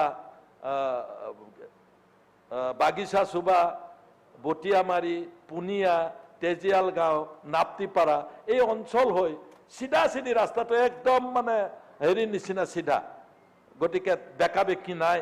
এই ৰাস্তাটোত দলঙো কম, গতিকে 10 কিলোমিটাৰ ৰাস্তা কৰিবলৈ বোধহয় 10 কোটি টকাৰো প্ৰয়োজন নহ'ব। এই ৰাস্তাটো ধৰিবৰ কাৰণে ফ্ৰম বৰিগাঁও টু বৰকলা এই ৰাস্তাটো ধৰিবৰ কাৰণে মই ৰিকুৱেষ্ট কৰিছোঁ। 2টা সমষ্টি আৰু ওদালগুৰি জিলাৰ ডিষ্ট্ৰিক্ট হেডকোৱাৰ্টাৰলৈ যাবৰ কাৰণে সমগ্ৰ আমাৰ এই দক্ষিণ ফালৰ মানুহখিনিৰ যাবৰ কাৰণে যথেষ্ট সুবিধা হ'ব বুলি মই ভাবোঁ। ইয়াৰ উপৰি আমি PWD বিশেষকৈ PWD বিভাগত যেহেতু কেইবাটাও আজিকালি কাম কৰে, অসম মালাই কৰে, অন্যান্য বহুত নতুন নতুন নাম দিছে, যিবিলাক নাম মনত ৰখা অসুবিধা। কিন্তু মই এটা কথা আজি অধ্যক্ষ মহোদয় এজ এ হোল PWD ডিপাৰ্টমেণ্টৰ ওপৰত মই ক'ব বিচাৰিছোঁ, ৰাস্তাটো মাননীয় এই চৰকাৰখনে লক্ষ্য আৰু দৃষ্টি ৰখা আছিল, ডেভেলপমেণ্টটো এটা ছাইডত এটা অঞ্চলত ডেভেলপমেণ্ট হ'ব লাগে নালাগে। সবকা সাথ সবকা বিকাশ বুলি কৈছে আপোনালোকে, মই সব অঞ্চলৰ একেলগে বিকাশ হোৱাটো আমাৰ যেনেকৈ কাম্য, আপোনালোকৰো নিশ্চয় তেনেকৈ কাম্য। সেইকাৰণে মই বিচাৰিছোঁ আপোনালোকে ৰাস্তা ঘাট দলং ইত্যাদি ডেভেলপমেণ্টৰ ক্ষেত্ৰত আপোনালোকে যাতে কমিউনিকেশ্যন উন্নত কৰি ৰাজ্যখন আপোনালোকে ভবা 5খন ৰাজ্যৰ উন্নত কৰিব পাৰে, সেই দৃষ্টিভংগী ৰাখিলে মই ভাবোঁ মানে বিৰোধী পক্ষৰ বিধায়কসকলো কলাত বকাত কৰা তেনেকুৱা অনুভৱ নকৰিব। ধন্যবাদ। Thank you. আমাৰ নেক্সট স্পিকাৰ মাৰ্ক্সবাদী communist party of India Manoranjan Taluk ডাঙৰীয়া। আপোনাৰ 5 মিনিট। মাননীয় স্পিকাৰ ছাৰ, মই কৰ্তন প্ৰস্তাৱৰ সপক্ষে মোৰ বক্তব্য তুলি ধৰিব বিচাৰিছোঁ। এই ক্ষেত্ৰত ভাস্কৰ বৰুৱাই যিটো প্ৰস্তাৱ আগবঢ়াইছে যে আমাৰ লোক নিৰ্মাণ বিভাগৰ অধীনত যিবিলাক ৰাস্তা দলং বন্ধা হ'ব, এইবিলাক যথেষ্ট তদাৰকীৰ অভাৱত বা সময়মতে তাত হস্তক্ষেপ নকৰাৰ ফলত বছৰৰ পিছত বছৰ এখন দলং বান্ধি থাকে। কেতিয়াবা কেতিয়াবা মোৰ সমষ্টিত দেখিছোঁ 3খন তেনেকুৱা দলং BTRৰ অন্তৰ্ভুক্ত, ঠিকাদাৰে অৰ্ধসমাপ্ত কৰি আজি 5 বছৰ আগতে পলাল। এতিয়া তাত স্কিমো ধৰিব নোৱাৰি, কামো কৰিব নোৱাৰি, গুচি গৈছে। ঠিক তেনেকৈ সেইকাৰণে এখন যদি প্ৰতিটো সমষ্টিত বিধায়কক যুক্ত কৰি পেলাই এখন যদি মনিটৰিং কমিটি থাকে, সেই মনিটৰিং কমিটিয়ে নিশ্চিতভাৱে এই ক্ষেত্ৰত পৰ্যবেক্ষণ কৰিব পাৰিব আৰু কামখিনিও যাতে সময়মতে হয়। আমি এটা দেখিছোঁ যে আধাৰশিলা স্থাপন হোৱাৰ 1.5 বছৰ পিছত গৈ পেলাই ৰাস্তাৰ কাম আৰম্ভ হয়। এই আধাৰশিলাটো স্থাপন কৰা মানে এইটো ক্ষেত্ৰত যাতে ৰাজনৈতিক বাধ্যবাধকতাটো সাঙুৰ খাই নাযায়, এইটোৰ ওপৰত নিশ্চিতভাৱে নজৰ দিব লাগিব। আধাৰশিলা যেতিয়া স্থাপন হ'ব তাৰ পিছদিনাৰ পৰাই মোৰ বোধেৰে কামটো আৰম্ভ কৰিলে মানুহৰ মাজত বিভাগটোৰ সম্পৰ্কত আস্থা বাঢ়িব আৰু কাম কাজবিলাক সুচাৰুৰূপে হ'ব। এতিয়া কথাটো হৈছে আন এটা কথা, পেকেজ ছিষ্টেমৰ কথা কৈছে, ময়ো সেইটোত একমত। পেকেজ ছিষ্টেমত ৰাস্তা আনিলে 2-4জন ডাঙৰ ঠিকাদাৰৰ লাভ হয় আৰু সিহঁতেও নিজে কামটো নকৰি পেলাই আনক আৰু চাব কণ্ট্ৰেক্ট দি পেলাই কাম কৰে, তাৰ ফলত কামৰ কোৱালিটি আৰু বেয়া হয়। সেইকাৰণে পেকেজ ছিষ্টেমটো নকৰি যদি আমি সৰু সুৰাকৈ প্ৰায় 1 কোটি 1.5 কোটিৰ ভিতৰত আমি আঁচনিবিলাক গ্ৰহণ কৰি যদি বিভিন্ন জনক তাতে এই কামত যুক্ত কৰা যায়, তেতিয়াহ'লে স্বাভাৱিকতে অলপ তীব্ৰ গতিত লোক নিৰ্মাণ বিভাগৰ কাম কাজ চলিব আৰু সম্পূৰ্ণ কৰা যাব নিৰ্ধাৰিত সময়ৰ ভিতৰত। কিন্তু এতিয়া এটা কাম আৰম্ভ কৰি এই পেকেজ ছিষ্টেমৰ কাৰণে হওক বা ডাঙৰ ঠিকাদাৰবিলাক যুক্ত হোৱাৰ কাৰণে সাংঘাতিকভাৱে কাম শ্ল' হয়। মই মোৰ সমষ্টিত বৰপেটা ৰোডত এটা ৰাস্তা, 2টা ৰাস্তা, 10 কোটিৰ বৰপেটা ৰোড চহৰত সোমোৱা 2টা ৰাস্তা আজি প্ৰায় মই 6 মাহ ধৰি দেখিছোঁ কাষত কিছু শিল বালি পেলাই থৈ দিছে। যাতায়াত প্ৰায় অসুবিধাজনক হৈছে মানুহে যাতায়াত কৰিবলৈ, কিন্তু কামটো আৰম্ভ নকৰে। কি বা তেওঁলোকৰ কম্পালচন কামটো আৰম্ভ নকৰে। এতিয়া আমি বিধায়ক হিচাপে হস্তক্ষেপ কৰাও মুস্কিল, কাৰণ এক্সিকিউটিভ ইঞ্জিনিয়াৰ বা ছুপাৰিণ্টেণ্ডিং ইঞ্জিনিয়াৰ বা চিফ ইঞ্জিনিয়াৰ তেওঁলোকে কি ধৰণে এইটো মনিটৰ কৰে মই নাজানো। সেইকাৰণে মনিটৰিং কমিটিখনৰ প্ৰয়োজন হৈছে আৰু এই ৰাস্তা যাতে তাৎক্ষণিকভাৱে আৰম্ভ কৰিব পাৰে। বৰপেটা ৰোডৰ ক্ষেত্ৰতে মই কৈছোঁ 2টা ৰাস্তা 10 কোটি এতিয়ালৈকে আৰম্ভ কৰা নাই আৰু তাৰ ফলত অগম্য হৈ উঠিছে বৰপেটা ৰোড চহৰৰ প্ৰৱেশ। এই ধৰণৰ কাম কাজবিলাক ঠিকমতে কৰা নিতান্ত প্ৰয়োজন। আৰু কোৱালিটিৰ ক্ষেত্ৰত যিটো ডেপুটি স্পীকাৰে কৈছে ৰাস্তাটো 25 টনৰ ৰাস্তা বান্ধিব লাগে, কাৰণ মোৰ সমষ্টিত মই এইটো বিশেষভাৱে অনুভৱ কৰিছোঁ। মোৰ সমষ্টিৰ মাজেদি বেকী নদীখন বৈ গৈছে আৰু বেকী নদীখন আমাৰ বন মন্ত্ৰীয়ে জানে, শুক্লাবৈদ্য চাহাবে, যে বেকী নদীখন হৈছে শিল বালিৰ ভাড়াৰ আৰু শিল বালিৰ ভাড়াৰ হোৱাত তাতে সাংঘাতিকভাৱে কুৱেৰি আছে, কিছু লিগেল কুৱেৰি আছে, কিছু ইলিগেল কুৱেৰিও আছে। সকলোৱে একেবাৰে JCP প্ৰক্লেইন লগাই দি পেলাই শিল বালি তুলি আছে, ডাম্পাৰবিলাকে টানি আছে আৰু ডাম্পাৰ যেতিয়া ভাবিব নোৱাৰা ধৰণে ৰাতি ডাম্পাৰ যেতিয়া চলে মানুহৰতো শান্তি ভংগ হয়ে, ৰাস্তাটো আমাৰ 12 বজাই থৈ যায়। এই ৰাস্তাটো যদি শক্তিশালীভাৱে নাবান্ধে, কাৰণ বেকী থাকিব, বেকীত পানী থাকিব, বেকীত শিল বালি থাকিব, শিল বালি কঢ়িয়াব লাগিব, উন্নয়নৰ কাৰণে কঢ়িয়াও প্ৰয়োজন। কিন্তু যদি কঢ়িয়াবলৈ যাওঁতে সব ৰাস্তা ধ্বংস হৈ যায়। কালি মই আমাৰ ট্ৰান্সপৰ্ট মিনিষ্টাৰৰ লগত এই বিষয়টো আলোচনাও কৰিছিলোঁ, কাৰণ ডাম্পাৰবিলাকৰো অসুবিধা হৈছে, বিভিন্ন কথা তেওঁলোকৰ সমস্যা আছে আৰু বন বিভাগৰো তেওঁলোকৰ কিবা কিবি সমস্যা আছে টেক্স কালেকশ্যনৰ, কিন্তু ৰাস্তাও ধ্বংস হৈ গৈছে। যিটো আমাৰ ট্ৰান্সপৰ্ট মিনিষ্টাৰে কৈছে মই একমত, ৰাস্তা ধ্বংস, কিন্তু ৰাস্তাটো আমি যদি ভালকৈ বান্ধো, এইটো যদি ডেপুটি স্পীকাৰে কোৱাৰ দৰে যদি আমি 25 টন বা 30 টনৰ ৰাস্তা বান্ধো, তেতিয়াহ'লে এইটো অসুবিধা নহ'ব আৰু মোৰ সমষ্টিটো নিতান্তই প্ৰয়োজনীয় হৈ গৈছে। মোৰ সমষ্টিত মই আগতো উল্লেখ কৰিছোঁ 67খন গাঁও BTRত পৰে আৰু এই BTRটো হৈছে মানস অভয়াৰণ্য আৰু ভূটানৰ লগত সংলগ্ন এটা বৰ্ডাৰ এলেকা আৰু এই বৰ্ডাৰ এলেকাত স্বাভাৱিকতে ৰাস্তা ঘাট কোনো কৰা বিশেষ হোৱা নাই। সাংঘাতিক প্ৰয়োজন আছে। বিগত দিনত কি ধৰণৰ দৃষ্টিভংগীৰে কাম কাজ কৰিলে, যে বিধায়কে যদি কৈ যায় যে মই BTR-ত কাম নকৰোঁ, এই ধৰণৰ কথা বতৰা ওলাইছিল, নকৰিলে। আৰু নকৰাৰ ফলত এতিয়া গোটেই BTR অঞ্চলটোত ৰাস্তা ঘাট প্ৰয়োজন আছে, ধ্বংস হৈ আছে। আমি এইটো কেনেকৈ ৰিপেয়াৰ কৰোঁ, কেনেকৈ ৰাস্তা ঘাট বান্ধিব পাৰিম, এই সম্পৰ্কত বিশেষ চিন্তা কৰা দৰকাৰ। আৰু এই ক্ষেত্ৰতে মোৰ এটা আকৌ ক'ব লগা আছে, এই যে লোক নিৰ্মাণ বিভাগৰ আঁচনিত বিধায়কবিলাকক কেনেকৈ যুক্ত কৰা হ'ব। বিভিন্ন স্কিম SOPD হওক বা RIDF হওক, ইয়াৰ আঁচনিবিলাক পৰামৰ্শ দিয়াৰ ক্ষেত্ৰত বিধায়কবিলাকে পৰামৰ্শ দিয়ে। কিন্তু বিগত দিনতো এক্সপিৰিয়েঞ্চ মোৰ হৈছে, আৰু এই সময়তো মই লক্ষ্য কৰিছোঁ যে কিছু কিছু বিধায়কৰ সমষ্টিত গৈ পেলাই যদি মন্ত্ৰী হস্তক্ষেপ কৰে, মন্ত্ৰী আঁচনি ছাজেষ্ট কৰে, আৰু মন্ত্ৰীৰ আঁচনিৰ মতেই কাম হ'ব, বিধায়ক তাতে উপেক্ষিত হ'ব। আৰু এই ধৰণৰ কাণ্ড কাৰখানা ঘটাটো মই বাঞ্ছনীয় নহয় বুলি ভাবোঁ। সুস্থ গণতন্ত্ৰৰ কাৰণে, ভাইব্ৰেণ্ট ডেমক্ৰেচিৰ কাৰণে এইটো সুস্থ কথা নহয়। এই অসুস্থ বাতাবৰণ এটা চলি আছে, এইটো নিতান্তই বন্ধ হোৱা দৰকাৰ। বিধায়কক আস্থাত লওক, বিধায়কক আস্থাত লৈ পেলাই বিধায়কৰ পৰামৰ্শ মতেই যাতে কামবিলাক আগবাঢ়ে। আৰু মই সেইকাৰণে কৈছোঁ বিধায়কক লৈ পেলাই মনিটৰিং কমিটি পৰ্যন্ত কৰক, কৰি পেলাই যাতে ঠিকাদাৰৰ যিটো মাতব্বৰী চলিছে, এই ঠিকাদাৰৰ মাতব্বৰী আৰু কিছু বিষয়া, দুষ্ট বিষয়াৰ ঠিকাদাৰৰ লগত যিটো যুক্তি হৈ পেলাই ৰাস্তা ঘাট নিৰ্মাণ বছৰৰ পিছত বছৰ পেলাই যাব, একোখন দলং আধা নিৰ্মাণ কৰি গুচি যাব, আৰু কোনো ব্যৱস্থা গ্ৰহণ নকৰিব, ৰাস্তাও নাবান্ধিব, এই ধৰণৰ অৱস্থাটো যাতে অৱসান হয়। আৰু অৱসান নোহোৱাকৈ টকা বিধাত বঢ়াই থাকিলেও আমাৰ একো কাম নহ'ব। মই ডেপুটি স্পীকাৰৰ কথাটো আকৌ উনুকিয়াই থৈ পেলাই ৰাস্তা শক্তিশালী ৰাস্তা হওক, য'ত ৰাস্তাৰ প্ৰয়োজন তাতে হওক, বিধায়কক সেই ক্ষেত্ৰত গুৰুত্বপূৰ্ণ ভূমিকা ল'বলৈ দিয়া হওক।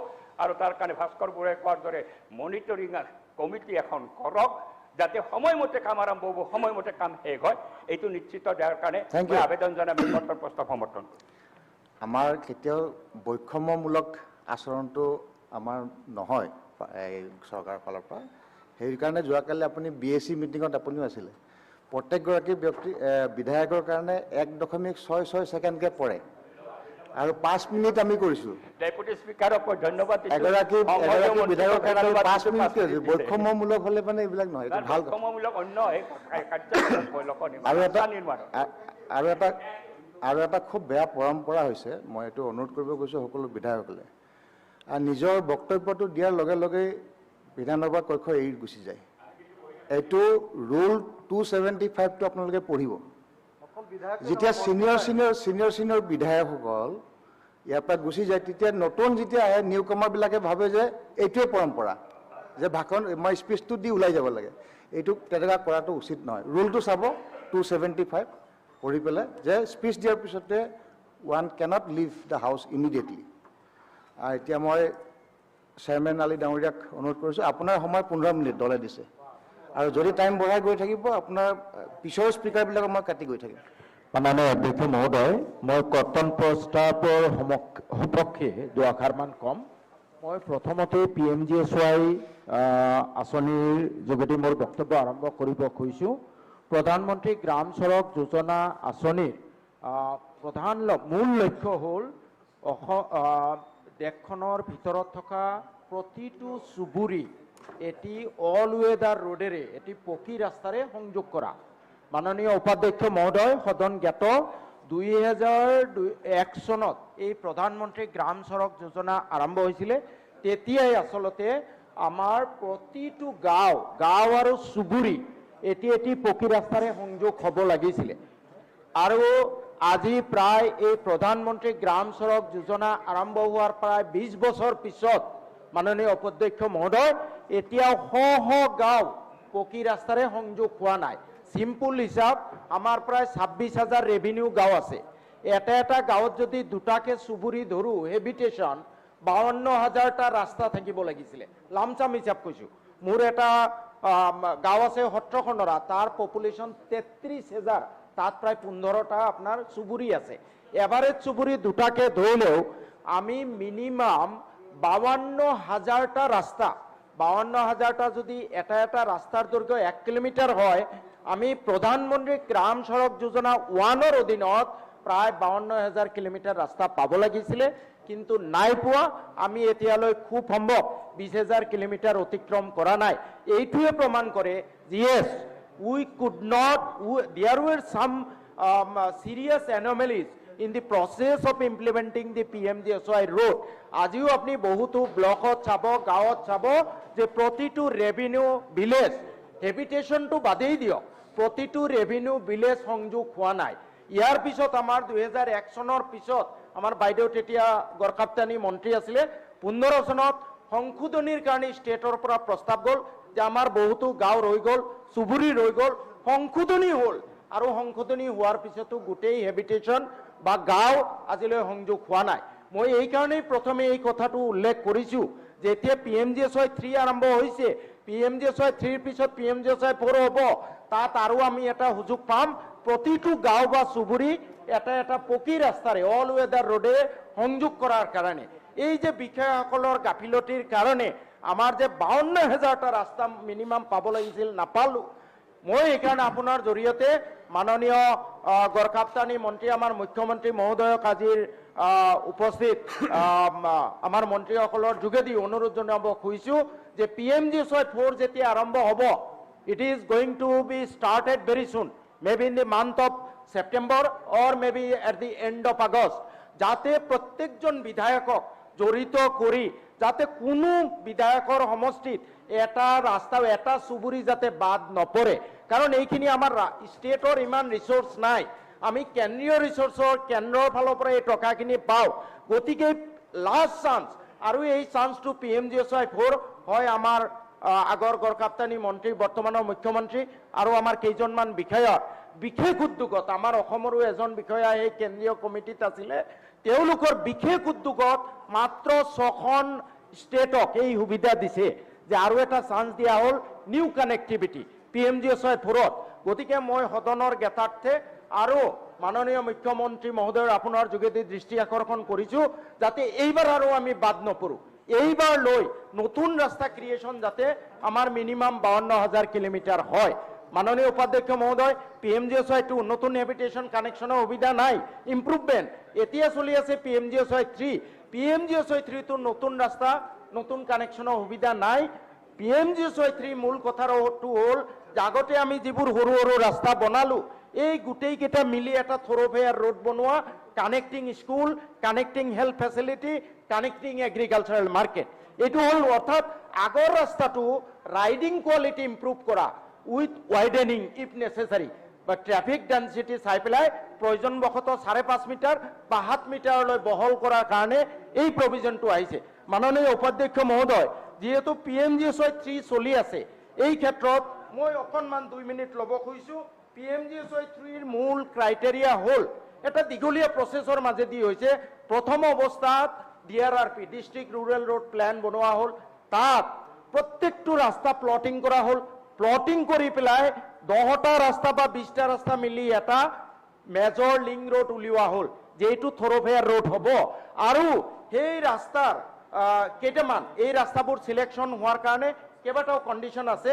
নাম্বাৰ 1 হ'ল যে 10 বছৰ পুৰণা হ'ব লাগিব, ডিজাইন লাইফ 10 বছৰ পুৰণা হ'ব লাগিব। Number 2, minimum length of the MRL should be 5 kilometre, আৰু যিবোৰ ৰাস্তা MRL হিচাপে চিলেকশ্যন হ'ব তাৰ মিনিমাম 3 কিলোমিটাৰ BT হ'ব লাগিব। These are the necessary condition. এই কণ্ডিশ্যন মতে ৰাস্তা চিলেকশ্যন কৰাৰ পিছত আমাৰ ইঞ্জিনিয়াৰসকলে ৰাস্তা বনোৱাৰ পিছত কোনটো ৰাস্তা হ'ব, অসমতো হৈছে কিন্তু চবটো ল'ব নোৱাৰিব, গভৰ্ণমেণ্ট অফ ইণ্ডিয়াই দিছে 4,375 কিলোমিটাৰ গোটেই অসমৰ কাৰণে। গতিকে এই ক্ৰাইটেৰিয়া কৰাৰ কাৰণে কেনেকৈ কৰিব এইটো ধৰি দিছে যে লাইন স্কোৰ হ'ব, প্ৰতিটো ৰাস্তাৰ এগেইনষ্টত নাম্বাৰিং হ'ব। নাম্বাৰিং কিহৰ ওপৰত ভিত্তি কৰি, স্কুল থাকিলে 5 নম্বৰ, কলেজ থাকিলে 10 নম্বৰ, এগ্ৰিকালচাৰেল মাৰ্কেট থাকিলে 10 নম্বৰ, এনেকৈ প্ৰত্যেকটো ৰাস্তাই নাম্বাৰ পালে। নাম্বাৰ পোৱাৰ পিছত চিষ্টেমে অট'মেটিক জেনেৰেট কৰিলে, ডিপাৰ্টমেণ্টৰ ইঞ্জিনিয়াৰবোৰৰ হাত নাই যে এইকেইটা ৰাস্তাৰ ক্ৰাইটেৰিয়া মতে পৰিছে। মাননীয় উপাধ্যক্ষ মহোদয়, এতিয়া যিখিনি ৰাস্তা অট'মেটিক জেনেৰেটেড হৈছে সেই ৰাস্তাও 4,375ৰ ওপৰত, 5,000 কিলোমিটাৰ হৈছে, দিব লাগিব 4,375 kilometre among all the block আমাৰ ইউনিট, বেচিক ইউনিট। উপাধ্যক্ষ মহোদয়, এই কথাটো মই এইকাৰণে আনিছোঁ যে distribution of this 4,375 kilometre has not been done rationally. Eligible ৰাস্তা সব ক্ৰাইটেৰিয়া ফুলফিল কৰি এলিজিবল হৈছে, কিন্তু গোটেই অসমত ব্লকবোৰৰ মাজত ৰাস্তা ডিষ্ট্ৰিবিউশ্যন কৰাৰ কাৰণে যি ধৰণে ৰেচনেলি কৰিব লাগিছিলে ৰেচনেলি কৰা হোৱা নাই। মাননীয় উপাধ্যক্ষ মহোদয়, মই এটা উদাহৰণ দাঙি ধৰিব খুজিছোঁ। আমাৰ বটদ্ৰৱা পাৰ্ট 1 ব্লক, তাৰ পপুলেশ্যন হ'ল 11,563। কপিলি পাৰ্ট 1 ব্লক, তাৰ পপুলেশ্যন হ'ল 28,172। আৰু মাছখোৱা, ইয়াৰ পপুলেশ্যন হ'ল 29,575। এই হ'ল মই 3টা উদাহৰণ দিলোঁ কেনেকুৱা পপুলেশ্যন। আনহাতে আন কিছু ব্লক আছে, যোৰহাট ব্লকৰ পপুলেশ্যন হ'ল 2,29,000, চিপাঝাৰৰ পপুলেশ্যন 2,29,000, বালিপাৰাৰ পপুলেশ্যন 2,60,000। মোৰ মন্দিয়া ব্লক অসমৰ ভিতৰত আটাইতকৈ বেছি পপুলেশ্যন 3,46,000, 3,46,000। মাননীয় উপাধ্যক্ষ মহোদয়, মই যিটো কথা ক'ব গৈ আছোঁ, বিভাগে গোটেই ব্লকবোৰক মেকানিকেলি 20 কিলোমিটাৰকে দিলে, গোটেই ব্লকবোৰক 20 কিলোমিটাৰ দিলে। এতিয়া আপোনাৰ মাছখোৱা মাত্ৰ 29,000 পপুলেশ্যন, তেওঁ সেইটো ব্লকেও 20 কিলোমিটাৰ পাব। যোৰহাটৰ আমাৰ বিধায়ক মহোদয় নিশ্চয় শুনি আছে, যোৰহাটত 2,29,000, তেওঁকো 20 কিলোমিটাৰ দিছে। আমাৰ চিপাঝাৰ বিধায়ক মহোদয় নিশ্চয় আছে, তেওঁকো 20 কিলোমিটাৰ দিছে। This is totally irrational. যদি তেওঁৰ যোগ্য ৰাস্তা নাথাকে বেলেগ কথা, তেওঁৰ যদি অটো জেনেৰেটেড ৰাস্তা নাথাকে বেলেগ কথা। নিয়মটো হ'ল যে যিখিনি এলিজিবল ৰাস্তা ওলাইছে টোটেল লেংথ হিচাপ কৰি আমাৰ 4375 sanction length divided by 3,11,00,000 2011 census into population of the block, এই নিয়মতে কৰি দিলে কাৰো প্ৰতি অন্যায় কৰা নহ'লহেঁতেন। কিন্তু এই অন্যায় কৰা হৈছে। মাননীয় উপাধ্যক্ষ মহোদয়, মই যে ক'লো মন্দিয়া ব্লকত 3,46,000, মই মাত্ৰ 20 কিলোমিটাৰ পাইছোঁ।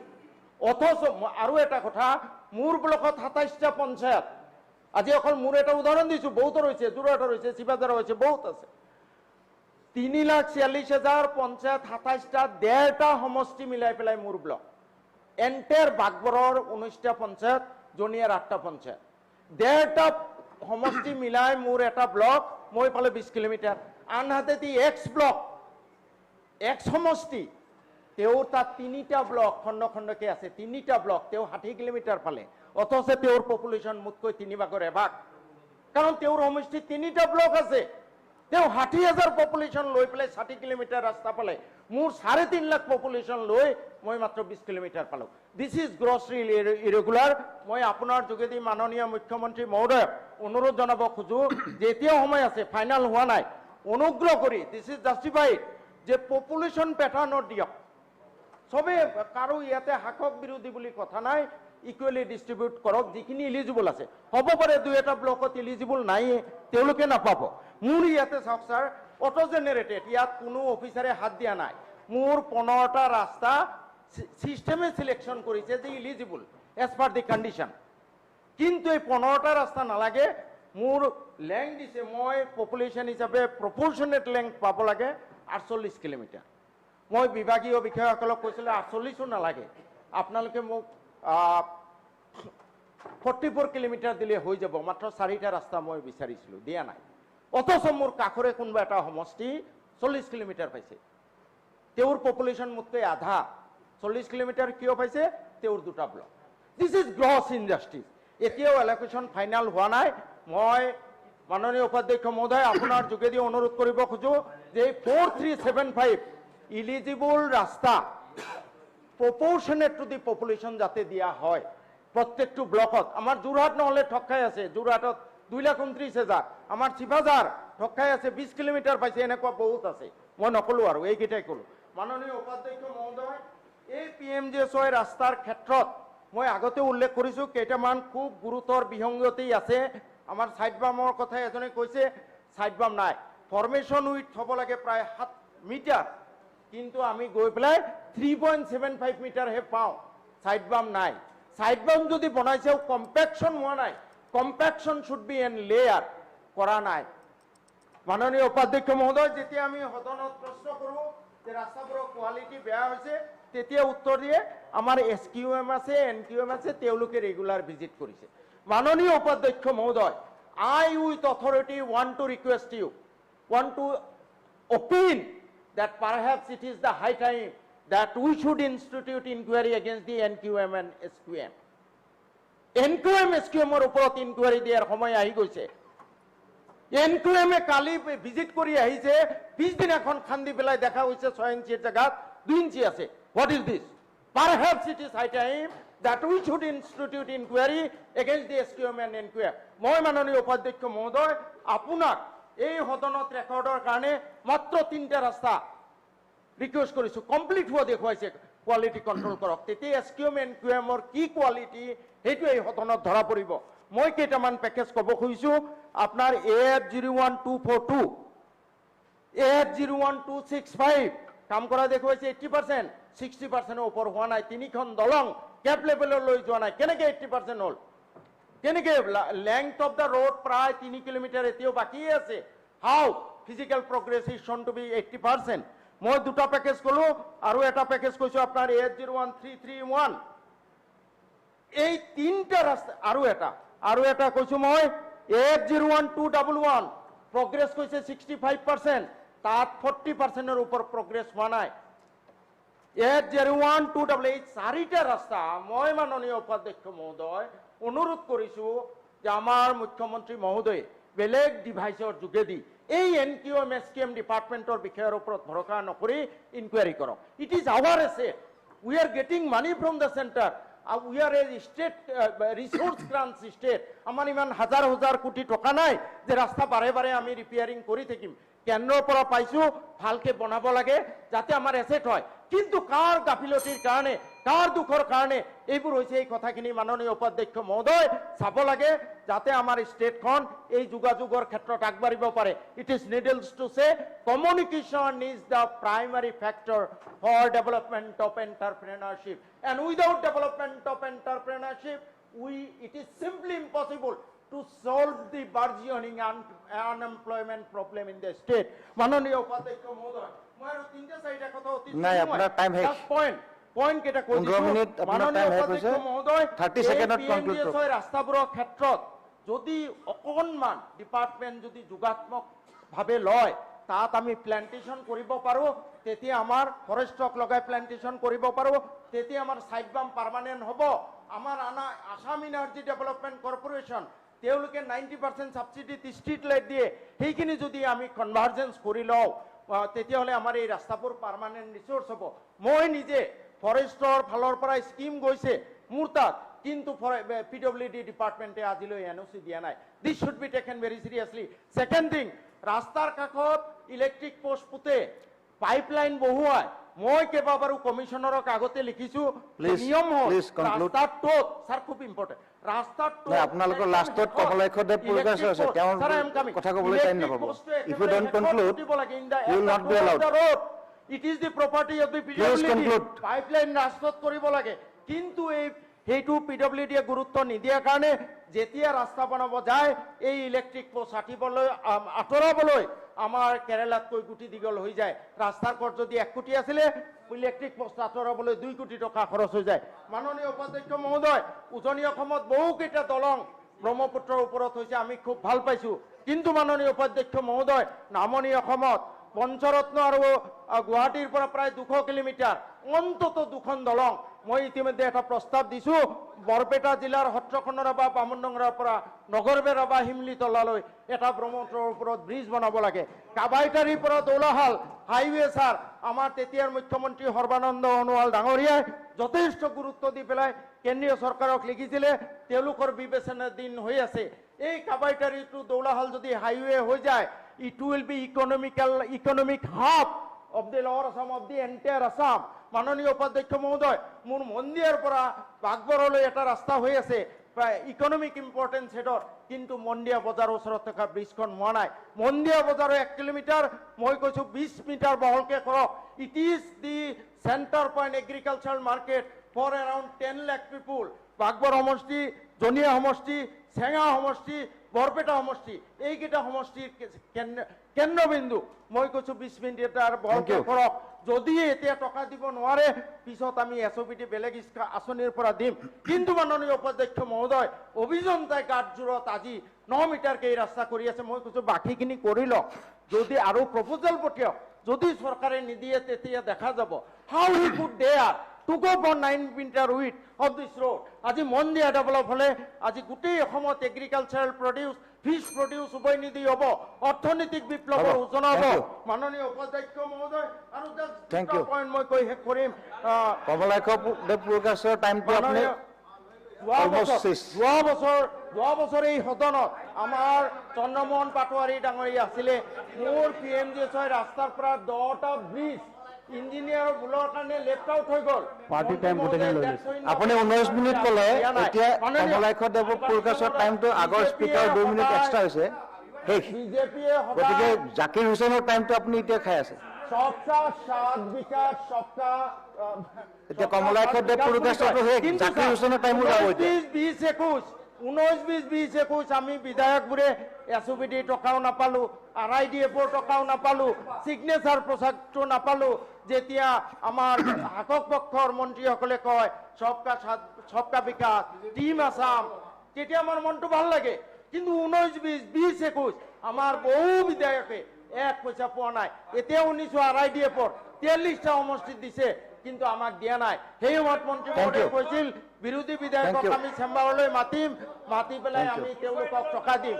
কিন্তু আজি I am talking with authority আমাৰ এনেকুৱা বহু বিৰোধী বিধায়ক আছে মোক লৈ যিসকলে যোৱা 3টা বছৰত SOBD নামত এক লাল পইচা RIDFৰ নামত পোৱা নাই আজি সিগনেচাৰ পোৱা নাই আনকি এই বছৰো আমাৰ বহু প্লিজ কনক্লুড আপোনালোকৰ দলপতিয়ে কৈ আছে কনক্লুড কৰিবলৈ প্লিজ আপোনালোকৰ টাইম দিব মেম্বাৰ দিব তাৰ পিছতে এটো ফলো কিয় নকৰে থ্যাংক ইউ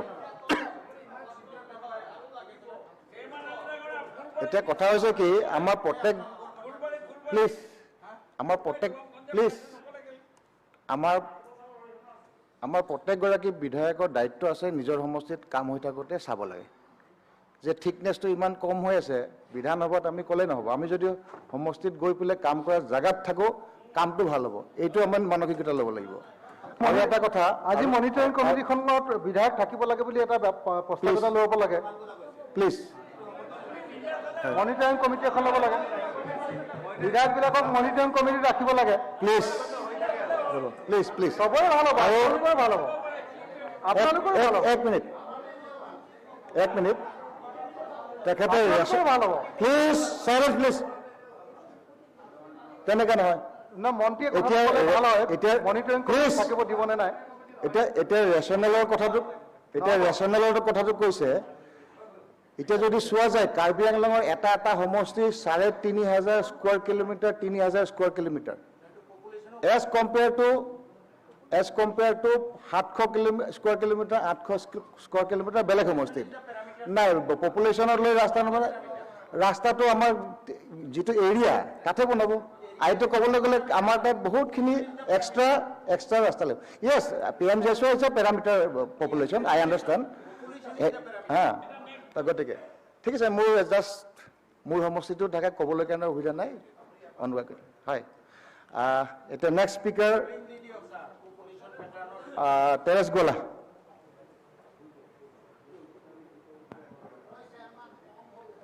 উপাধ্যক্ষ মহোদয় লোক নিৰ্মাণ বিভাগৰ ভাৰপ্ৰাপ্ত মন্ত্ৰীয়ে 2022 চনৰ 31 মাৰ্চত বহন কৰিবলগীয়া কিছুমান খৰচৰ বাবদ মঞ্জুৰী নং 64ত প্ৰায় 20,000 লাখ যি মঞ্জুৰী প্ৰস্তাৱ আগবঢ়াইছে ইয়াৰ সমৰ্থনত আৰু বিৰোধীয়ে ইয়াৰ কৰ্তন প্ৰস্তাৱনাৰ বিৰুদ্ধে মই কেইটামান কথা ক'ব বিচাৰিছোঁ উপাধ্যক্ষ মহোদয় এটা সময় আছিল আমি ৰাস্তা বিচাৰি ফুৰিছিলোঁ আবেদন দি থাকোঁ ৰাস্তা নহয় আৰু নহয় কিন্তু 2016 চনত পৰিৱৰ্তনৰ নামত অহা ভাৰতীয় জনতা পাৰ্টি মিত্ৰজোঁট চৰকাৰখনে ৰাস্তা নহয় এনে কৈ আছে আৰু দলং নিৰ্মাণৰ ক্ষেত্ৰত ৰাস্তা আৰু দলং নিৰ্মাণৰ ক্ষেত্ৰত এক নৱজাগৰণ সূচনা কৰিছে মই ক'ব নালাগে আমি ছ'চিয়েল মিডিয়া যেতিয়া ফেচবুকটো চাই থাকোঁ মানুহ বহু ব্যক্তি সেই ৰাস্তাত গৈ তেওঁলোকে চেলফি মাৰি ফটোবিলাক পঠিয়ায় কেতিয়াবা চাহ বাগিচাৰ মাজলৈ গৈ ৰাস্তাত ফটো চেলফি মাৰি পঠিয়াই, কেতিয়াবা এই সুন্দৰ দলংটোৰ মাজত গৈ চেলফি উঠাই পঠিয়াই, এইটোৱে প্ৰমাণ। এইবিলাক যিসকলে আচলতে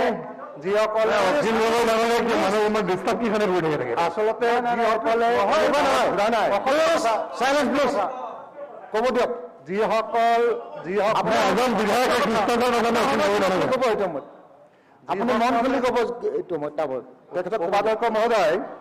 উপাধ্যক্ষ মহোদয়, মই যিটো বুজিছো, যিসকলৰ গাঁৱৰ লগত সম্পৰ্ক নাই, ৰাইজৰ লগত সম্পৰ্ক নাই, তেওঁলোকে ৰাস্তাবিলাক দেখি পোৱা নাই।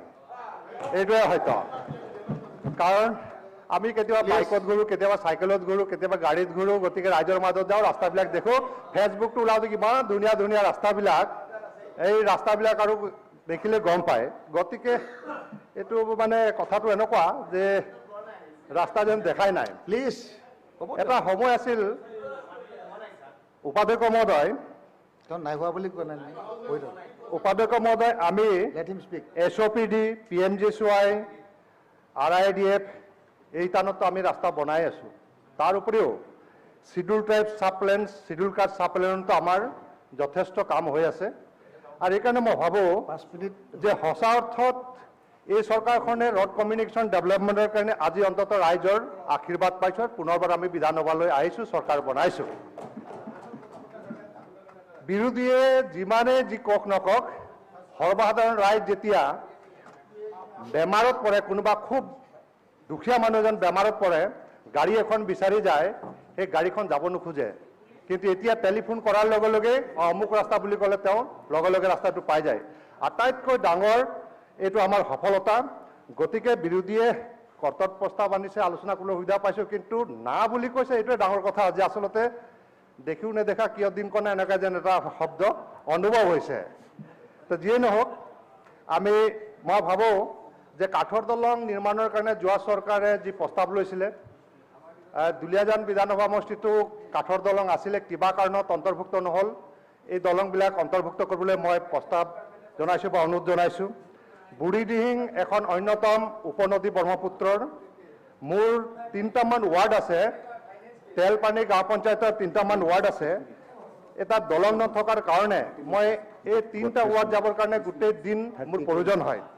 গতিকে তেলপানী গাঁও পঞ্চায়তৰ দিহিঙোলা আৰু চহৰীকটা কানেক্টিং যাতে বুঢ়ীডিঙৰ দলংটো বনাই দিয়ে, তাৰ কাৰণে মই চৰকাৰক অনুৰোধ জনাইছোঁ। এইটো নিশ্চয় অতি গুৰুত্বপূৰ্ণ দলং, কাৰণ সেই চহৰীকটা, কেন্দুগুৰি আৰু গুৰিয়াখাটি এই অঞ্চলৰ ৰাইজ টেঙাখাট থানালৈ আহিব লাগে, তেওঁলোকে টেঙাখাট ডেভেলপমেণ্ট ব্লকলৈ আহিব লাগে, তেওঁলোকে ডিব্ৰুগড়লৈ আহিব লাগে, দুলীয়াজানলৈ যাব লাগে। গতিকে দলং নথকাৰ কাৰণে তেওঁলোকৰ যথেষ্ট ক্ষতি হয়। আনকি যেতিয়া তেওঁলোকৰ মেডিকেল আহিব লাগে টেঙাখাট মডেল হস্পিটেল, তেতিয়াও তেওঁলোকৰ যথেষ্ট অসুবিধা হয় দলং নথকাৰ কাৰণে। গতিকে বুঢ়ীডিঙৰ ওপৰত এটা যাতে দলং মোক দিয়ে, তাৰ কাৰণে মই পুনৰবাৰ অনুৰোধ জনাইছোঁ। যোৱাবাৰো মই এইটো যথেষ্ট আবেদন জনাইছোঁ। গতিকে এইটো এটা বিবেচনা কৰিবলৈ অনুৰোধ জনালোঁ। টেণ্ডাৰৰ ক্ষেত্ৰত এটা কথা ক'ম যে এইটো সত্য যে যদিও এইটো যিহেতু আমি DRCত ৱৰ্কশ্বপ আছিলোঁ, তাতো আমাৰ ৰিকমেণ্ডেশ্যন আছিলে যে বহুত সময়ত PMGSYত পুনৰ আকৌ 10%, 15% বিল মৰাৰ এটা প্ৰৱণতা আছে। এইটো যাতে নহয়, কণ্ট্ৰেক্টাৰসকলে এটা দায়িত্ব ল'ব লাগে। এইটো এটা ডাঙৰ সমস্যা যে তেওঁলোকে বিলত ৰেটত টেণ্ডাৰ মাৰি কামটো লৈ যায়, লৈ যোৱাৰ পিছত কোৱালিটিৰ কাৰণে প্ৰব্লেম হৈ যায়। আৰু এইটো সত্য। এইকাৰণে মই ভাবোঁ যে এইটো ডিপাৰ্টমেণ্টে অলপ ব্যৱস্থা ল'ব লাগে। আমি বাজেটত দেখিছোঁ যে এইবাৰ নিবিচাৰাকৈ বহুত বস্তু দিছে। আকৌ বাজেটত উল্লেখ কৰিছে, নিবিচাৰাকৈ পাইছোঁ। গতিকে আমি আসাম মালা মই শুনা নাই, মোৰো এতিয়া প্ৰায় 47 বছৰ চলি আছে, আসাম মালা শব্দটো শুনা নাই। আৰু এই আসাম মালা যোৱা বাজেটত যেতিয়া শুনিলোঁ, আমাৰ 5টা বিধানসভা সমষ্টি মৰাণ, টিংখাং, নাহৰকটীয়া, দুলীয়াজান, ডিগবৈ কানেক্টিং এটা ৰাস্তা ইতিমধ্যেই প্ৰপ'জেল হৈছে, তাৰ DPRও হৈছে। আৰু তাৰ ইলেক্ট্ৰিকেল কাম অলপ মানে তেওঁলোকৰ কিবা এটা কাৰিকৰী কাৰণত হোৱা নাই, যিহেতু এটা ফৰেষ্ট পৰি গৈছে, তাৰ কাৰণে অলপ ৰখি গৈছে। গতিকে আসাম মালাৰ দৰে আঁচনি আনি ইতিমধ্যে কেইবাটাও সমষ্টিক কানেক্টিং কৰাৰো প্ৰক্ৰিয়া আৰম্ভ কৰিছে। আৰু এইকাৰণে মই দেখিছোঁ যে আসাম মালাত ইতিমধ্যে কেইবাটাও অনুষ্ঠানৰ অৰ্থ সাহায্যত প্ৰায় 550 কিলোমিটাৰ ৰাস্তা বনোৱাৰ ইতিমধ্যে বাজেটত উল্লেখ কৰিছে। আৰু তাৰ কাৰণে আমি দেখিছোঁ AIIB, ASRIP প্ৰায় 250 কিলোমিটাৰ, তাৰপিছত ADB আৰু ARNIPৰ অৰ্থ সাহায্যটো ৰাস্তা বনোৱাৰ ইতিমধ্যে পদক্ষেপ চৰকাৰে গ্ৰহণ কৰিছে। উপাধ্যক্ষ মহোদয়, আমি আৰু এটা বাজেটত দেখিছোঁ যে এইবাৰ চলিত বৰ্ষত আৰু 4টা ৰাস্তাৰ প্ৰকল্পৰ কাম হাতত লোৱাৰ কথা উল্লেখ কৰিছে, য'ত 74 কিলোমিটাৰ কোকৰাঝাৰৰ পৰা বাঁহবাৰী ৰূপসী বিমানকুটলৈ যোৱা ৰাস্তাৰো কথা এই বাজেটত আহিছে। প্ৰায় 50 কিলোমিটাৰ ৰৌতাৰ পৰা মিছামাৰীলৈ যোৱা ৰাস্তাৰ কথা প্ৰপ'জেলত আহিছে। 28 কিলোমিটাৰ ঘগ্ৰাবস্তি হৈ গহপুৰ ধলপুৰলৈ যোৱা ৰাস্তাৰ কাৰণে প্ৰস্তাৱত আহিছে। 38 কিলোমিটাৰ 52 নং ৰাষ্ট্ৰীয় ঘাইপথৰ বিজুলীবন পেঙেৰি কানেক্টিং ৰোডৰ কথা ইতিমধ্যে আহিছে। লখিমপুৰ বেবেজিয়া গুণাহতীত সংযোগ ৰাস্তাৰ কাৰণে দলঙৰ প্ৰায় 1 কিলোমিটাৰ দলঙৰ কথা ইয়াত উল্লেখ আহিছে। কুমাৰীঘাটা জালা মাজত পাগলাদিয়া নদীৰ ওপৰতো প্ৰায় 1.2 কিলোমিটাৰ দলঙৰ প্ৰস্তাৱ আহিছে। আৰু ইতিমধ্যে গাঁওসমূহত যিবিলাক ৰাস্তা আছে এই ৰাস্তাবিলাকৰ অৱস্থা অধ্যয়ন জৰীপ কৰিবৰ কাৰণে ইতিমধ্যে ডিপাৰ্টমেণ্টে ব্যৱস্থা গ্ৰহণ কৰিছে। আৰু এইকাৰণে মই ভাবোঁ যে আচলতে এটা দায়িত্বশীল চৰকাৰ, দায়িত্বশীল মন্ত্ৰী যেতিয়া থাকে তেতিয়াহ'লে ৰাইজৰ আৱেগ অনুভূতি সমস্যা মন্ত্ৰীয়ে বুজি পায় বা চৰকাৰখনে বুজি পায়, তেওঁলোকে নিজাববীয়াকৈ এইবিলাক পদক্ষেপ গ্ৰহণ কৰে। আৰু এইকাৰণে মই ধন্যবাদ জনাইছোঁ এইখন চৰকাৰক। এইখন চৰকাৰক ধন্যবাদ জনাইছোঁ যে বিজেপি চৰকাৰ যদি অসমত নাহিলেহেঁতেন উপাধ্যক্ষ মহোদয়, স্বাধীনতাৰ 65টা বছৰ বা 70টা বছৰত আমি হিল নেদেখাই চাহ বাগিচা ৰাস্তাবিলাক আছে, আজি ICBP ৰাস্তা পালোঁ। 60 বছৰত এটা ৰাস্তা নোপোৱা দুলীয়াজান বিধানসভা সমষ্টিত 5 বছৰত 17টা চাহ বাগিচাৰ ৰাস্তা ICBPৰে নিৰ্মাণ কৰি ভাৰতীয় জনতা পাৰ্টি মিত্ৰজোঁট চৰকাৰে প্ৰমাণ কৰি দিলে যে জাতীয় দায়িত্ব কি, অসমৰ উন্নয়নৰ আধাৰ কি, চৰকাৰখনে প্ৰমাণ কৰি দিলে। গতিকে যোনে যি কওক নকওক, অন্ততঃ মই দুলীয়াজান সমষ্টিৰ বিধায়ক হিচাপে আজি এই কথা তথ্যকাৰে ক'ব পাৰিম যে 5 বছৰত 17টা চাহ বাগিচাৰ ৰাস্তা বনাই ICBPৰে ৰাস্তা। আৰু এইকাৰণে মই ধন্যবাদ জনাইছোঁ এইখন চৰকাৰক। ছাৰ, আগত আমি দেখিছিলোঁ ৰাস্তা বনে ঠিকেই কাৰ্পেটিং, 3 মাহতে ৰাস্তাবিলাক ভাঙি যায়। মই বিধায়ক হোৱা সময়তে ৰাস্তা হ'ল 2017 চনত, ৰাস্তা এতিয়ালৈকে ৰিপেয়াৰিঙৰ শব্দটো অহা নাই। ৰিপেয়াৰিঙৰ কাৰণে আমি লিখাই নাই, কাৰণ ৰাস্তা ঠিকেই আছে, চব অকে হৈ আছে। আৰু এইকাৰণে ভাবোঁ যেতিয়া চৰকাৰখনৰ হৃদয় শুদ্ধ থাকে, কাম কৰাৰ চিন্তা যেতিয়া ভাল থাকে, ৰাস্তাৰো কাম ভাল হৈ থাকে। কোনোবা কাম চাব নাযাব, যেতিয়া কামবিলাক হৈ থাকে তেতিয়া কোনো ধৰণৰ শ্বেয়াৰ নকৰিব, ডিপাৰ্টমেণ্টৰ কথা নাপাতিব, কণ্ট্ৰেক্টাৰৰ কথা নাপাতিব, আৰু চিধাই সেই বিধানসভাত ক'ব যে কোৱালিটি বেয়া। যদি কোৱালিটি বেয়া তেতিয়াহ'লে মোৰো দায়িত্ব আছে, মোক ৰাইজে দায়িত্ব দিছে নহয়। মই আৰু কমিটিৰ কথা ক'ত আহিলে, মোক ৰাইজে ভোট দি মোক দায়িত্ব দি পঠিয়াইছে যে এইখন সমষ্টিত যিকোনো কামৰ ক্ষেত্ৰত যিকোনো দায়িত্ব মই পালন কৰিব লাগিব, তাৰ কাৰণে কোনো চৰকাৰৰ মোৰ অথৰিটি বা পাৰ্মিশ্যনৰ প্ৰয়োজন নাই। আৰু যেতিয়া মই এই কথা পালন কৰিব যাওঁতে মাননীয় উপাধ্যক্ষ যিটো কোৱালিটিৰ কথা কৈছে, বিলটো আমি নিদিওঁ নহয়, বিলটো দিয়ে এক্সিকিউটিভ ইঞ্জিনিয়াৰ। আপোনাৰ কথা কৰাৰ পিছত ইঞ্জিনিয়াৰে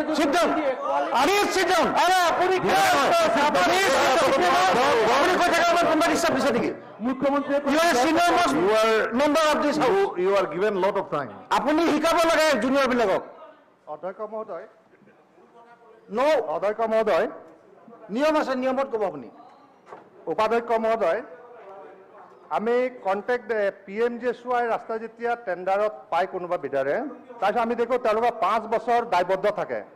মই ভাবোঁ অসম চৰকাৰৰ অধীনত যিবিলাক ৰাস্তা নিৰ্মাণ কৰা হয়, যিবিলাক SOPDতে হওক, এই ক্ষেত্ৰতো আমি কণ্ট্ৰেক্টাৰবিলাকক দায়বদ্ধ কৰাটো প্ৰয়োজন আছে বুলি ভাবোঁ। যিহেতু বহু ক্ষেত্ৰত আমাৰ কাৰ্পেটিং ৰোডবিলাক ক'ৰবাত অলপ প্ৰব্লেম থাকে, কিন্তু মই ভাবোঁ যে আমি যদি চবেই যদি মিলি এইটো নিৰীক্ষণ কৰোঁ তেতিয়াহ'লে নিশ্চয় ই ছাষ্টেইনেবল হ'ব, এটা ভাল কোৱালিটিৰ কাম আমি পাম। গতিকে মই মাননীয় মুখ্যমন্ত্ৰী তথা লোক নিৰ্মাণ বিভাগৰ মন্ত্ৰী আমাৰ ডক্টৰ হিমন্ত বিশ্ব শৰ্মা ডাঙৰীয়াৰ যোৱা কাৰ্যকালত আমাৰ PWD মিনিষ্টাৰ হিচাপে যি নৱজাগৰণ আৰম্ভ কৰিছিল, এই নৱজাগৰণ আৰু অধিক ত্বৰান্বিত কৰিবৰ কাৰণে তেওঁ পুনৰ মুখ্যমন্ত্ৰী হিচাপে দায়িত্ব লৈছে। আৰু মই ভাবোঁ যি প্ৰস্তাৱ আনিছে, যি মজুৰি আনিছে, ইয়াৰ পইচা আৰু মোৰ মতেতো আৰু 10 গুণ বঢ়াব লাগে, 10 গুণ বৃদ্ধি কৰি এই ৰাস্তাৰ কাম শেষ কৰিব লাগে। এইটো মই অনুৰোধ জনাই মোৰ ক'বলগীয়াখিনি ক'লো। ধন্যবাদ। পুনাকন বৰুৱা।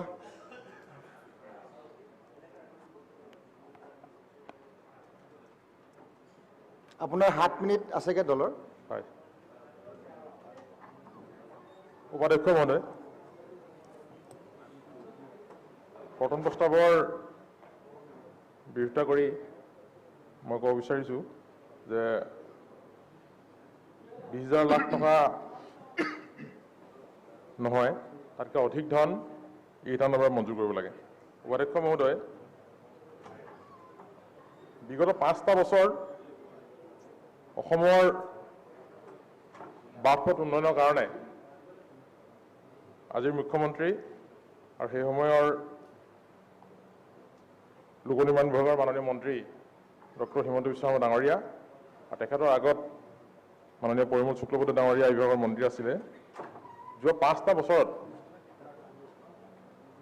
যিমান পথ নিৰ্মাণ কৰা হ'ল বিভিন্ন শিতানত, মই ভাবোঁ যে সৰ্বকালৰ অভিলেখ যোৱা 5টা বছৰে ভংগ কৰিছে। গতিকে ইয়াৰ বাবে মই আজি অসমৰ মাননীয় মুখ্যমন্ত্ৰী ডক্টৰ হিমন্ত বিশ্ব শৰ্মা ডাঙৰীয়াক ধন্যবাদ জ্ঞাপন কৰিছোঁ। অধ্যক্ষ মহোদয়, আমাৰ বিৰোধী পক্ষ আৰু শাসকীয় পক্ষৰ ফালৰ পৰা এই সম্পৰ্কত বিভিন্ন ধৰণৰ কথা অৱতাৰণা কৰা হৈছে, বিভিন্ন সমস্যাৰ কথা উত্থাপন কৰা হৈছে। মই এটা গুৰুত্বপূৰ্ণ কথা মই আপোনাৰ জৰিয়তে মাননীয় মুখ্যমন্ত্ৰী মহোদয়ক, বিভাগীয় মন্ত্ৰী মহোদয়ক মই অৱগত কৰাব বিচাৰিছোঁ। এই কথাটো হৈছে কি, এটা সময়ত আমি 7 ভনী, আমি উত্তৰ পূৰ্বাঞ্চল 1 আছিলোঁ। পৰৱৰ্তী সময়ত আমি 7খন ৰাজ্যত বিভক্ত হ'লোঁ।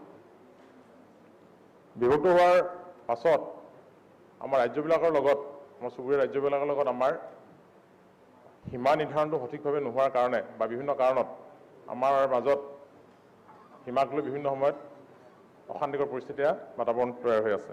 গতিকে মই আজিৰ সদনত উপাধ্যক্ষ মহোদয়ৰ জৰিয়তে চৰকাৰক মই অনুৰোধ জনাব বিচাৰিম যে আমাৰ ৰাজ্যখনৰ গাতে লাগি থকা অৰুণাচল, নাগালেণ্ড, মণিপুৰ, মিজোৰাম, আমাৰ যি সীমামূৰীয়া বাট পথ আছে, সীমান্তৰ যি পথ আছে, এই পথবিলাক যি সিদ্ধান্তই নাথাকক, যেনেদৰে নাথাকক, এই পথবিলাক নিৰ্মাণ কৰাৰ ব্যৱস্থা কৰিব লাগে। আৰু অন্যহাতে আমাৰ চুবুৰীয়া ৰাজ্যবিলাকে নিজৰ নিজৰ অঞ্চলবিলাকত এই বাট পথবিলাক নিৰ্মাণ কৰি আগ্ৰাসী ৰূপটো লৈ আছে। যদি আমি ভাবোঁ যে বাট পথবিলাক যদি আমি ভালদৰে নিৰ্মাণ কৰোঁ আমাৰ সীমান্তৰ, আমাৰ বৰ্ডাৰ ৰোডবিলাক, তেনেহ'লে ভাবোঁ মই এই সমস্যাটো সমাধান কৰাৰ ক্ষেত্ৰত আমি আগবাঢ়িব পাৰিম। গতিকে মই বিভাগীয় মন্ত্ৰীক এইটো গুৰুত্ব সহকাৰে ল'বৰ কাৰণে মই অনুৰোধ জনাব বিচাৰিছোঁ। আমাৰ তেৰছ গোলা ডাঙৰীয়াই চাহ বাগিচাৰ প্ৰসংগ উল্লেখ কৰি যোৱাটো বৰ্ষত, যোৱা 5টা বছৰত আমাৰ চৰকাৰখনে প্ৰতিখন চাহ বাগিচালৈ 1 কোটি টকাকৈ সাহায্য প্ৰদান কৰি বাগিচাৰ পথ নিৰ্মাণৰ কাৰণে এটা যুগান্তকাৰী পদক্ষেপ গ্ৰহণ কৰিছিল।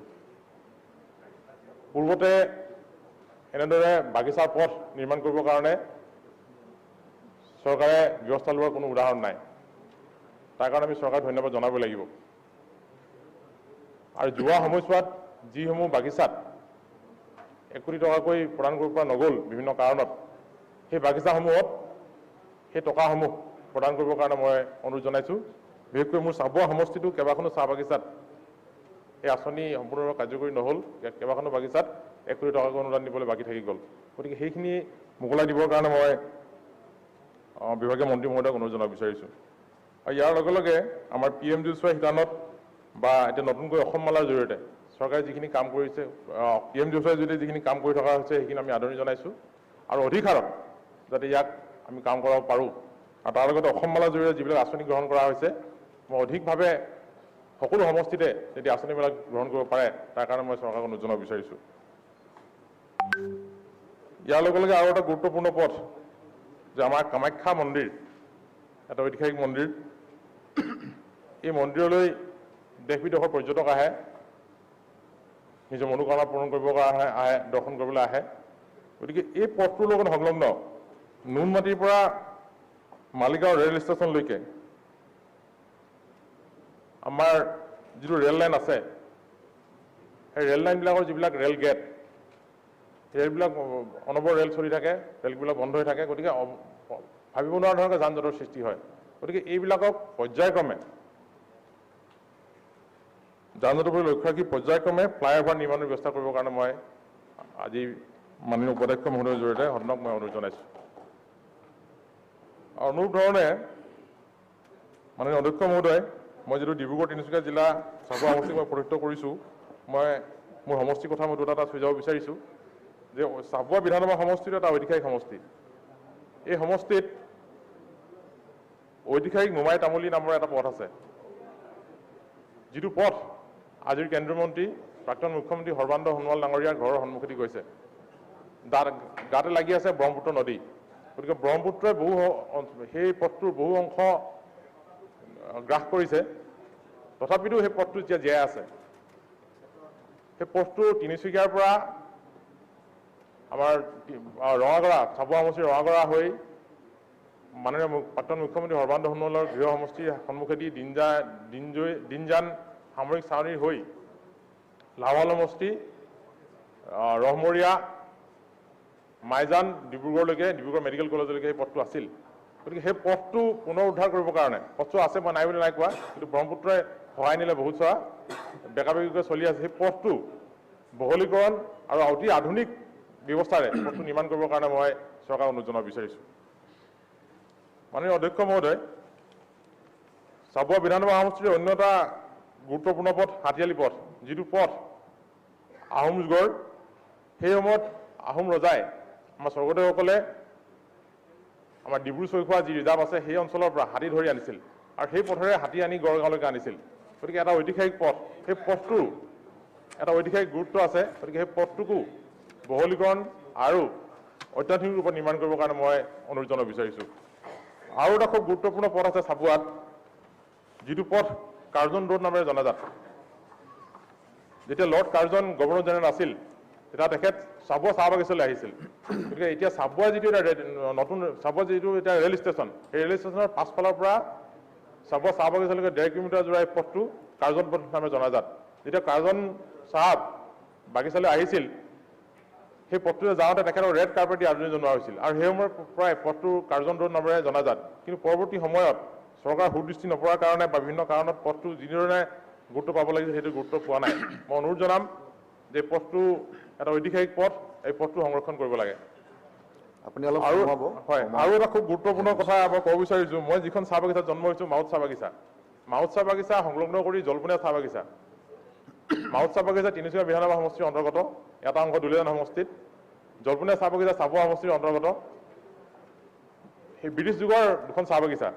তেতিয়া এটা পথ আছিল, কিন্তু পৰৱৰ্তী সময়ত স্বাধীনতাৰ পিছত ব্ৰিটিছৰ আমোলত সেই পথটোৱেদি জীপো অহা যোৱা কৰিছিল। ব্ৰিটিছ চাহ জীপ লৈ অহা যোৱা কৰিছিল, এখনে জীপ চলিছিল বুলি শুনিবলৈ পোৱা যায়। যে জলপনীয়া বাগানৰ চাহাব আছিলে, মেনেজাৰ আছিলে, তেওঁ জীপ লৈ মাউত বাগানলৈ অহা যোৱা কৰিছিলে। কিন্তু পৰৱৰ্তী সময়ত ভাৰতবৰ্ষৰ স্বাধীনতা লাভ কৰাৰ পিছত সেই পথটো আজিলৈকে নিৰ্মাণ নহ'ল। সেই পথটো এতিয়া মানুহে খেতি পথাৰ দুইফালে কৰে, কাটি কাটি গৈ এতিয়া গোবাটলৈ পৰিণত হ'ল। সেই পথটোৰ ওপৰত এখন ডাঙৰ দলং আছে, যাতায়াতৰ কাৰণে অসুবিধা হয়। এতিয়া বাঁহৰ হাকুটি ৰাইজ পাৰ হয়। গতিকে মই অনুৰোধ জনাম যে সেই ঐতিহাসিক পথটো পুনৰ উদ্ধাৰ কৰিব লাগে। 3 কিলোমিটাৰ 3.5 কিলোমিটাৰ এই সংযোগী পথটো হ'ব, সেই পথটো পুনৰ উদ্ধাৰ কৰি যাতায়াতৰ সুচল কৰিব লাগে। যিটো পথ যাতায়াতৰ সুচল কৰিলে পানীতোলাৰ পৰা টেঙাখাটলৈকে এটা পোনপটীয়া পথ যোগাযোগৰ পথ ৰচনা হ'ব। মাননীয় উপাধ্যক্ষ মহোদয়, মই শেষ কৰিব বিচাৰিছোঁ যে ডিব্ৰুগড় তিনিচুকীয়া জিলাত এটা সময়ত মটক ৰাজ্য আছিল। মটক ৰাজ্যৰ ঐতিহাসিক যি পথ, ৰঙাগড় আলি পথ, গোধা আলি পথ, ৰাজগড় আলি পথ, ভগীৰথ গোহাঁই পথ, গুণনাথ বৰবৰা পথ, প্লিজ কনক্লুড, হয়, চাউলদহ পুখুৰী ৰাজকায়ং পথ, এই পথকেইটা পুনৰ উদ্ধাৰ কৰিব লাগে আৰু পুনৰ নিৰ্মাণৰ ব্যৱস্থা কৰি ঐতিহাসিক পথকেইটা সংৰক্ষণ কৰাৰ ব্যৱস্থা কৰিবৰ কাৰণে মই অনুৰোধ জনাব বিচাৰিছোঁ।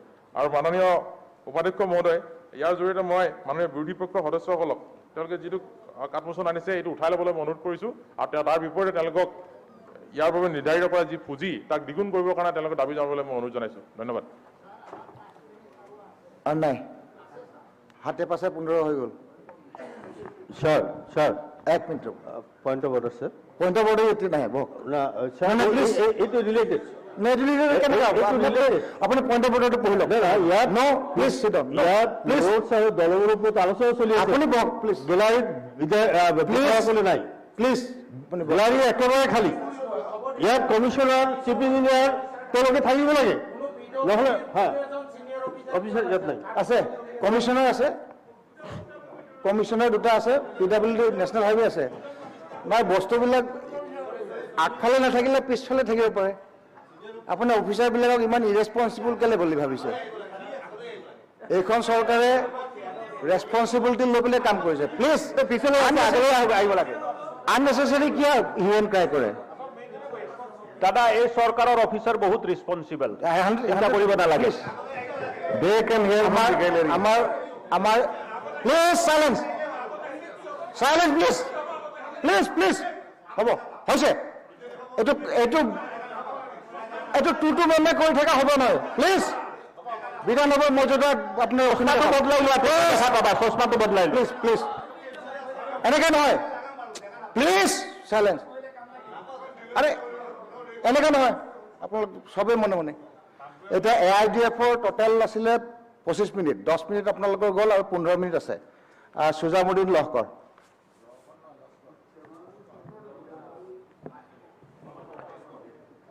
মাননীয় উপাধ্যক্ষ মহোদয় কর্তন প্রস্তাবের সমর্থনে কিছু বলার সুযোগ দেওয়ার জন্য আপনাকে অশেষ ধন্যবাদ মাননীয় উপাধ্যক্ষ মহোদয়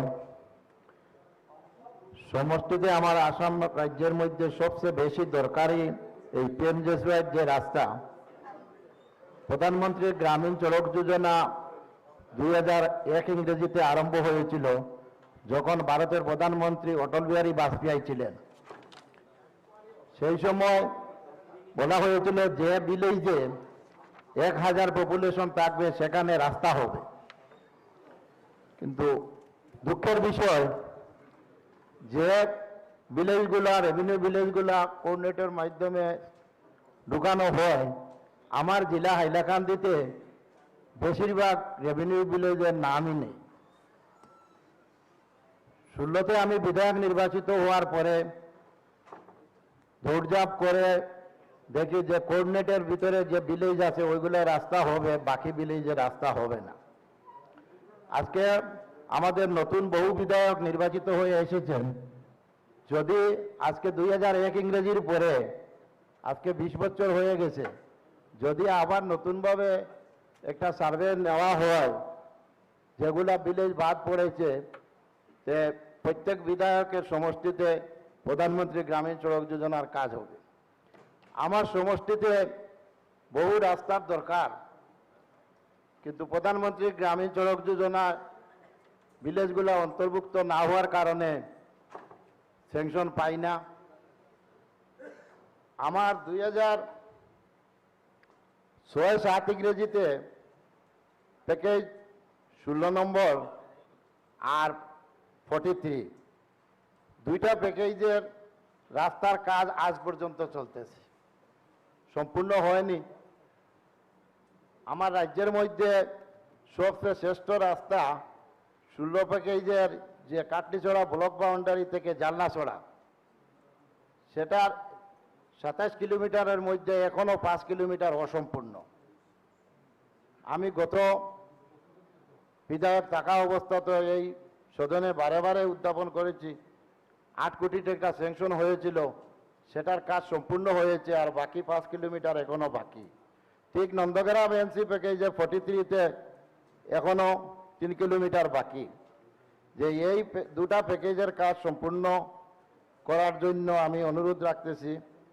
পিএমজেএসওয়াই ফেজ 1-এ সার্ভে হয়েছিল আমার সমষ্টিতে 5টা রাস্তা ও 2টা ব্রিজ ছিল কিন্তু সেটাও আজ পর্যন্ত স্যাংশন আসেনি আমি একটি প্রশ্ন করেছিলাম এইবার সদনে উত্তরে পেয়েছি যে ভারত সরকারের আওতাধীন আছে আমি অনুরোধ রাখছি আমার মাননীয় মুখ্যমন্ত্রী কাছে যে ডাবল ইঞ্জিনের সরকার আসামেও বিজেপি দিল্লিতেও বিজেপি দৌড়ঝাঁপ করে যদি এইগুলা নিয়ে আনা হয় তাহলে আমাদের এই আমার সমষ্টি 7টা কাজ হবে বাকি আসাম রাজ্যের বিভিন্ন সমষ্টিতে বাকি আছে সেগুলো হবে পিএমজেএসওয়াই 3-তে যে বেস 2-তে আমার এখানে একটি রাস্তা স্যাংশন হয়নি এই যে যেটা স্যাংশন হয়নি আমি অনুরোধ রাখছি যে কি কারণে হয় না প্রত্যেকটি সমষ্টিতে হয় কিন্তু আমার সমষ্টি বাদ যায়। আজকে বহুদিন থেকে আমার আসাম মিজোরাম সমস্যা চলছে। এখানে আমাদের উপাধ্যক্ষ মহোদয় গিয়েছিলেন, স্পিকার আমিও গিয়েছিলাম, যে আমার আসাম মিজোরাম সমস্যার মেইন কারণ হচ্ছে আমাদের বরাক ভ্যালিতে 162 কিলোমিটার আসাম মিজোরাম সীমান্ত কিলোমিটার হিসাবে, তার মধ্যে আমার কাটলিছড়াতে 100, রাতাবাড়ি, পাতারকান্দি, দোলাই, যদি এই বর্ডার এরিয়ায় রাস্তা নির্মাণ করা না হয় তাহলে আমাদের জমি যা গেছে আরও যাবে। আমি আমার সমষ্টিতে 7-8টা রাস্তার দরকার, ব্রিজের দরকার, এগুলা যেন অতি সত্বর করা হয়, তাহলে আমার এই সীমান্ত এরিয়া সুরক্ষিত থাকবে। আমার সমষ্টিতে গত সময়ে কিছু ছোট ছোট ব্রিজ হয়েছে, কিন্তু 3টা বড় ব্রিজের দরকার, যেগুলা 3বার মেজারমেন্টও করা হয়েছে, আধিকারিকরা গিয়েছেন, কিন্তু আমি স্যাংশন পাইনি। লালাচড়াতে একটু সেতুর দরকার, যেটা প্রধানমন্ত্রী গ্রামীণ সড়ক যোজনা দুদিকে আছে, আবদুল্লাপুর থেকে লালাচড়া, ভিলাইপুর থেকে পাইছেন, কিন্তু মধ্যখানে ব্রিজ নেই। এই ব্রিজটা যেটা আমাদের এটা স্টেট রোড আসাম মিজোরাম, সেই রোডের মধ্যখানে ব্রিজ নেই। ফেজ 1-এ সার্ভে হয়েছিল, কিন্তু আজ পর্যন্ত সেটা স্যাংশন হয়নি। সুলামুদ্দিন ডাঙরিয়া, আপনার সময় শেষ হয়েছে, রূপাছড়া কনক্লুড করে। একটি ব্রিজের দরকার, ঠিক কারিছড়াতে একটি ব্রিজের দরকার। এই ব্রিজগুলা যেন এইবার নতুন কিছু প্রকল্প নেওয়া হয়, যে বড় বড় ব্রিজ যেগুলা আমাদের করা সম্ভব হয়। ধন্যবাদ। Next speaker Akhil Gogoi, 5 minute. মাননীয় উপাধ্যক্ষ মহোদয়, মোৰ যেহেতু সময় কম, খুব পোনপটীয়াকৈ কম। পথ মানে আমি জানো যে এইটো এটা সামাজিক সুচলতা, ছ'চিয়েল কনভেনিয়েন্স। পথে অৰ্থনীতিৰ মৌলিক ৰূপান্তৰ কৰে, ইকনমিক ট্ৰেন্সফৰ্মেশ্যন আনে, পথে আনে অৰ্থনৈতিক প্ৰাণচঞ্চলতা, ইকনমিক ভাইব্ৰেণ্ট। গতিকে PWD ডিপাৰ্টমেণ্টটো এইটো এটা অত্যন্ত গুৰুত্বপূৰ্ণ ডিপাৰ্টমেণ্ট। ই অৰ্থনীতি বিকাশৰ এটা মূল চালিকা শক্তি। মোৰ দ্বিতীয় কথাটো ক'বলগীয়া হ'ল যে মই আগতেও কৈ আছোঁ, প্ৰত্যেকটো যেতিয়াই ক'বলৈ সুযোগ পাইছোঁ বা বাহিৰতো কৈছোঁ, মন্ত্ৰীসকলক লগ পাওঁতেও কৈছোঁ যে প্ৰত্যেকটো ডিপাৰ্টমেণ্টৰ এটা ভিজন থাকিব লাগে, প্ৰত্যেকটো ডিপাৰ্টমেণ্টৰ কাম কৰাৰ এটা ৰোড মেপ থাকিব লাগে। যেনেকৈ ধৰক আজি PWD ডিপাৰ্টমেণ্টৰ নেশ্যনেল হাইৱেৰ লগত ষ্টেট হাইৱেৰ সংযোগ, ষ্টেট হাইৱেৰ লগত PWD পথবিলাকৰ সংযোগ, PWD পথৰ লগত গাঁৱৰ পথৰ সংযোগ, গাঁৱৰ পথৰ লগত চুবুৰীৰ পথৰ সংযোগ, আৰু চুবুৰী পথৰ লগত গো বাটৰ সংযোগ। ইয়াৰ এটা ৰোড মেপ মই ভাবোঁ যে প্ৰত্যেক এক্সিকিউটিভ ইঞ্জিনিয়াৰৰ অফিচত এটা ডিজিটেল মেপ থকা দৰকাৰ, আৰু অসম চৰকাৰ আৰু মন্ত্ৰীৰ হাততো তাৰ সম্পূৰ্ণৰূপে এটা বুক থকা দৰকাৰ, যে অসমত কিমান পথ আছে, কিমান কিলোমিটাৰ আছে, কোনটো কেতিয়া বনাব লাগিব, কেনেকুৱাকৈ বনাব লাগিব, তাৰ ইকনমিক ফেৰিবিলাক কেনেকুৱা ধৰণৰ, এই আটাইবিলাকৰ মই ভাবোঁ যে এটা ভিজন আৰু ৰোড মেপ থকা দৰকাৰ। আৰু মই এতিয়ালৈকে লোক নিৰ্মাণ বিভাগৰ সেই ভিজন দেখা নাই, আৰু সেইকাৰণে আজিৰ এই বক্তব্যৰ জৰিয়তে মই সেই ভিজন গ্ৰহণ কৰিবৰ কাৰণে আহ্বান জনাইছোঁ। 3 নম্বৰ, কেৱল ভিজন থাকিলে নহ'ব, ভিজনৰ কাৰণে লাগিব, গোটেই ভিজনটো ৰূপায়িত কৰিবৰ কাৰণে লাগিব সঠিক গৱেষণা। গতিকে মই ভাবোঁ যে PWD ডিপাৰ্টমেণ্টৰ যিটো ৰিচাৰ্চ উইং, সেইটো যথেষ্ট পৰিমাণে দুৰ্বল, আৰু সেইকাৰণে এই ৰিচাৰ্চ উইংটোক শক্তিশালী কৰাটো অত্যন্ত গুৰুত্বপূৰ্ণ। আমি দেখিবলৈ পাইছোঁ যে অসমৰ ক'ৰবাত ধেমাজিৰ নিচিনা ঠাইত একেবাৰে বালিৰে পথ নিৰ্মাণ কৰিবলগীয়া হয়, বান বিধ্বস্ত পথ আছে, সমতলৰ পথ গোটেই অসমত আছে, আৰু একেটা সময়তে কাৰ্বি আংলং বা উত্তৰ কাছাৰৰ পথবিলাক আকৌ একেবাৰে পাহাৰৰ ৰাস্তা। গতিকে এই সমস্ত ৰাস্তা বেলেগ কোনো ৰাজ্যতে চাগে এনেকুৱা ধৰণৰ ডাইভাৰ্চিটি নাই। মই ভাবোঁ যে ইয়াৰ কাৰণে অত্যন্ত গুৰুত্বপূৰ্ণভাৱে আমি লোক নিৰ্মাণ বিভাগৰ ৰিচাৰ্চ উইংটোক শক্তিশালী কৰাটো অত্যন্ত গুৰুত্বপূৰ্ণ। তো তাৰ পাছত মই ক'ব খুজিছোঁ যে অসমত এতিয়া নেশ্যনেল হাইৱেবিলাকত 7খন টোল গেট তৈয়াৰ কৰা হৈছে। বিজেপি চৰকাৰ অহাৰ লগে লগে অসমত টুল গেট আৰম্ভ হৈ গ'ল। অৰ্ধসমাপ্ত পথত টুল গেট নিৰ্মাণ কৰা হৈছে আৰু টুল গেটত সদায় গুণ্ডাকৰৰ বা টুল গেটত গুণ্ডাগিৰি সদায় আমি বাতৰি কাগজত বা সংবাদ মাধ্যমত পঢ়ি আহিছোঁ। গতিকে মোৰ এই বক্তব্যৰ জৰিয়তে মই দাবী উত্থাপন কৰিছোঁ যে অসমৰ সকলো টুল গেট সম্পূৰ্ণ পথ নিৰ্মাণ নোহোৱা পৰ্যন্ত বন্ধ হ'ব লাগে। উপাধ্যক্ষ মহোদয়, মই অনুৰোধ জনাওঁ যে এই কথাটো চৰকাৰে গুৰুত্ব দিব লাগে। পঞ্চমতে মই ক'ব খুজিছোঁ, উপাধ্যক্ষ মহোদয় মোৰ সময় কাটি দিছে, এখেতসকলে মোক এক্সট্ৰা সময় দিব লাগিব। এখেতসকলে হুলস্থুল কৰিছে, উপাধ্যক্ষ মহোদয় মোক আৰু এক্সট্ৰা সময় দিব লাগিব। প্লিজ প্লিজ আপুনি এইটো আপুনি হিচাপৰ ভিতৰত ৰাখক। Please please. পঞ্চমতে প্লিজ ক'ব দিয়ক। পঞ্চমতে উপাধ্যক্ষ মহোদয়, মই ভাবোঁ যে আমাৰ অসমখন হিষ্টৰিকেলি কেইটামান ক্ষেত্ৰত মই ভাবোঁ যে আজি অসমক 1 নম্বৰ ৰাজ্য কৰাৰ কথা কৈছে।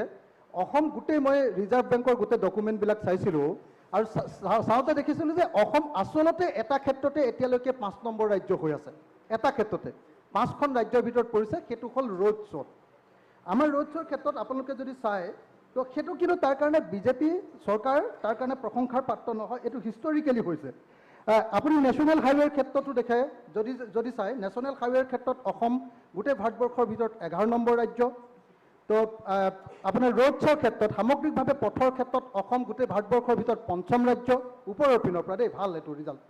আৰু ষ্টেট হাইৱেৰ ক্ষেত্ৰত অসম 16 নম্বৰ ৰাজ্য। তো এইটো বিজেপিয়ে কৰা নাই, এইটো হিষ্টৰিকেলি কৈছে, হিষ্টৰিকেলি। তাৰ কাৰণ যদি ক'ব লাগে মই গোটেই কথাখিনি কৈ যাব পাৰিম হিষ্টৰিকেলি।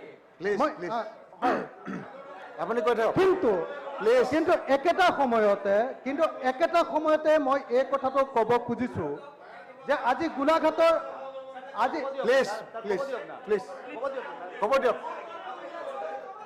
1 মিনিট প্লিজ। 1 মিনিট আছে, ক'ব দিয়ক। টাইম বঢ়াই দিয়ক। 1 মিনিট আছে, ক'ব দিয়ক, ডিষ্টাৰ্ব নকৰিব। 1 মিনিট নহয়, মোক আৰু 4 মিনিট দিব লাগিব, এইটো গোটেই সময় খাই দিছে। আপোনাক টোটেলে 5 মিনিট কেনেকৈ আৰু নহয় অধ্যক্ষ মহোদয়, টাইম নাই বেচেৰা, মোক ক'ব দিয়ক। অধ্যক্ষ মহোদয়, মই ক'ব খুজিছোঁ যে আজি গোলাঘাট সমষ্টিটোৰ পথ যথেষ্ট পৰিমাণে উন্নত, কিন্তু মোৰ শিৱসাগৰ সমষ্টিৰ পথ যদি আপুনি চায় ইমান বেয়া পথ যে এইটো ভাবি আপুনি আচৰিত হ'ব যে ইমান ওচৰতে শিৱসাগৰ ইমান বেয়া পথ কেনেকৈ আছে। গতিকে মই আশা কৰোঁ যে এই বৈষম্য বন্ধ হ'ব লাগে আৰু মোৰ শিৱসাগৰ সমষ্টিৰ উন্নয়ন মুখ্যমন্ত্ৰীৰ সমষ্টিৰ সমানে হ'ব লাগিব। এইটো আমাৰ প্ৰত্যেকজন বিধায়কৰ এইটো দাবী হোৱা উচিত। তো প্লিজ আপোনালোকে অধ্যক্ষ মহোদয় আমাক ক'বলৈ দিব নে নেকি? Please silence. অধ্যক্ষ মহোদয়, আপুনি বহুত বাৰে বাৰে উঠি আছে, ক'ব দিয়ক। Please sit down, not like it, please please sit down. আৰু আপুনি বাৰে বাৰে উঠি আছে, প্লিজ সিট ডাউন। কওক, তেওঁৰ কথা কৈছে, আপোনালোক বাৰে বাৰে উঠিবলৈ কি আছে? অধ্যক্ষ মহোদয়, আমাৰ ডিপাৰ্টমেণ্টটোৰ মূল যিকেইটা সমস্যা, সেই সমস্যাৰ ভিতৰত প্ৰথম সমস্যাটো হ'ল ডিপাৰ্টমেণ্টটোৰ পৰ্যাপ্ত আঁচনি নাই আৰু পৰ্যাপ্ত পুঁজি নাই। তো don't promo, please don't promo. অধ্যক্ষ মহোদয়, মোক যদি তাৰ উদাহৰণ দিবলৈ কয়, এতিয়া দেখিবলৈ পাব যে SOPD উপাধ্যক্ষ মহোদয়, কোৱেশ্যন নকৰিব না। উপাধ্যক্ষ মহোদয়, তেখেত একমাত্ৰ বিধায়ক, তেখেতৰ পাৰ্টীৰ বেলেগ সময় নাই। যদি পাৰ্টীৰ টাইম কাটি দিয়ে আকৌ উঠিছে, বস্তুটো আপোনালোকে চাওক, টাইম শেষ হৈ যাব। মুখ্যমন্ত্ৰী ডাঙৰীয়া যেতিয়া ৰিপ্লাই দিব আহিব, কোনে কথা ক'ব নাপাব আৰু। আজি কেন্দ্ৰীয় চৰকাৰৰ আঁচনি যদি চাওঁ যে CRF আৰু NLCPR আছে, এই দুটাত এতিয়া পৰ্যাপ্ত পুঁজিৰ অভাৱ। কেৱল কেন্দ্ৰীয় চৰকাৰৰ এটা পুঁজিয়ে চলি আছে। গতিকে এই মুহূৰ্তত মই মুখ্যমন্ত্ৰী চৰকাৰক আহ্বান জনাইছোঁ যাতে এইটো হ'ব লাগে। অসুবিধা নাই, মোক কথাটো ক'বলৈকে নিদিলে। উপাধ্যক্ষ মহোদয়, মোক কথাকেইটা ক'বলৈ দিব লাগে।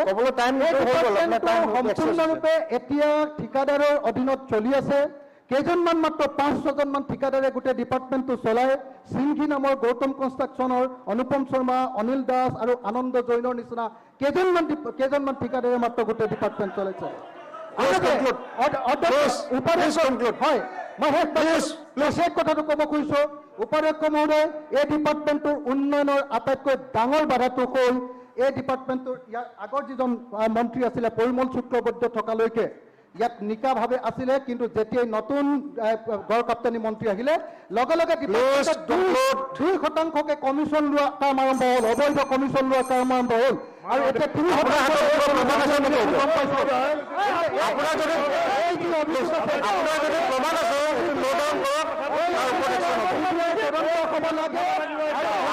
প্ৰমাণ আছে এইটো দিয়ক, তাৰ ওপৰত একশ্যন হ'ব। বিধানসভাত আপুনি এভিডেন্স লৈ পেলাই কথাটো ক'ব। Please conclude, please conclude, please conclude, please conclude.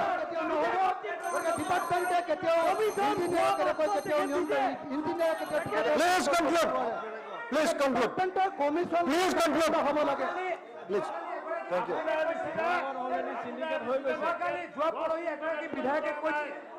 শিৱসাগৰত কমিশ্যন ৰাইজ আৰম্ভ হৈয়ে গৈছে, কৈছে আপুনি 10 কোটি টকা ডিমাণ্ড কৰিছিলে।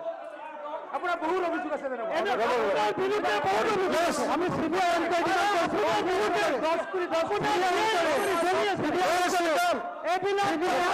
উপাধ্যক্ষ মহোদয়, CBI এনকোয়াৰি লাগে, CBI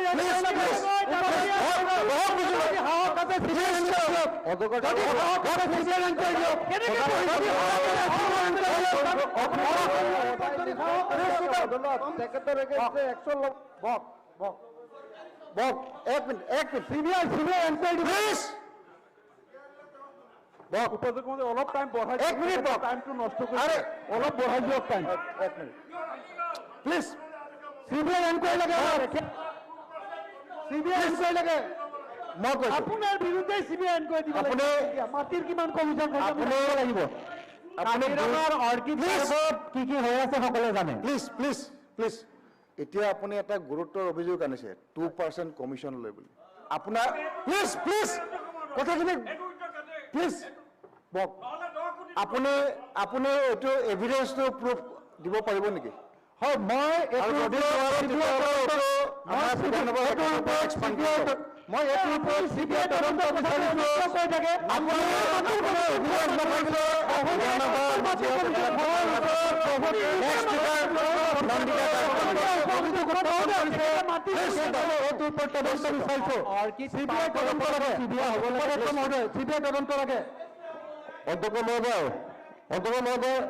সি নিউজ পেপাৰত অহাৰ কাৰণে সদায় মানে সদনত মিছগাইড কৰি থাকে, ইয়াৰ এগেইনষ্টত একশ্যন ল'ব লাগে। প্লিজ চেট ডাউন, আপুনি বহুত ক'লে হ'ল, বক হ'ব হ'ব বক, প্লিজ প্লিজ প্লিজ। আপুনি বহুত সময় পালে। এইটো ডিছকাশ্যন হৈছে ইমান ভাল এটা টপিকৰ ওপৰত, অসমৰ 1 মিনিট, অসমৰ ৰাস্তা ঘাট দলং নিৰ্মাণৰ কাৰণে, আৰু আপোনালোকে এই বস্তুবিলাক ক'ব লাগে নিজৰ সমষ্টিৰ যিখিনি প্ৰয়োজন। এইটো এটা বিধানসভাৰ জেগাত য'ত আপুনি কৈ পেলাই আপোনাৰ সমষ্টিৰ কাৰণে কাম লৈ যাব পাৰে, আৰু এই কথাবিলাক এৰি পেলাই ক'ত কথা উলিয়াই আছে আপোনালোকে, প্ৰমাণ থাকে নাথাকে এইবিলাক কথা। প্লিজ আপোনালোকে নিজৰ নিজৰ সমষ্টিৰ কথা চবেই চিন্তা কৰক, আৰু মন্ত্ৰীসকলে সকলো সমষ্টিৰ কথা চিন্তা কৰিব। নন্দিতা বাইদেউ। উপাধ্যক্ষ মহোদয়, প্লিজ চিট ডাউন, এনেকে নহয়, please please sit down, please. মাননীয় উপাধ্যক্ষ মহোদয়, PWD বিভাগৰ ৰোডছ এণ্ড ব্ৰিজেছ এখেতসকলে এনেকে কমেণ্ট কৰি থাকে, এগৰাকী মহিলা কমেণ্ট কৰি আছে। আচ্ছা, মাননীয় উপাধ্যক্ষ মহোদয়, আমি কিয় শুনিব? আপুনি বক্তৃতা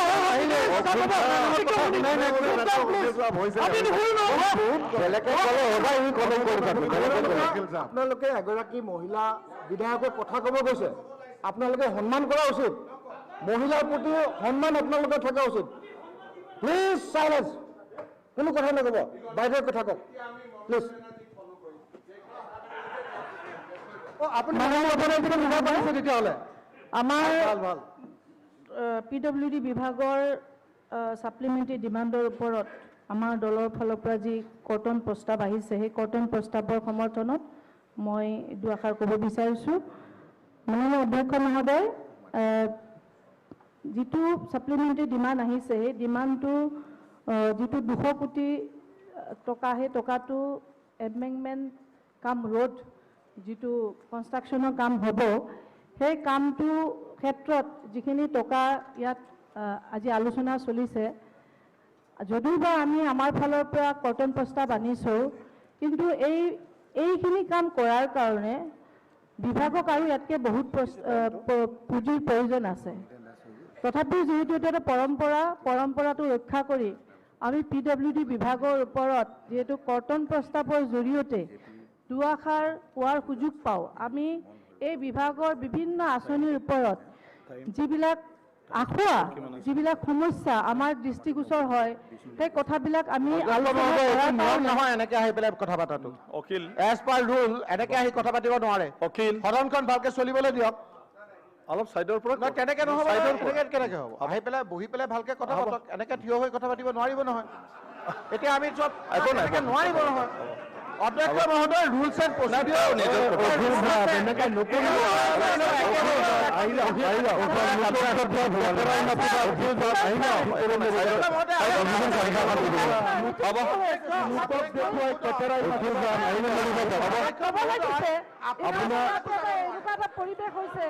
আপোনাৰ জেগা খালী হৈ যায়, উকিল চাপ আহি যাওক।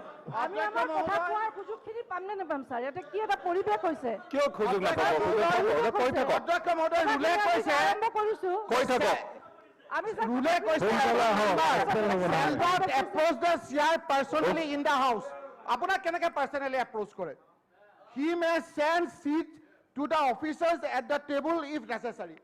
তো আপোনাকো তাত যায়গৈ, কেনেকে যায়গৈ সেইটোতো তেনেকে হ'ব নহয়। অন্য কোনেও তেতিয়াহ'লে মন্ত্ৰীৰ ওচৰলৈ বহক নোৱাৰে, বহক। এইটো কাজিয়া কৰা নহয়। তাৰপিছত এপ্ৰ'চ কৰিব নোৱাৰে তেনেকে এজন এগৰাকী। যোৱাকালি পৰহি আপোনালোকেও গৈছিলে। বহা বহা নাই নাই বহা। ভাল কথা, ভাল কথা। আমি কৈছো বেলেগ কথা পাতিছে, আমিতো শুনা নাই তেওঁ কি দিছে। বহক। শুনক সন্মানীয় সদস্য, ভালে মই সেইখিনি চাই আছিলোঁ, মই ভালেই পাইছোঁ আজি এইখিনি কথা মানে সদনত উত্থাপন হোৱাটো। একচুৱেলি যেতিয়া সদনত এটা ডিছকাশ্যন চলি থাকে তেতিয়া ডিছকাশ্যনত যিজনে কথা কৈ থাকে তাৰ ওচৰত কোনো সদস্য যাব নালাগে। ইভেন যিজনে কৈ থাকে তাৰ লগত চিটত থকা মানুহজনক কৈ থকা সময়ত তেওঁৰ আসনত আহিব নালাগে, যাহাতে তেওঁ মানে অন্য এটা কিবাত নুভোগে। এইটো হ'ল নিয়ম। গতিকে যেতিয়া ডিছকাশ্যন হৈ থাকে তেতিয়া কাকো ডিষ্টাৰ্ব দিব নাপায়। আৰু কিবা এটা কথা ঠিক আছে দূৰত আছে, ছাইডেদি আহি ফালে কিবা কৰি যাব পাৰিব, সেইটো চবে কৰি আছে। কিন্তু আজি ভালেই হ'ল, আজিৰ পৰা কৰিব নাই। যেনেকৈ কমলক্ষতো সদায় ইফালে অহা যোৱা কৰি থাকে, তাতে বহি থাকে, ঠিক আছে। তো আজিৰ কথাটো কংগ্ৰেছৰ বহু বিধায়ক এফালে বহিয়ে থাকে অনবৰতে। সেইকাৰণে হৈ গ'ল আজি হৈ গ'ল আজি হৈ গ'ল। বহি কেনে ভালকে কথা পাতো, নন্দিতা ভালকে কথা পাতো ছাৰ। যেহেতু হ'ব নালাগে এই কথাটো লোকক দেখুৱাই এতিয়া সন্মানীয় সদস্যই কথা কৈ আছে। অধ্যক্ষ মহোদয়, অধ্যক্ষ মহোদয়, টাইমৰ কথাটো বাদ দিয়া, আগতে কথাটো কৈ থাকক। ভুল বাৰ্তা যাব। অধ্যক্ষ মহোদয় এইটো ভুল বাৰ্তা যাব। অখিল গগৈ, PMGSY ক্ষেত্ৰত মাননীয় অধ্যক্ষ মহোদয়, PMGSY ক্ষেত্ৰত আমি কিছু সমস্যা দেখা পাওঁ। PMGSY এটা খুব ভাল স্কিম আৰু এই PMGSY দ্বাৰাই আমি গাঁৱৰ ৰাস্তাবিলাক নিৰ্মাণ কৰিব পাৰোঁ। কাৰণ চেণ্ট্ৰেলৰ পৰা বেছি যদি ফাণ্ড আহে ৰোডছ এণ্ড ব্ৰিজেছৰ ক্ষেত্ৰত সেইটো PMGSYতে আহে। অধ্যক্ষ মহোদয়, আমাৰ অসমখন জিঅ'গ্ৰাফিকেলি আমি যদি গুজৰাট, ৰাজস্থান বা অন্যান্য ৰাজ্যৰ লগত তুলনা কৰোঁ, তো আমাৰ যিটো পৰিৱেশ, যিটো এটমছফিয়াৰ, যিটো ক্লাইমেট সেই ৰাজ্যবিলাকৰ লগত নিমিলে।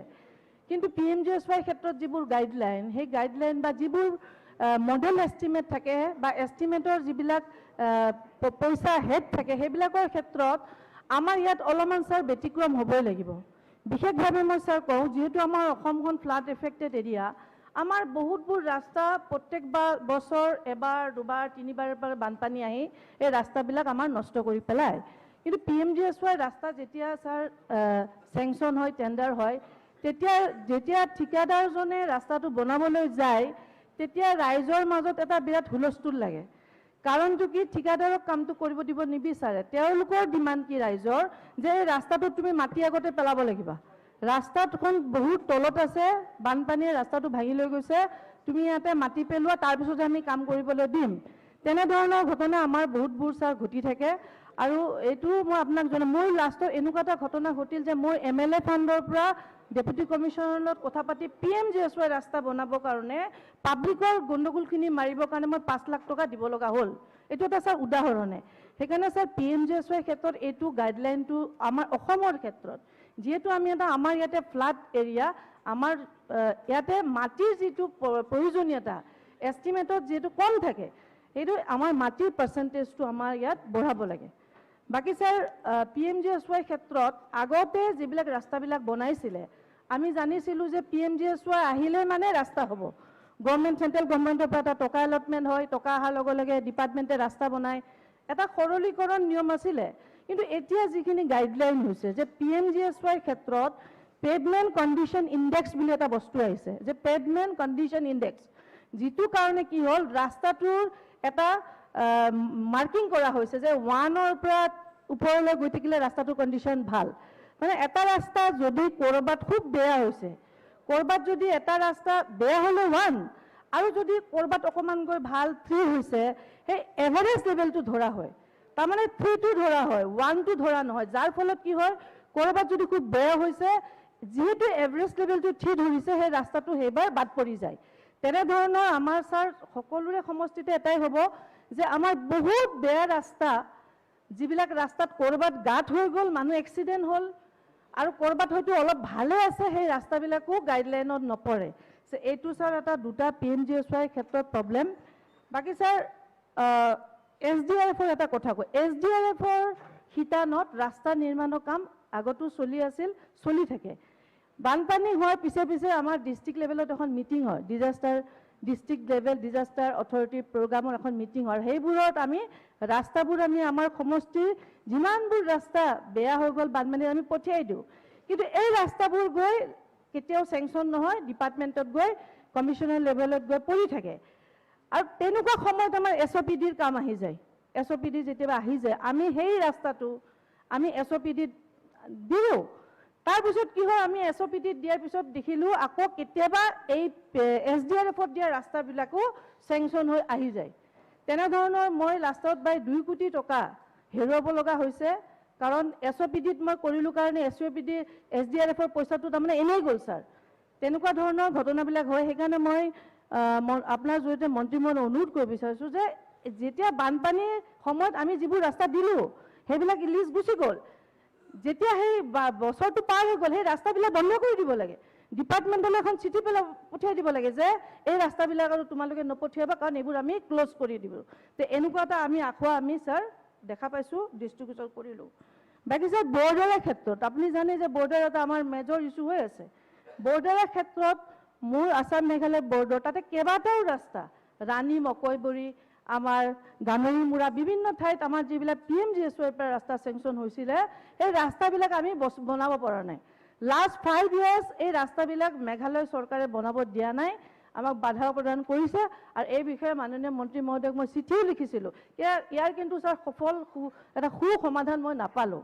এইটো আমাৰ অসমৰ ক্ষেত্ৰত আমাৰ কাৰণে দুৰ্ভাগ্যজনক, কাৰণ তেওঁলোকৰ ৰাস্তা বনালে, আমাৰ মাটিত সোমাই আহি তেওঁলোকে 9 কিলোমিটাৰ ৰাস্তা বনালে, কিন্তু আমাৰ চেংচন হোৱা ৰাস্তা কিন্তু আমি এটাও বনাব পৰা নাই। আমাৰ সেইটো উইথড্ৰ হৈ গ'ল।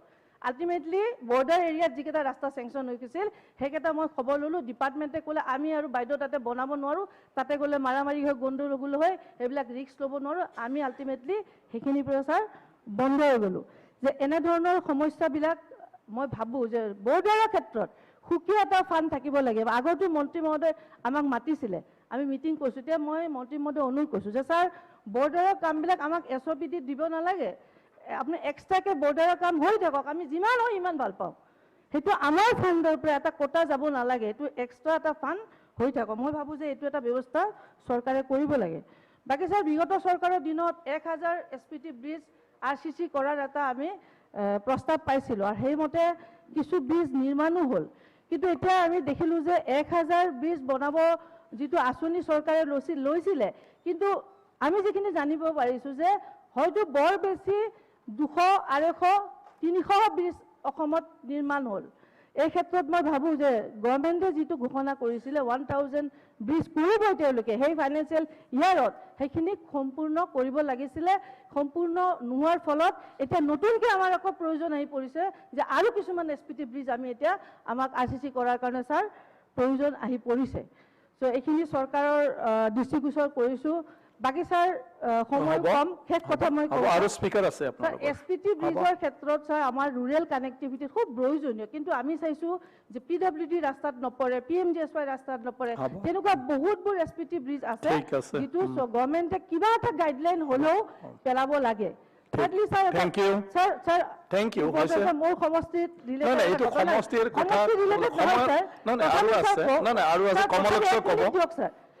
দিয়ক ছাৰ, এখন মোৰ সমষ্টিৰ জলজলি নদীৰ ওপৰত এখন দলং মাননীয় প্ৰাক্তন মুখ্যমন্ত্ৰী ডাঙৰীয়া তেওঁ ঘোষণা কৰি আহিছে। চমুৰীয়াত এখন ডাঙৰ তেওঁলোকৰ দলীয় সভা পাতি এখন বহল ডাঙৰ সভাত ঘোষণা কৰিছিল যে জলজলি নদীৰ ওপৰত বুকৰাদিয়া নগৰপেৰা কানেক্টেড এখন ব্ৰিজ তেওঁ দিব, এইটো তেওঁ ঘোষণা কৰিছিল। আৰু সেইখন ব্ৰিজ খুব দৰকাৰী, কাৰণ প্ৰায় 1 লাখ মানুহ সেইফালে অহা যোৱা কৰে। সেইকাৰণে ছাৰ অনুৰোধ কৰিছোঁ যে যোৱা 5 বছৰ মই ব্ৰিজখনৰ কথা ইমান দাবী কৰিলোঁ, মন্ত্ৰী মহোদয় মোক সুধি কিমান টকা লাগে সুধি ইঞ্জিনিয়াৰে আপোনাক ফোন কৰিব, কিন্তু এই ফোনটো ছাৰ মই এতিয়ালৈকে নাপালোঁ। এইটো মই অনুৰোধ কৰিছোঁ যে এই দলংখন য'ত এটা ব্লক অফিচ, এটা চাৰ্কুল অফিচ, এখন কলেজ, 2টা ভিডিঅ' অফিচ, এই সকলোবিলাক কানেক্টেড হৈ আছে। মন্ত্ৰী মহোদয় অনুৰোধ কৰিছোঁ এই দলংখনৰ কাম যাতে চৰকাৰে কৰে। এইখিনি মই যিখিনি কোৱা সুযোগ দিলে মই ধন্যবাদ জ্ঞাপন কৰিলোঁ। মাননীয় অধ্যক্ষ ডাঙৰীয়া, আজি সন্মানীয় বিৰোধী দলৰ দলপতি দেৱব্ৰত শইকীয়া, AIDFৰ হাফিজ ৰছিদ আহমেদ ডাঙৰীয়া আৰু দুৰ্গা দাস বড়ো ডাঙৰীয়া, মনোৰঞ্জন তালুকদাৰ ডাঙৰীয়াই আজি লোক নিৰ্মাণ বিভাগৰ মঞ্জুৰী নং 64 পথ দলঙৰ ক্ষেত্ৰত সন্মানীয় মুখ্যমন্ত্ৰী তথা লোক নিৰ্মাণ বিভাগৰ মন্ত্ৰী ডক্টৰ হিমন্ত বিশ্ব শৰ্মা ডাঙৰীয়াই উত্থাপন কৰা যি 20,000 লাখ টকা মঞ্জুৰ কৰিব লাগে বুলি বিচাৰিছিল, তাৰ কৰ্তন প্ৰস্তাৱ হিচাপে তেখেতলোকে 100 টকাৰে হ্ৰাস কৰাৰ যি প্ৰস্তাৱ আনিছে তাৰ তীব্ৰ বিৰোধিতা কৰি মই কিছু কথা অকণমান ক'বলৈ ওলাইছোঁ। আজি এখন সমাজ, এখন ৰাজ্য তথা দেশ এখন যদি প্ৰগতিৰ পথত আগবাঢ়িব লাগে, অৰ্থনৈতিক দিশত যদি আগবাঢ়িব লাগে, তেতিয়াহ'লে কিছু উপাদানৰ ক্ষেত্ৰত বিশেষ গুৰুত্ব দিব লাগে, যাৰ ভিতৰত আমাৰ যাতায়াত ব্যৱস্থাটো আছে। আৰু যাতায়াত ব্যৱস্থাৰ ভিতৰত পথ আৰু দলং অত্যন্ত আৱশ্যকীয়। আৰু বিভাগীয় মন্ত্ৰী ডাঙৰীয়াই যি প্ৰস্তাৱ কৰিছে সেই প্ৰস্তাৱত আমি এই 20,000 লাখ টকা দিয়াৰ কাৰণে আমি সমৰ্থন জনাইছোঁ। যিহেতু অৰ্থনৈতিক বিকাশৰ মূল সুঁতি হিচাপে যাতায়াত ব্যৱস্থা, কমিউনিকেশ্যন ছিষ্টেমটো যেতিয়ালৈকে ভাল নহ'ব তেতিয়ালৈকে আমি কেতিয়াও অৰ্থনৈতিক দিশত আগবঢ়াত জটিলতাৰ সৃষ্টি হ'ব। মই একেবাৰে চহা খেতিয়কৰ কথা ক'ব বিচাৰিছোঁ। যদি ভিতৰুৱা অঞ্চলত তেওঁ কৃষি সামগ্ৰী উৎপাদন কৰে, সেই কৃষি সামগ্ৰীৰ উচিত মূল্য পাবলৈ হ'লে কৃষকজনক প্ৰথম যাতায়াত ব্যৱস্থাটো বিশেষ প্ৰয়োজন হয়, নহ'লে তেওঁ যিটো ন্যূনতম মূল্য পাব লাগে সেই মূল্যৰ পৰা বঞ্চিত হ'ব লগা হয়। আৰু এই ক্ষেত্ৰত পথ দলঙৰ ক্ষেত্ৰত এইখিনি টকাই নহয়, আৰু টকা আচলতে আবণ্টন দিব লাগে। বৰ্তমানৰ লোক নিৰ্মাণ বিভাগৰ মন্ত্ৰী ডাঙৰীয়া তথা আমাৰ সন্মানীয় মুখ্যমন্ত্ৰী ডাঙৰীয়া 16 চনৰ পৰা লোক নিৰ্মাণ বিভাগৰ মন্ত্ৰী হিচাপে দায়িত্ব বহন কৰি আহিছিল আৰু ৰাস্তা পদূলিৰ ক্ষেত্ৰত, দলঙৰ ক্ষেত্ৰত এক নৱজাগৰণৰ সৃষ্টি কৰিছিল। আৰু আমি হয়তো আমাৰ চৰকাৰখন দ্বিতীয়বাৰৰ কাৰণে আজি শাসনলৈ অহাৰ মূল আহিলাটোৱেই হৈছে আমাৰ যাতায়াত ব্যৱস্থা উন্নতিৰ কাৰণে। অসমৰ ৰাইজে ডেভেলপমেণ্ট পাইছিল, অসমৰ ৰাইজে স্বাধীনতাৰ পিছত যিখিনি ৰাস্তা পদূলিৰ ক্ষেত্ৰত যাতায়াত ব্যৱস্থাৰ ক্ষেত্ৰত যিখিনি কাম হোৱা নাছিল সেই কামবিলাক পাবলৈ প্ৰত্যেকগৰাকী আজি আমাৰ 126 গৰাকী বিধায়কে পাবলৈ কম বেছি পৰিমাণে পাবলৈ কিন্তু সক্ষম হৈছিল। গতিকে আমি ভাবিছোঁ এই লাৰ্জ স্কেলৰ ডেভেলপমেণ্টটো আমাক লাগিব যাতায়াত ব্যৱস্থাত কমিউনিকেশ্যন ছিষ্টেমত।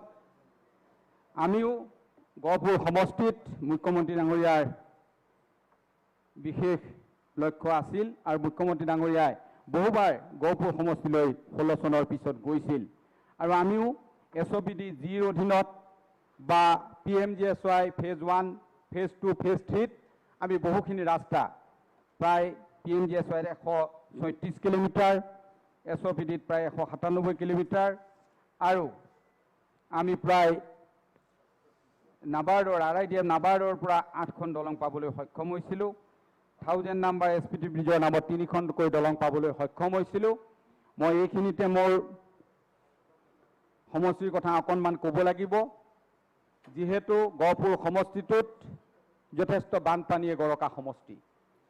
দক্ষিণ অঞ্চল ব্ৰহ্মপুত্ৰ নদীখনৰ খহনীয়া মাথাউৰিৰ সমস্যা আৰু উত্তৰ অংশটোত 8খন পাহাৰীয়া নদীয়ে যথেষ্টভাৱে গহপুৰৰ কৃষিভূমিক অনিষ্ট কৰে, গহপুৰৰ জনজীৱনক ব্যাহত কৰে। গতিকে তাৰ ক্ষেত্ৰত আমি আমাৰ আজি এটা বাজেটত আমি এটা নতুন আমি দিশ দেখা পাইছোঁ যে মাথাউৰিবিলাক 1000 কিলোমিটাৰ মাথাউৰি ৰোড কাম বান্ধ বনোৱাৰ যি সিদ্ধান্ত লৈছে এই সিদ্ধান্ত আচলতে খুব সুন্দৰ সিদ্ধান্ত আমাৰ চৰকাৰখনৰ কাৰণে।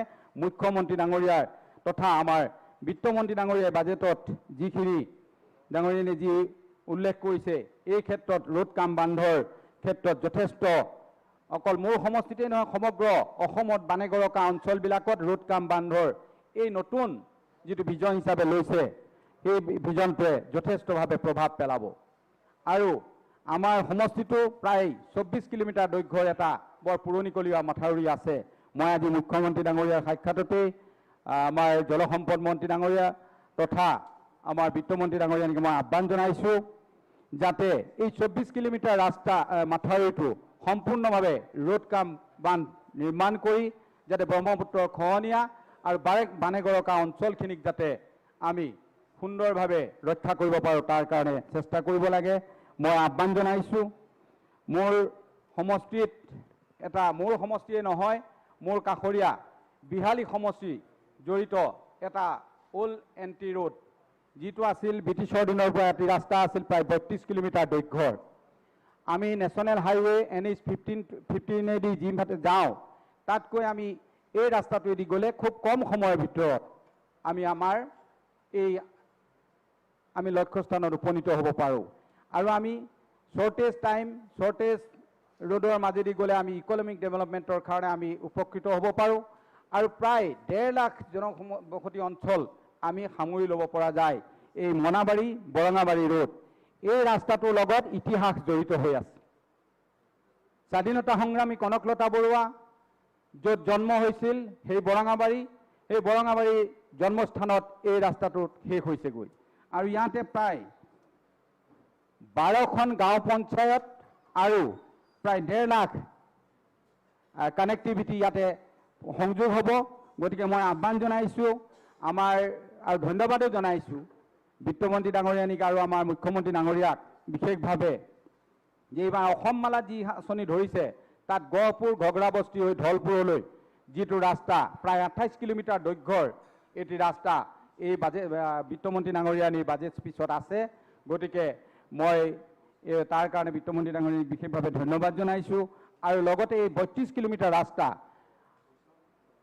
অসম মালা হওক বা ৱৰ্ল্ড বেংকৰ ADB যিকোনো এটা প্ৰজেক্টত ধৰি বুৰৈ আৰু বৰগাং নদীৰ ওপৰত 2খন RCC দলং নিৰ্মাণ কৰি এই ৰাস্তাছোৱা যদি নিৰ্মাণ কৰি দিয়া হয় বিশেষভাৱে এই ভিতৰুৱা অঞ্চলটোত চাহ বাগিচাই আমাৰ যিখিনি স্মল টি গ্ৰৱাৰ্ছ আছে লগতে আমাৰ যিসকল খেতিৰ লগত জড়িত কৃষকসকলৰ যথেষ্ট উপকাৰ হ'ব। মই আহ্বান জনাইছোঁ যাতে এই মনাবাৰী বৰঙাবাৰী য'ত ইতিহাস জড়িত হৈ আছে য'ত স্বাধীনতা সংগ্ৰামী কনকলতা বৰুৱাৰ নাম জড়িত হৈ আছে এই ৰাস্তাটি যাতে নিৰ্মাণ কৰাৰ কাৰণে বিশেষ ব্যৱস্থা গ্ৰহণ কৰে তাৰ কাৰণে মই পবিত্ৰ সদনত মই আহ্বান জনাইছোঁ।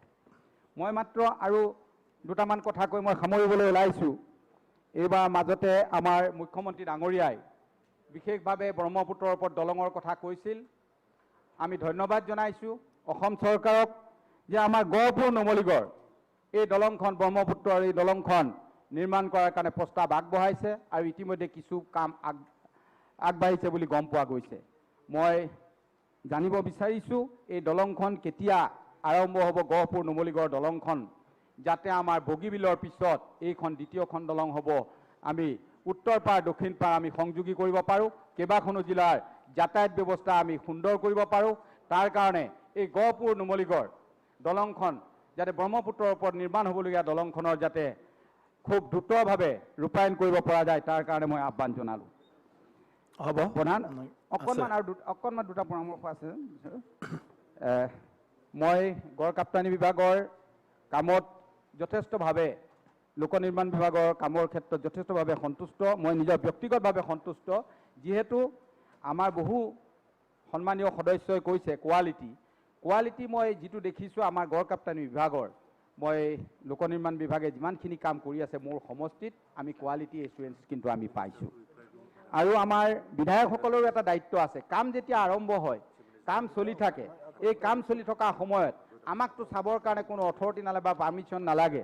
গতিকে আমি নিজে যদি কামৰ কোৱালিটিবিলাক অলপ চাবলৈ যাওঁ, নিশ্চয় কামৰ সুন্দৰভাৱে ৰূপায়িত হ'ব। মই এইখিনিতে এটা কথা ক'ব বিচাৰিছোঁ, আজি সদনৰ জৰিয়তে মুখ্যমন্ত্ৰী ডাঙৰীয়া দৃষ্টিগোচৰ কৰিব বিচাৰিছোঁ।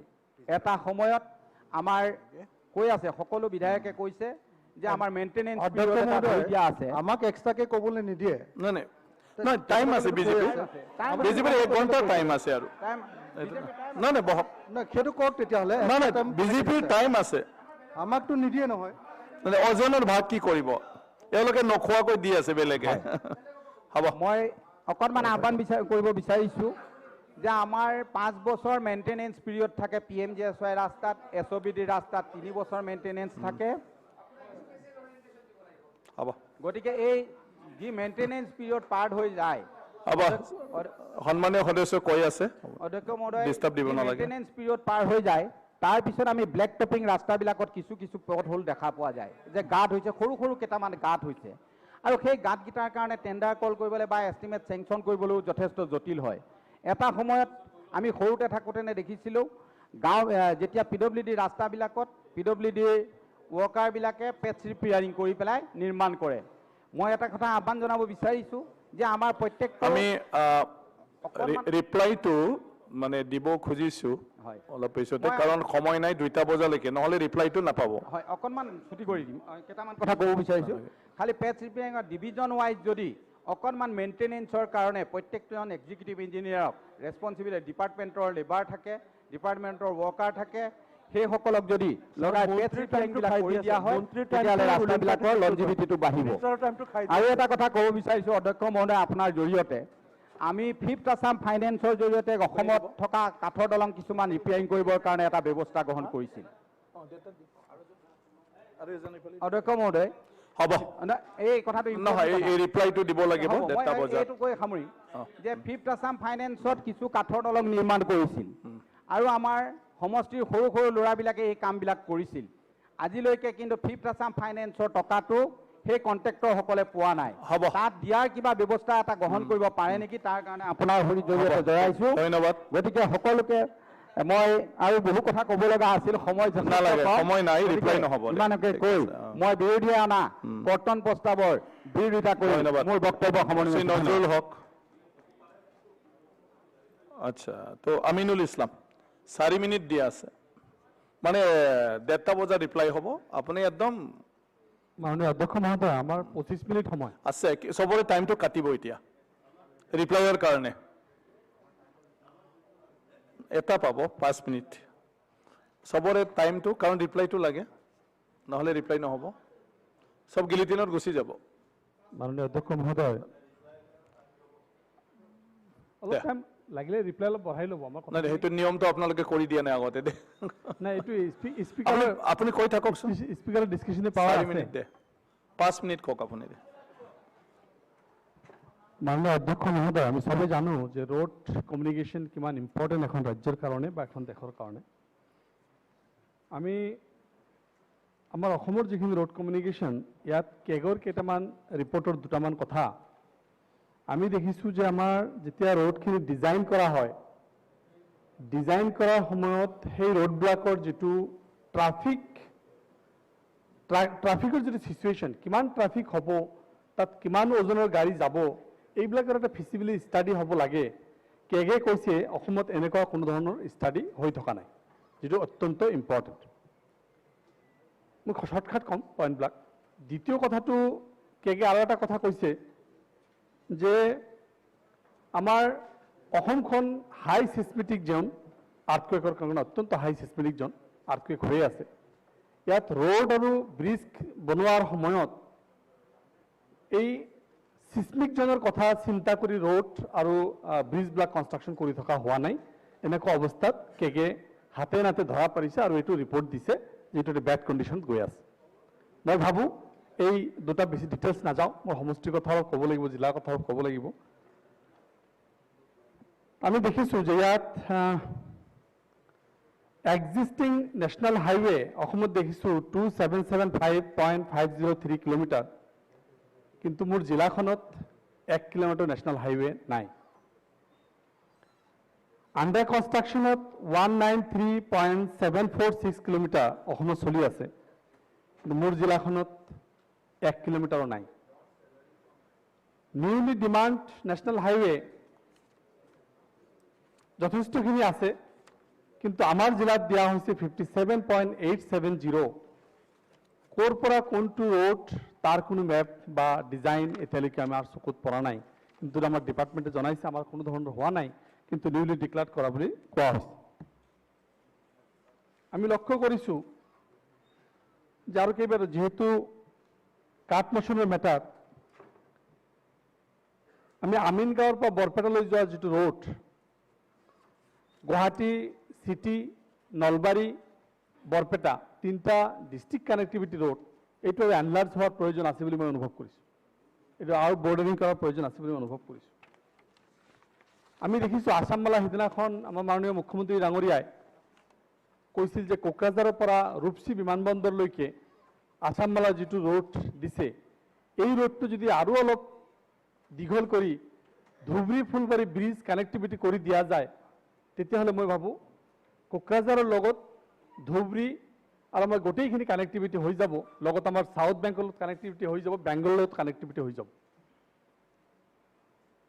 আমি বিলাসীপাৰাৰ সৰিদিনালৈকে গৈছিলোঁ, আমি দেখিছোঁ যে লক্ষীগঞ্জৰ পৰা উদমাৰী পাৰ্ট 3 হৈ কামাখ্যা মন্দিৰলৈকে যোৱা যিটো ৰাস্তা, এটা ব্ৰিজ সহকাৰে যদি কৰি দিয়া যায়, কামাখ্যা মন্দিৰৰ লগত সেইটো পাৰ্টৰ অত্যন্ত এটা ৱেল কানেক্টিভিটি হ'ব।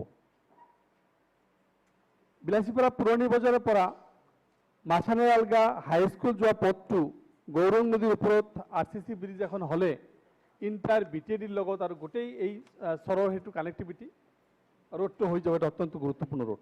মই যে মোৰ সমষ্টিত অলপ কনচেনট্ৰেট কৰিব বিচাৰিছোঁ। আমি বিভিন্ন কথা শুনিলোঁ, যথেষ্টখিনি কথা আমি শুনিছোঁ যে কানেক্টিভিটিৰ কথা। মোৰ জিলাৰ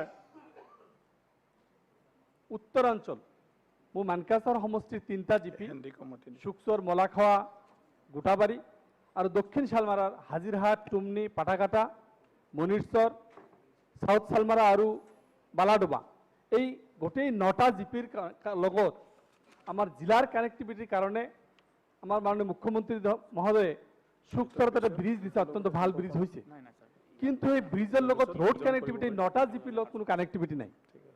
কোনো এটা ৰোড নাই যে এটা মটৰচাইকেল লৈ আমি সেই ডিষ্ট্ৰিক্ট হেডকোৱাৰ্টাৰত আহিব পাৰিম, তাৰ ধৰক কোনো ধৰণৰ ৰাস্তাৰ ব্যৱস্থা ইয়াত নাই। এইটো যদিও ইনহেবিটেণ্ট কানেক্টিভিটিৰ কথা কোৱা হৈছে, কিন্তু আমাৰ ডিষ্ট্ৰিক্ট কানেক্টিভিটি, বেলেগ এটা সমষ্টিৰ লগত কানেক্টিভিটি, বেলেগ এটা জিলাৰ লগত কানেক্টিভিটি আমাৰ কোনো ধৰণৰ ব্যৱস্থা নাই। এই কথাবিলাক মই আগতেও কৈছোঁ, কিন্তু আজি আৰু স্পষ্টভাৱে ক'ব বিচাৰিছোঁ। হ'ব, হৈ যাব, ৰ'ব। এতিয়া মোৰ সমষ্টিত মই দেখিছোঁ এটা ছাৰ্ভে চলাই দেখিলোঁ, মোৰ এতিয়ালৈকে প্ৰায় 38 ব্ৰিজৰ প্ৰয়োজন। প্ৰায় 10টামান কাঠৰ ব্ৰিজ আছে, টোটেল 38 ব্ৰিজৰ প্ৰয়োজন। মই ফাৰ্ষ্ট পেজত অলৰেডি 18 ব্ৰিজৰ কথা প্ৰপ'জাল অলৰেডি দিছোঁ যেহেতু আমাৰ সমষ্টিটো মোৰ সমষ্টিটো অলৰেডি মাননীয় মুখ্যমন্ত্ৰীক এটা ৰিকুৱেষ্ট কৰিছোঁ তেখেতে অলৰেডি প্ৰচিড কৰিছে ঠিক আছে সেইটো নৰ্থ তেখেতে অলৰেডি শুনি আছে হ'ব হ'ব থেংক ইউ আসলে আমাৰ কমলক্ষে পৰগছ জাষ্ট এটা চেণ্টেঞ্চত হেক কৰিছোঁ আমাৰ জিলাখনৰ লগত কানেক্টিভিটিৰ কাৰণে যথেষ্টখিনি কৰিব লগা আছে আগিয়াৰ পৰা মানকাছাৰলৈকে 140 কিলোমিটাৰ 145 কিলোমিটাৰ এইখিনি নেশ্যনেল হাইৱেৰ লগত আনিব পাৰে এইখিনি তিনিটা ইণ্টাৰনেশ্যনেল পোৰ্ট মানকাছাৰ মহেন্দ্ৰগঞ্জ আৰু আমাৰ গাছুৱাপাৰা তিনিটা ইণ্টাৰনেশ্যনেল পোৰ্ট কানেক্টিভিটি কৰিব পাৰি হ'ব থেংক ইউ হৈছে কমলক্ষে পৰগছ সেই পোৰ্টটো যোৱাৰ কাৰণে মানকাছাৰ টাউনৰ মাজেদি এইটো যদি বাইপাছ কৰি এটা ৰোড আছে ষ্টেণ্ডাৰ্ড কৰি থেংক ইউ হ'ব যথেষ্টখিনি সুবিধা হ'ব ঠিক ধন্যবাদ অধ্যক্ষ মহোদয় কাঠমোচনের সমর্থন করে আমি দুই চারটা কথা বলছি রাস্তার সঙ্গে অধ্যক্ষ মহোদয় হেলথ এডুকেশন কমার্স সবগুলো জড়িত রাস্তা শুধু রাস্তা নয় রাস্তার সঙ্গে আমাদের অলরাউন্ড ডেভেলপমেন্টের কথা আছে অধ্যক্ষ মহোদয় বিশেষ করে আমি একটা কথা বলতে চাই 2001-এ আমাদের প্রয়াত মুখ্যমন্ত্রী তরুণ গগৈ যখন আসামের মুখ্যমন্ত্রী হলেন এবং সেই সময় থেকে শুরু করে এই যে বিগত 15টা বছর বিশেষ করে যদি আমরা দেখি যদি তাহলে আসামের ধলাশদিয়া বগিবিল সরাইঘাট থেকে শুরু করে এই যে একটা ইনফ্রাস্ট্রাকচার যেটা পরিকাঠামোগত একটা ইনফ্রাস্ট্রাকচার যে ফাউন্ডেশন যে তৈরি করা হয়েছিল সেটা আমরা অস্বীকার করতে পারি না এবং সেই ফাউন্ডেশন তৈরি করায় আজকে বর্তমান সরকার সেটাকে ত্বরান্বিত করছে সেটা আমাদের সবাইকে স্বীকার করতে হবে অধ্যক্ষ মহোদয় আমি একটা কথা বলতে চাই আমরা গ্রাম অঞ্চলে অনেক সময় আমরা খেলাধুলা করাই এবং বিশেষ করে আমরা এই যে খেলাধুলা যখন করাই তখন আমরা হায়ারে প্লেয়ার আমরা অর্থাৎ আমরা প্লেয়ার আমরা চয়ন করি আমরা হায়ারে প্লেয়ার আনি যারা ভালো খেলে অধ্যক্ষ মহোদয় তা আমরা দেখতে পারলাম অধ্যক্ষ মহোদয় যে আমাদের বিগত 10 বছরে আমাদের যিনি পিডব্লিউডি মিনিস্টার ছিলেন আমাদের বাইরে এখানে আছেন এবং আমরা দেখতে পারলাম যে বর্তমান সরকার সেই পিডব্লিউডি মিনিস্টারকে হায়ার করেছে অর্থাৎ বিগত দিনে আমাদের সরকার আমাদের পিডব্লিউডি মিনিস্টার ভালো কাজ করেছিল সেটাই আজকের দিনে সেটা প্রমাণিত হলো এবং তার জন্যই বাইদকে আবার এই গভর্নমেন্টে আনা হলো এবং ওনাকে ফাইন্যান্স মিনিস্টার দেওয়া হলো অর্থাৎ বিগত দিনে বাইদ ভালো কাজ করেছিল আসামের জন্য কাজ করেছিল আসামের পরিকাঠামোর জন্য কাজ করেছিল আসামকে একটা নতুন রূপ দিয়েছিল তার জন্য আজকে বর্তমানের এই অবস্থা অধ্যক্ষ মহোদয় বিশেষ করে আমি একটা কথা বলতে চাই অধ্যক্ষ মহোদয় বিশেষ করে ইস্ট ওয়েস্ট করিডোরের কথা বিগত দিনেও আমাদের মুখ্যমন্ত্রী বলেছেন তো ইস্ট ওয়েস্ট করিডোরের কথা বলা হয়েছিল আমি বিগত দিনে দেখেছিলাম হয়তোবা গভর্নমেন্টের কাছে কোনো জাদু আছে নাকি বলতে গেলাম না কোনো জাদু নেই কারণ বিগত দিনে বোর্ডগেজের কাজ শেষ হলো হয়তোবা 2-3-4 মাসের মধ্যে কিন্তু ইস্ট ওয়েস্ট করিডোর যেটা অধ্যক্ষ মহোদয় প্রায় 5-6 বছর হয়ে গেল এই যে 32 কিলোমিটার জায়গা অর্থাৎ বালাচোরা টু হারেঙ্গা যাও সেই জায়গার কাজ হয়নি শুধু ফরেস্ট ক্লিয়ারেন্স আসছে উনি বলছেন মিনিস্টার বললেন এসে গিয়েছে কাজ হবে তো বিশেষ করে আমি মনে করি যে আমাদের মেঘালয়ের উপর দিয়ে আমাদের আসতে হয় তো বিকল্প যদি আসামের উপর দিয়ে যদি আসতে হয় যদি তাহলে আমাদের এই ইস্ট ওয়েস্ট করিডোরের কাজটা সমাপ্ত করতে হবে অধ্যক্ষ মহোদয় বিশেষ করে একটা বিরাট বড় একটা অভিযোগ বিশেশ করে এসিস্ট্যান্ট ইঞ্জিনিয়ার থেকে এসডিও প্রমোশন জুনিয়র ইঞ্জিনিয়ার থেকে এসিস্ট্যান্ট ইঞ্জিনিয়ার প্রমোশন সেই প্রমোশনের ক্ষেত্রে আমরা যখন গিয়ে দেখি হ্যাঁ আমাদের পিডব্লিউডি বিভাগে অনেক এক্সপিরিয়েন্স জুনিয়র ইঞ্জিনিয়ার আছেন আমরা সেটা অস্বীকার করতে পারি না অনেক ভালো অফিসাররাও আছেন কিন্তু অনেক সময় আমরা দেখি ওদের যখন প্রমোশন দেওয়া হয় যখন সেই প্রমোশনের ক্ষেত্রে ওনার একটা সিস্টেম করা হয় যে আউটস্ট্যান্ডিং ওদের যদি যে সার্ভিস বুকে যদি আউটস্ট্যান্ডিং লেখা হয় যদি তাহলে ওদেরকে এক্সট্রা একটা মার্কস দেওয়া হয় তাই আমি মনে করি যে ইঞ্জিনিয়ার কোনো ভালো কাজ করতে পারলো না বা করেনি সেই ইঞ্জিনিয়ারকেও কোনো সময় আউটস্ট্যান্ডিং দেওয়া হয় তার জন্য আমি বলছি যে এই যে আউটস্ট্যান্ডিং এই যে মার্কস দেওয়া হয় যে প্রমোশনের ক্ষেত্রে যে একটা ব্যবস্থা নেওয়া হয়েছে সেটাকে গভর্নমেন্টের তরফ থেকে একটা ব্যবস্থা করা হোক যারা ভালো কাজ করবে যারা ফিল্ড লেভেলে গিয়ে কাজ করবে যে ইঞ্জিনিয়াররা ক্যাপেবল অর্থাৎ তাদের ক্ষেত্রেই যাতে সেই আউটস্ট্যান্ডিং যাতে মার্কসটা দেওয়া হয় সেটা আমার অনুরোধ থাকলো অধ্যক্ষ মহোদয় বিশেষ করে বরাক নদীর উপরে 5টা ব্রিজের কথা ছিল যে বরাক নদীর উপরে 5টা ব্রিজ হবে অধ্যক্ষ মহোদয় এখনো ব্রিজের কোনো হয়তোবা স্বপ্ন একটা ছিল কিন্তু এখনো কোনো বাস্তবায়িত হয়নি তাই আমার আজকের দিনে অনুরোধ সেই বরাক নদীর উপরে 5টা ব্রিজ হোক আর বিশেষ করে পিডব্লিউডি ডিপার্টমেন্টে আমার একটা কথা বলতে চাই আমাদের প্রত্যেকজন সদস্য বলেছেন যে এই যে 40টা ডিপার্টমেন্টে RIDF এর টাকা দেওয়া হলো আজকে এখানে মাননীয় মুখ্যমন্ত্রী আছেন, মুখ্যমন্ত্রীর সমষ্টিতে হয়তোবা সেই 10 কোটি টাকা দেওয়া হলো, মুখ্যমন্ত্রী বলবেন যে না ওনার সমষ্টি দেওয়া হয়নি, দেওয়া হলো। এখন যদি দিশপুরে দেওয়া হয় না যদি, তাহলে মুখ্যমন্ত্রীর সমষ্টির রাস্তা ভালো, সামনের কিনারের সমষ্টির যদি রাস্তাঘাট খারাপ হয় তাহলে হবে না। অর্থাৎ all round development, as a whole ডেভেলপমেন্টের দরকার। আমি করিমগঞ্জের সাউথ করিমগঞ্জ থেকে করিমগঞ্জ সিভিল হসপিটালে আসবে কোন রোগী, সাউথ করিমগঞ্জের রাস্তা খারাপ, কিন্তু করিমগঞ্জের রাস্তা ভালো, সাউথ করিমগঞ্জের রাস্তা যদি খারাপ হয় যদি, তাহলে সেই রোগী কি হয়ে আসবে? তাই আমি মনে করি যে ডেভেলপমেন্ট যদি হতে হয় যদি, প্রত্যেকটা সমষ্টি ডেভেলপমেন্ট হতে হবে। আমি বিশ্বাস করি সেই টাকা দিতে কোনো অসুবিধা নেই, টাকা না হোক, কিন্তু প্রত্যেকটা সমষ্টিতে এই টাকা যে দেওয়া হয়, অলরাউন্ড ডেভেলপমেন্ট হয়, যাতে আসামের যদি উন্নতি হয়, সেই আশা ব্যক্ত করে আমার বক্তব্যের ধন্যবাদ। এতিয়া মুখ্যমন্ত্ৰী মহোদয়ে উত্তৰ দিব। সময় কমৰ কাৰণে সব পাৰ্টিৰে ৰাখি থৈ দিছোঁ।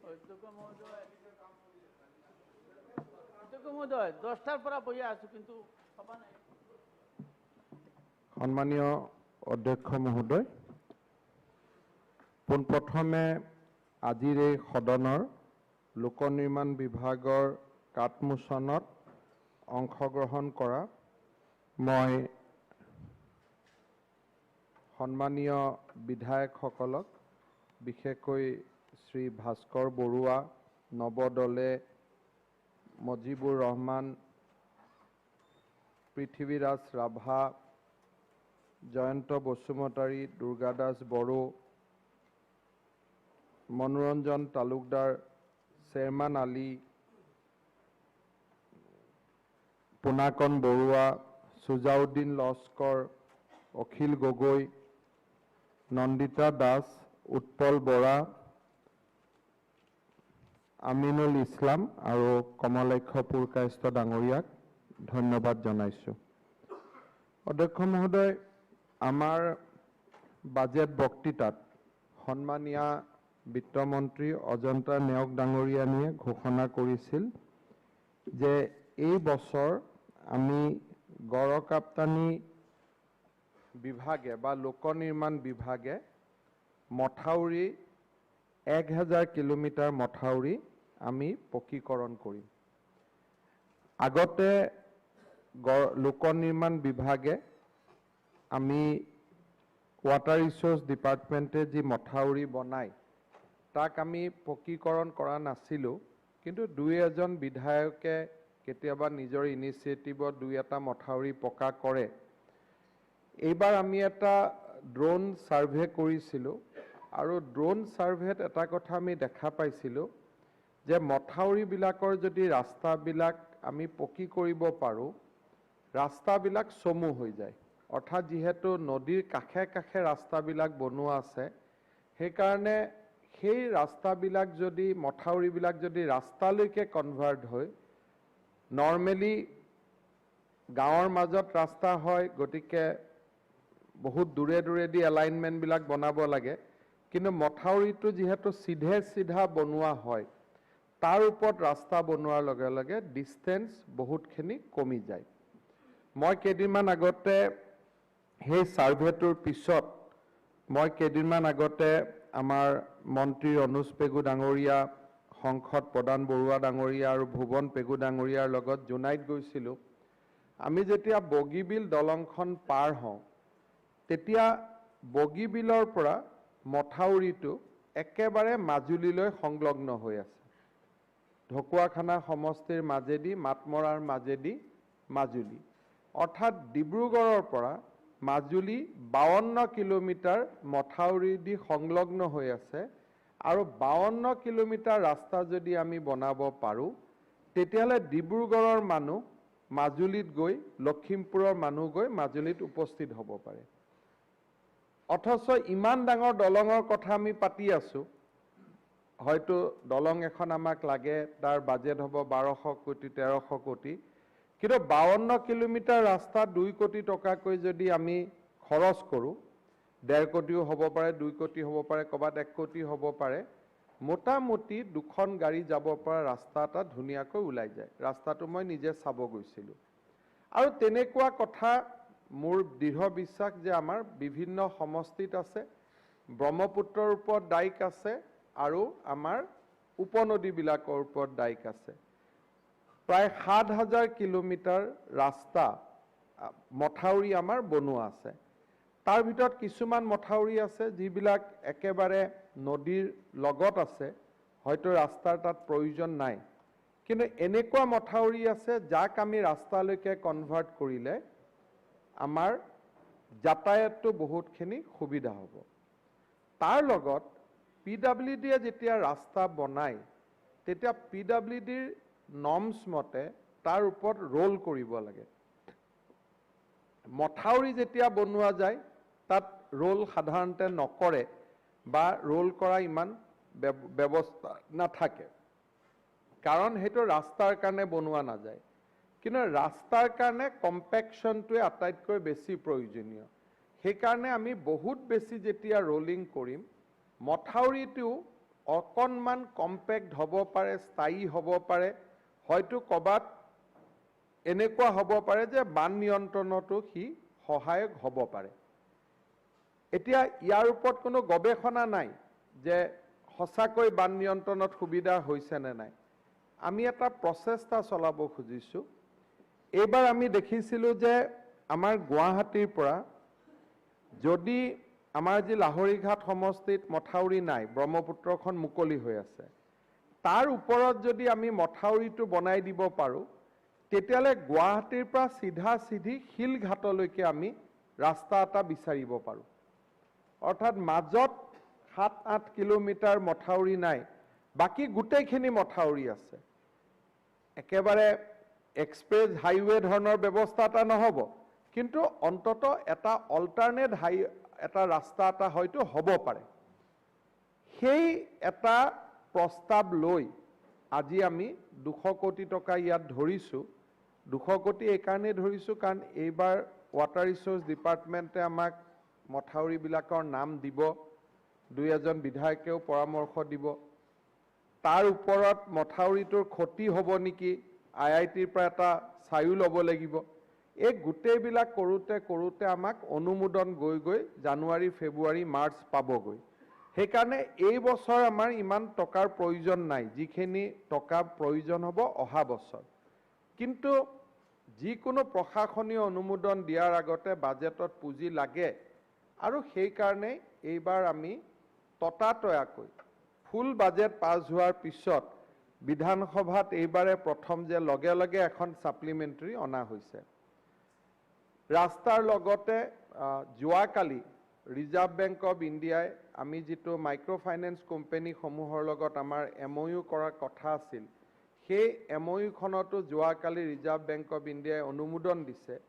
তাৰ কাৰণেও আমাক 2,500 টকাৰ প্ৰয়োজন আমি আৰম্ভ কৰিবৰ কাৰণে মহিলাসকলক সহায় কৰাৰ।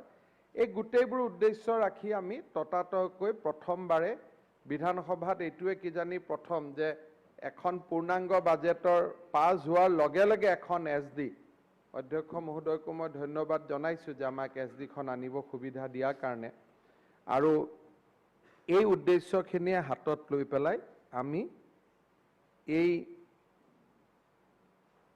SD ডিমাণ্ড এটা আনিছিলোঁ, আৰু ডেফিনেটলি কৰ্তন প্ৰস্তাৱৰ সুবিধা লৈ আমাৰ সন্মানীয় বিধায়কসকলে বহুখিনি পৰামৰ্শ আগবঢ়াইছে। মই টোল গেট আদিৰ ওপৰত মই যাব নোখোজোঁ। এটা কথা ঠিক যে যদি ৰাস্তা ঠিক হয়, ৰাস্তা যদি ভাল হয়, তেতিয়াহ'লে আমি ডিজেল আৰু পেট্ৰলত আমি ছেভ কৰোঁ। সাধাৰণতে মানুহৰ এটা ধাৰণা যে চৰকাৰে টোল গেটত টকা লৈছে, আচলতে সেইটো নহয়। তেনেকৈ হ'লে গোটেই ভাৰতৰ মানুহে টোল গেটত কাকো পইচা ল'ব নিদিলেহেঁতেন। আজি গুৱাহাটীৰ পৰা নগাঁৱলৈকে যেতিয়া ৰাস্তাটো মসৃণ হৈ যাব, গাড়ী 4th গিয়াৰত চলিব। আমাৰ পুৰণা গাড়ী, আজিকালি অট'মেটিক গাড়ীৰ কথাটো বেলেগ। 4th গিয়াৰত চলাৰ লগে লগে আমি নিজে চাব পাৰোঁ যে আগত আমাৰ তেল কিমান লাগিছিল, এতিয়া আমাৰ কিমান তেল লাগে। আৰু যিবিলাক ব্যৱস্থা আমেৰিকাৰ পৰা, ইংলেণ্ডৰ পৰা আৰম্ভ কৰি খুব সম্ভৱ চাইনালৈকে আৰু পশ্চিমবংগলৈকে, য'ৰ মুখ্যমন্ত্ৰী আজি আমাৰ কাৰণে একেবাৰে প্ৰধানমন্ত্ৰী হ'ব পৰা যোগ্য এগৰাকী নেত্ৰী, তেওঁৰ ৰাজ্যলৈকে টোল তোলা হয়। গতিকে আমি চুৰ বুলি ক'লেতো চবকে চুৰ বুলি ক'ব লাগিব। এতিয়া মই কাকো নাম ধৰি কোৱা নাই অল্টাৰনেটিভ ৰাস্তা থাকিব লাগে চব হ'ব অল্টাৰনেটিভ ৰাস্তা লাগে আপোনালোকে মূল ৰাস্তাটোতে তল লগাই দিছে মাননীয় অধ্যক্ষ মহোদয় যিদিনাখন আপুনি এখন চকীত আহিব তেতিয়া সেই কথাবিলাক ক'ব নহ'লে বহি বহি কথা নহয় আপোনাৰ আশা আছে হ'ব এতিয়া অধ্যক্ষ মহোদয় এতিয়া আমাৰ ইমান ধৃষ্টতা নাই যে অসমৰ ৰাজনীতিত মই আটাইতকৈ সৎ মোৰ পৰাতো পৃথিৱীত কোনো কথা লুকাই নাথাকে আপুনি জানে গতিকে অধ্যক্ষ মহোদয় অন্ততঃ মই সদনত থাকিলে এইবোৰ নালাগে আপুনিতো ক'ব নোৱাৰিবই আপোনাৰ বহুত গণ্ডগোল আছে মাননীয়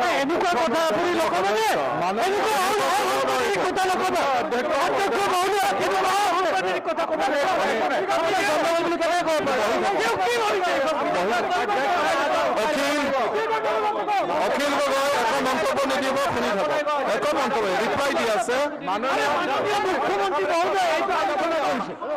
এক মিনিট হ'ব কথাষাৰ উঠাই ল'ব দিয়ক অধ্যক্ষ মহোদয় কথাষাৰ উঠাই ল'ব দিয়ক এক মিনিট মাননীয় অধ্যক্ষ মহোদয় কেতিয়াবা গুৱাহাটী মেডিকেল কলেজৰ নাৰ্ছ ফাৰ্মাচী চবৰ সন্মুখত আমি কথা পাতিম কোন বেছি সৎ কোন অসৎ এইটো হ'ব কেতিয়াবা ঠিক আছে এইবিলাক আমি পাতিম মাননীয় অধ্যক্ষ মহোদয় হ'ব হ'ব হ'ব নাই হ'ব হৈছে মাননীয় অধ্যক্ষ মহোদয় হ'ব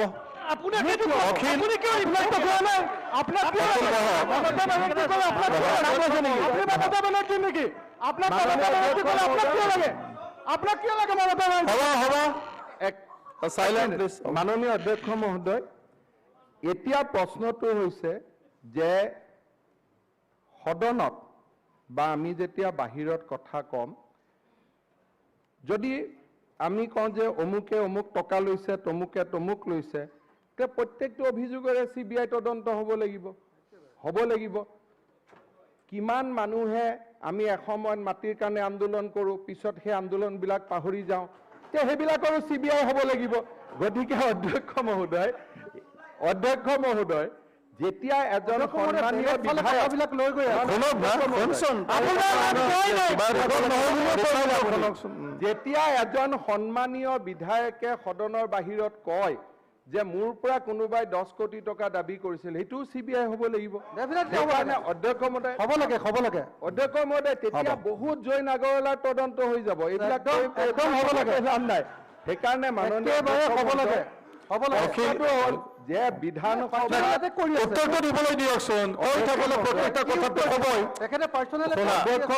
আপুনি কৈ থাকিলে বিধানসভাত অসমীয়া বিষয়াৰ বিৰুদ্ধে অসমীয়া ইঞ্জিনিয়াৰৰ বিৰুদ্ধে কথা কোৱাৰ আগতে আমি ইলেকশ্যনৰ সময়ত কোৰ গাড়ী আমি ব্যৱহাৰ কৰিছিলোঁ আমি ইলেকশ্যনত ব্যৱহাৰ কৰিবৰ কাৰণে ক'ত টকা পাইছোঁ মই কাৰো ব্যক্তিগত কথা কোৱা নাই বহুত কথালৈকে ইতিহাসবিলাক ঘূৰি যাব গতিকে ইমান দূৰলৈকে বুজিছোঁ যাতে অৰুণাচল সীমান্তৰ লগত আমাৰ তিনিচুকীয়া ডিগবৈ লিংকটো আৰু বেছি বেটাৰ হ'ব পাৰে এতিয়া আপোনালোকে চাওক এটা সময় আছিল মানুহে ক'ব যে এইবিলাক সপোন কিন্তু আজি আপোনালোক চাই আহিব পাৰিব এতিয়া দেখা পোৱা হ'ল যে অসম PWD ব্ৰহ্মপুত্ৰৰ ওপৰত যি ব্ৰহ্মপুত্ৰৰ ব্ৰিজ মানে এটা ডাঙৰ জু জাগা আছিল যে বগীবিল হৈছে ধলা শদিয়া হৈছে এটা অসমৰ কাৰণে এইবোৰ একোটা ডাঙৰ ঘটনা আছিল আজি সেই ঘটনাবিলাক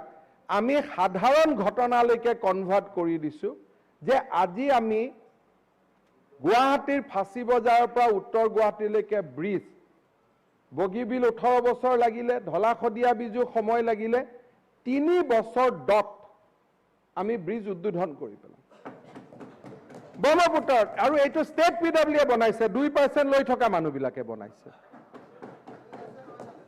বনাইছে কিন্তু লৈ আপুনি আপোনাৰ বাদে চব মহাত্মা গান্ধী আপুনিয়ে পৃথিৱীৰ আটাইতকৈ ভাল মানুহ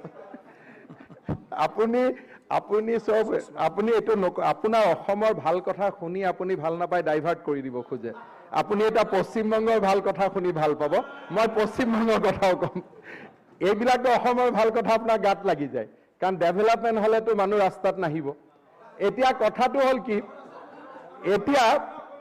এতিয়া সমস্যাটো হ'ল যে মই সন্মানীয় বিধায়কসকলৰ পৰা এটা অনুৰোধ কৰিম যে আমি 5 বছৰৰ কাৰণে আহিছোঁ হাতত সময় আছে গতিকে এই ধৰণৰ নতুন কল্পনাবিলাক আপোনালোকে সমাহিত কৰি আমাক প্ৰস্তাৱবিলাক দিয়ক। সকলো হ'ব যে সেইটো কথা নহয়, কিন্তু অসম মালাৰ এই প্ৰস্তাৱবিলাকৰ জৰিয়তে 4টা 5টা যদি আমি সমষ্টিক সংযোগ কৰি আগুৱাই যাব পাৰোঁ, আমি বহুতখিনি আগবাঢ়িব পাৰিম। ক্ৰিটিকেল দলং আছে, কিন্তু এই দলংবিলাকৰ ক্ষেত্ৰতো আমি বিভিন্ন শিতানত আমি সুমুৱাই থাকিব পাৰিম। আজি নন্দিতা বাইদেৱে সন্মানীয় বিধায়িকাই দলঙৰ কথা কৈছে, ৱাজেদ আলী চৌধুৰী ডাঙৰীয়াৰো তেনেকুৱা দলং এখনৰ কথা আছিল। মই ক'লোঁ যে দাদা আপোনাৰ যদি এইটো ইমান ক্ৰিটিকেল, সকলো বাদ দিয়ক, আপুনি এইবাৰ দলংখন দি দিয়ক। তেখেতে চব বাদ দি দলংখন দিলে। আজি ভগৱানৰ আশীৰ্বাদত আল্লাহৰ দুৱাত দলংখন হৈ আছে ধুনীয়াকৈ। গতিকে কেতিয়াবা আমি নিজক অকণমান যে মোক বেলেগ আঁচনি নালাগে, এইবাৰ এইখনেই দিয়ক, কাৰণ মই সকলোকে চাব লাগে। এইবাৰ আমি RIDF-ৰ টকা নতুন বিধায়কসকলক দিছোঁ। মানুহে ভাবিব পাৰে যে জালুকবাৰীটো লৈছোঁ নেকি, মই লোৱা নাই, কাৰণ মই জানো যে মই যদি এই কামটো কৰোঁ তেতিয়াহ'লে মই বেলেগক নেতৃত্ব দিব নোৱাৰোঁ। গতিকে জালুকবাৰীটো লোৱা নাই, নালাগে, হ'ব অহা বছৰ। এইবাৰ আমি নতুন বিধায়কসকলক দিছোঁ, কিন্তু মই ভাবোঁ যে আমি হয়তো ৰখিব নালাগে, উইদিন 3-4 মাহত আৰু পইচা যোগাৰ হ'ব, আমি সকলোকে দিব পৰা পৰ্যায় এটালৈকে আমি আহি যাম। সেইটো এটা বেলেগ কথা, কাৰণ এই বছৰ মই আগতে কৈছোঁ যে আমি মাইক্ৰ' ফাইনেন্সৰ কাৰণে বহুত টকা দিবলগীয়া হোৱাৰ বাবে আমি অলপ প্ৰেছাৰত থাকিম, কিন্তু অহা বছৰ এই প্ৰেছাৰটো আমাৰ নাথাকে।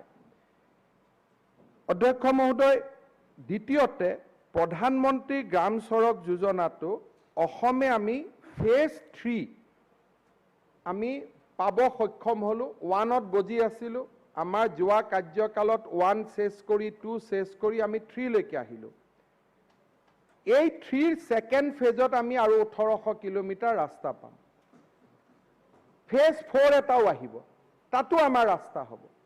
আৰু তাৰ লগত প্ৰত্যেকজন বিধায়কে নিজৰ সমষ্টিত কাম কৰিবৰ কাৰণে অহা 5 বছৰত মিনিমামটো 150-200 কোটি টকা পাব। গতিকে এই প্লেনিংখিনি যদি আজি আপোনালোকে কৰি লয়, কাৰণ আজি যদি মই 5 বছৰ মোৰ হাতত সময় আছে, গতিকে এনেকুৱা কোনো কথা নাই যে কোনোবাই 100 কোটিতকৈ কম পাবই, 200 কোটিলৈকেও যাব, কিন্তু 100 কোটিটো মিনিমাম পাবই। গতিকে আজিৰ পৰাই যদি আপোনালোকে ৰাস্তা ঘাটখিনি প্লেনিং কৰি থাকে, SOPD থাকিলে, RIDF থাকিলে, PMGSY থাকিলে, হাইৱে ডেভেলপমেণ্ট প্ৰগ্ৰেম থাকিলে, আৰু তাৰ লগত আমি অসম মালাৰ কামবিলাকো আমি কৰিব পাৰিম। মানসিকতাৰ লগত কিছুমান আমাৰ সমস্যা আছে। আজি ইষ্ট ৱেষ্ট কৰিডৰৰ কথা কমলেশ পুৰকায়স্থ ডাঙৰীয়াত উল্লেখ কৰিছে। সমস্যাটো কি যে ইষ্ট ৱেষ্ট কৰিডৰত ৰোডটো ক'ব গ'লে তাত যেতিয়া ৰাস্তা বনাই ৰোডটো খহি যায়, ইৰোজন হয়, খহি যায় আৰু ব্যাপক হয়। গতিকে তাত টেকন'লজি লাগে, যে এলিভেটেড কৰিডৰ বনাব লাগিব। ইমান দিনে নেশ্যনেল হাইৱে অথৰিটি আমাক কৈ আছিলে যে ৰহাত যেতিয়ালৈকে টোল গেটখন আমি এক্টিভেট নকৰোঁ তেতিয়ালৈকে আমি ফাৰ্ডাৰ ফাণ্ড নিদিওঁ। তেওঁলোকৰ কথাটো হ'ল যদি গুজৰাটৰ মানুহে টোল গেটত টকা দিয়ে, পশ্চিমবংগত টকা দিয়ে, and I am speaking from record, এনেকুৱা নহয় যে মই বিধানসভাত ৰেকৰ্ডৰ কথা ক'ম। নহয় ক'ব, মই এতিয়া যিহেতু 2টা বাজিছে, সকলো পৰিপূৰক দাবী মঞ্জুৰি গিলটিনত মানে দি দিলোঁ, আপুনি উত্তৰটো দি থাকক। হয়, তাৰপিছত যেতিয়াই যোৱা বছৰ আমি এটা ষ্টেণ্ড ল'লোঁ যে নহয় আমি টোল গেটখিনি কৰিম যাতে আমি হাইৱেৰ পুঁজি। এজনে কৈছে কোকৰাঝাৰৰ পৰা ৰূপসীলৈকে ৰাস্তাটো বনাব লাগে, আমি টেণ্ডাৰ কৰিছোঁ। আমিনুল ইছলাম ডাঙৰীয়াই কৈছে এইটো ধুবুৰীলৈকে আমি 5.5 কৰিব লাগে। সেইটোৱে আমাক বহুতখিনি সমষ্টিবিলাকত এডভান্টেজ দিব। আজি আমাৰ শুৱালকুছিৰ যিটো ৰাস্তা আছিলে তাক পৰা আহিছে, আজি ঘূনাসুতিৰ ওপৰত দলংখন এনেকুৱা যে যাৰ নিৰ্মাণৰ পৰিকল্পনাই জোনাইত থকা মিচিং মানুহ এজনকো প্ৰেৰণা দিয়ে যে নহয় আমাৰ জেগাত হৈ আছে। আজি সেই কামবিলাক আৰু 2টা টানেল আমিও বনাব পাৰিম, কাৰণ এবাৰ বনোৱাৰ পিছত বস্তুটো সহজ হৈ যায়। 3টা ডাঙৰ প্ৰজেক্ট, কাজিৰঙাৰ ওপৰত এলিভেটেড কৰিডৰ, পলাশবাৰী শুৱালকুছি দলং আৰু টানেলৰ দি মিছাদি তেজপুৰ এই তিনিটা প্ৰজেক্ট লামডিঙৰ পৰা এলিভেটেড কৰিডৰ বনাই বৰাক ভেলীলৈকে যোৱা কেইবাটাও ডাঙৰ প্ৰজেক্টৰ কামো বৰ্তমান আমি আগুৱাই নিছোঁ আৰু মই ভাবোঁ 2-এটাটো ইয়াৰ ভিতৰত সফল হ'বই গতিকে সদনক এটাই প্ৰতিশ্ৰুতি দিছোঁ যে এটা বিকাশৰ ডাঙৰ মন লৈ আমি চৰকাৰত আহিছোঁ আপোনালোকৰ সকলোৰে সহযোগিতাত আমি আঁচনিবোৰ ৰূপায়ণ কৰিম আৰু অসমখনক আমি আগুৱাই লৈ যাম বহুত বহুত ধন্যবাদ ধন্যবাদ